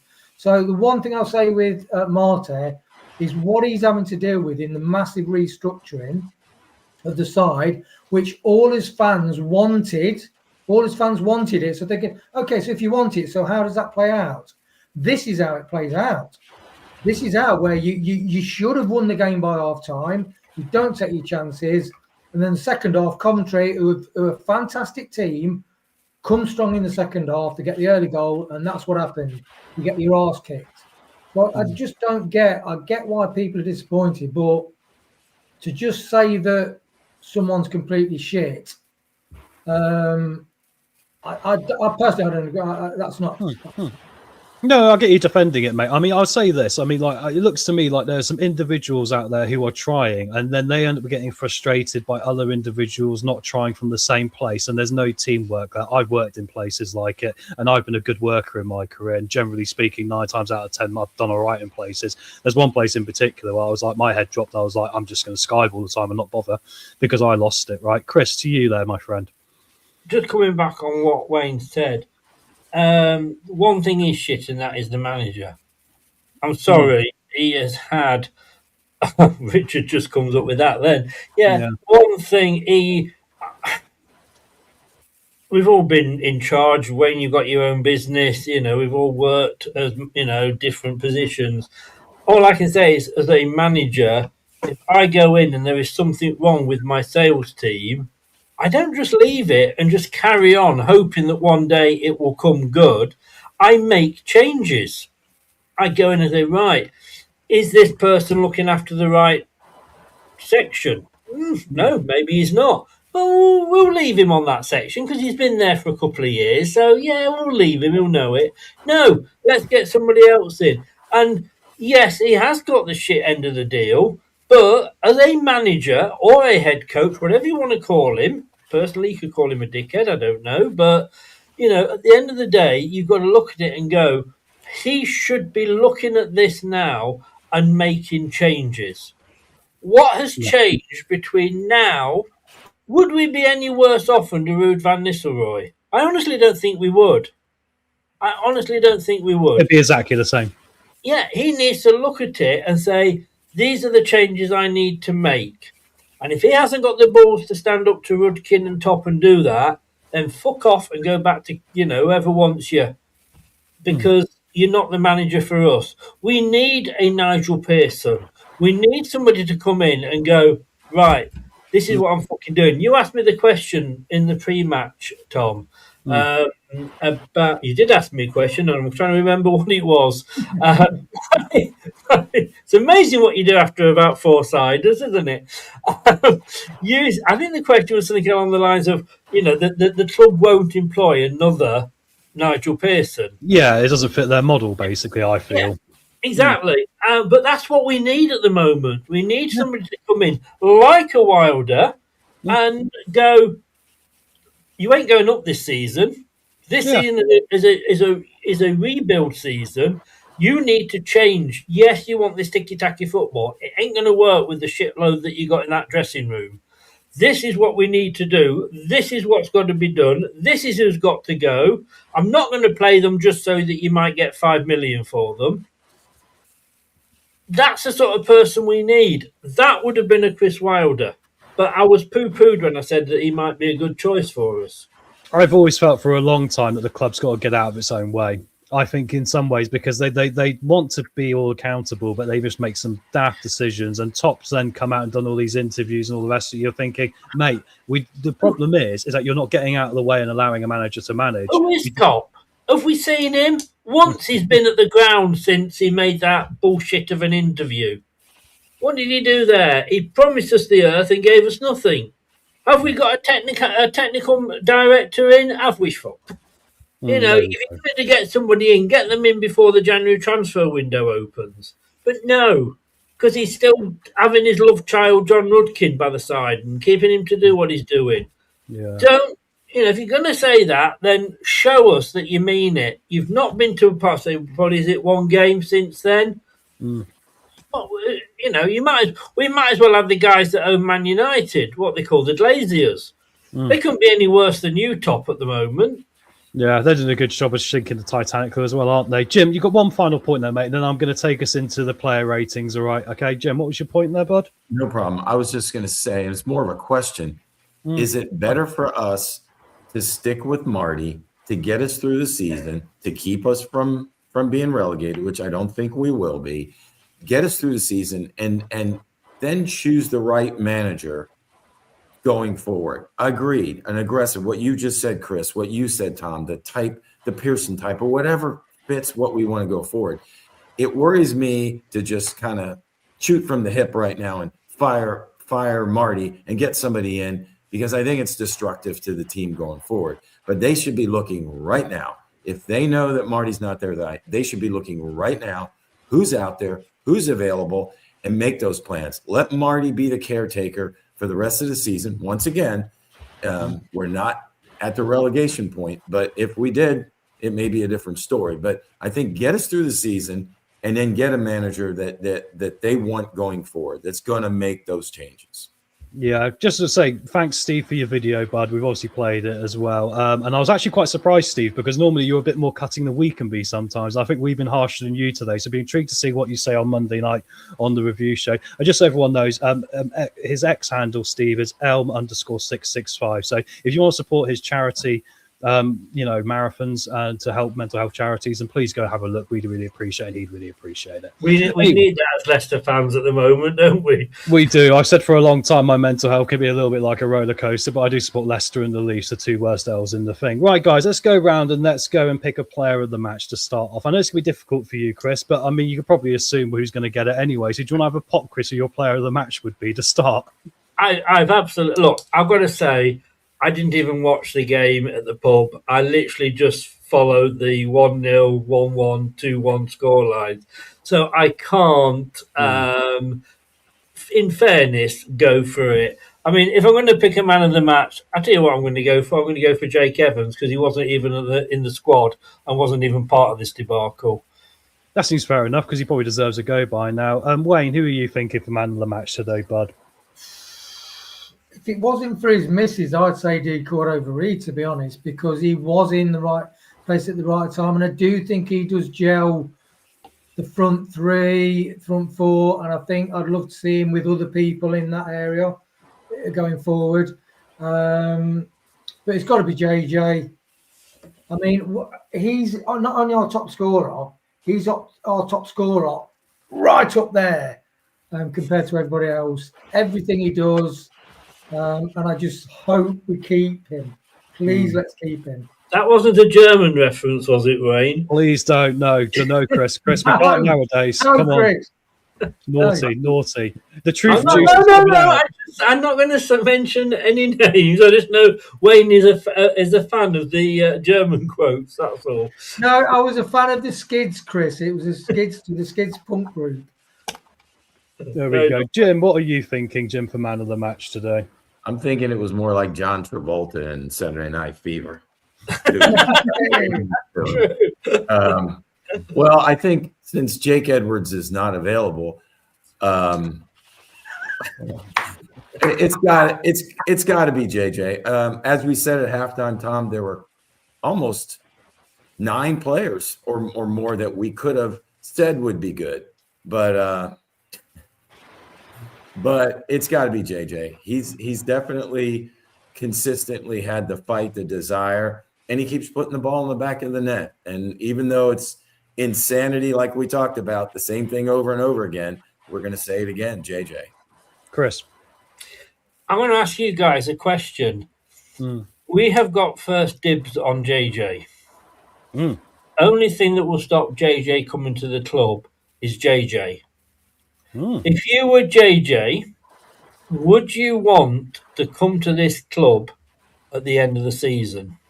Do you remember when Riyad Mahrez was on trial at St Mirren and he stole a bicycle and drove himself back to the airport down the motorway on a bicycle, a push bike? That's what I would be doing if I was him right now. I mean, guys, what Wayne, Jim, would you sign for us? I don't know. I'll take that as a no. No. Well, even me with Monga, I love Monga, and I think I do. Oh, do you? I think Monga's being spoilt at this club. So I wanted to see Monga develop. It's like when you watch Harvey Barnes now scoring two in 2 games for Newcastle and giving that to the crowd. You're thinking, go on, Harvey. And you want that for any local talent. So would I be gutted? But do I think if I was in Monga's family and JJ's family, I'd be saying you'd have that discussion. So where do you think this is going to end up? Do you think you're going to go with Leicester next season and get promoted? So I think that's a serious question. And if I was in his support group, I would be advising him probably not. Yeah. Alan has messaged me in, and he agrees with you guys for man of the match. Does he? Yeah, because I'm going JJ as well. Let me give a little positive comment about JJ here after a load of negative ones. Isn't JJ the closest player we've had to N'Golo Kante? Just in how much I know that's a big statement to say. I know he's not at that level, but how he moves on the pitch and for what he does in mopping up, and I think he's very good. Kante is available. They are not renewing his contract in Saudi at the end of the season, and Fenerbahce are interested in him. Now, normally I would say, come on, we don't need another 30-plus-year-old. But bloody hell, I'd take him at the drop of a hat. We could never afford him, Chris. He might. He's loaded. He's loaded, isn't it? So he doesn't need the money. He might come because he loves the club. And he had a good year here. I mean, look at the memory he has. I mean, when he was here, I mean, why not? Then again, he did bog off to Chelsea the first chance he got. I was going to say, and also, he's a bit of a quiet chap, isn't he, as well? I mean, he's someone that is very good if he's got a team around him of leaders, but when he might have to come in and do a bit of the leadership himself, I'm not so sure, right? Right, team rating, guys. Let's get round there. So, Chris, you can't really give one here. So you going for NA, non-applicable? Well, I can't, but I will read out Alan's. Yes, of course. Give the official one. Yeah. Oh, if you do it at the end. We'll do ours first, Chris. We'll do his at the end. Okay, yeah. Yeah, I should have asked Steve, actually. Jim, come to you first, mate. What do you think for a team rating today? I had us at a high 8 in the first half. I really did. I thought we deserved it. Second half was very disappointing. I would say probably – can't give a half. Chris is here. He won't let us get away with it. I would say probably a 6. A 6. Wayne? God, football friends, I don't like agreeing with Jim sometimes, but that's spot on. It was a what if, coulda, woulda, shoulda, that game. So I'd say a 5. No, I'd say a 6. Well, I'm going to be the harsh one today, aren't I? Because I gave them a lot of points for the first half, like everyone else. However, I didn't just sort of put them as two separate things. Anything bad in the second half, I knocked points the first half for, because it's a 90-minute game. Unless we go set up our own league of 45-minute football, like we're trying to play 2020 cricket, which seems unlikely. But I know, unfortunately for me today, it's going to be a 4. I think a 4. I think the first half was very good, but I think ultimately I'm going to get harsher and harsher on this because it's the same problems cropping up. And until they sort it out, I'm going to be harsh on my match rating. So they get a 4 from me today. We've got some in the chat here in a minute. Steve Gray's got a 6. Neil's gone for 7 in the first half, 4 in the second. Jeff has gone for JJM man of the match, team 6. And we got, Steve Kingelm at the game, 5. About right. And Neil's gone 5.5 overall, 5s with no halves. Chris, what did our man of the match say as well? Nice to hear Steve give it a 5. So it'd be intriguing to see what. Steve tried to sneak a half in there. I'll be having words with him on Monday night. No, he wasn't. It was Neil. Oh, is it Neil? Sorry, Neil. I apologise, Stephen. And like I say, I want to go back and watch the halftime review, because you guys, from what you've said, must have been so excited at half time. Oh, we jinxed it because we called it could happen. Yeah, well, you did. And I bet you go, Chris said 2-1 to Coventry. That's never going to happen. We're on top. My 4-1 didn't look so daft at half time if we scored a few more goals. Basically, Alan has said, unfortunately, our defence isn't strong enough, although we should have been 3-0 up at half time, as you have exactly just said. And his team rating, well, it's kind of gone between the lot of you. He's gone for a 5. There we go. So all very middling, isn't it? Just how good was Page, though, when he came on? How good was Louis Page? He looks free of all the stress of all the rest of the team, doesn't he? Isn't that the importance of playing the youth as well? A lot of this team has got baggage and ghosts in their closets and wardrobes, and as soon as a team scores a goal against us, they jump out and go, boo, and they go, oh, shit, and run away and get scared of the football. Don't see that with some of the young kids like Page in particular. I think it's really important. They've got nothing to lose, have they? No, exactly. And they've got a hell of a lot to gain, yeah. If they'd have gone out today and we'd lost 3-0, we'd have all been going, but at least they came in. He's tried them. He's gone out and he's given them a chance. And all right, we lost. What have they got to lose? Yeah. I think we've caught up pretty much there, haven't we, guys? Chris, we got Jim's 3 thoughts to come up, but is there anything else, Chris, you would like to bring up? Bearing in mind, you've obviously had the happy liquid today, and of course, we get much better ideas. They say in life you never actually get anything good done over fizzy water, do you? So you get a lot done over fizzy water, believe you me. Can I just say, I have had an absolutely lovely afternoon seeing my daughter and my future son-in-law, which at some point, if he proposes to her, he better bloody do. I'm just going to say thank you to Tom for hosting the match today. Really appreciate it standing in, and to Wayne and Jim for their support as well. Thank you, guys. Really enjoy it. I think I got the better end of the deal. Got to be totally honest with you. Not seen my daughter since before Christmas, and it was great to see her. And I didn't have to watch 90 minutes of us collapsing as per normal. Yeah, it was 45 minutes really 45. Today. I mean, we got a bit extra because you were away, Chris. We collapsed, didn't we? I get what you're saying, though. I'll give, yeah. Perfect. Jim, to your 3 things, my friend. What 3 things have we got today to wrap the show up with? Well, to follow up, you did a good job commentating. We missed Chris, but you did a good job. So normally I will say something about Chris, so I'll direct a few for the guy who led us through today, and that's Tom.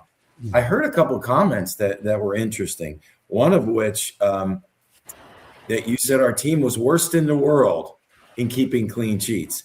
And then you said even teams in the Amazon rainforest could keep more clean sheets than us. I thought that was pretty good. That was right before you did the dog poo reference and about stinking up the house. I thought, boy, that second half is getting bad if we're going into that. But yeah, Chris, I said if you leave dog poo on a carpet, you clean it up, because if you leave it there for 2 weeks, your house stinks, doesn't it?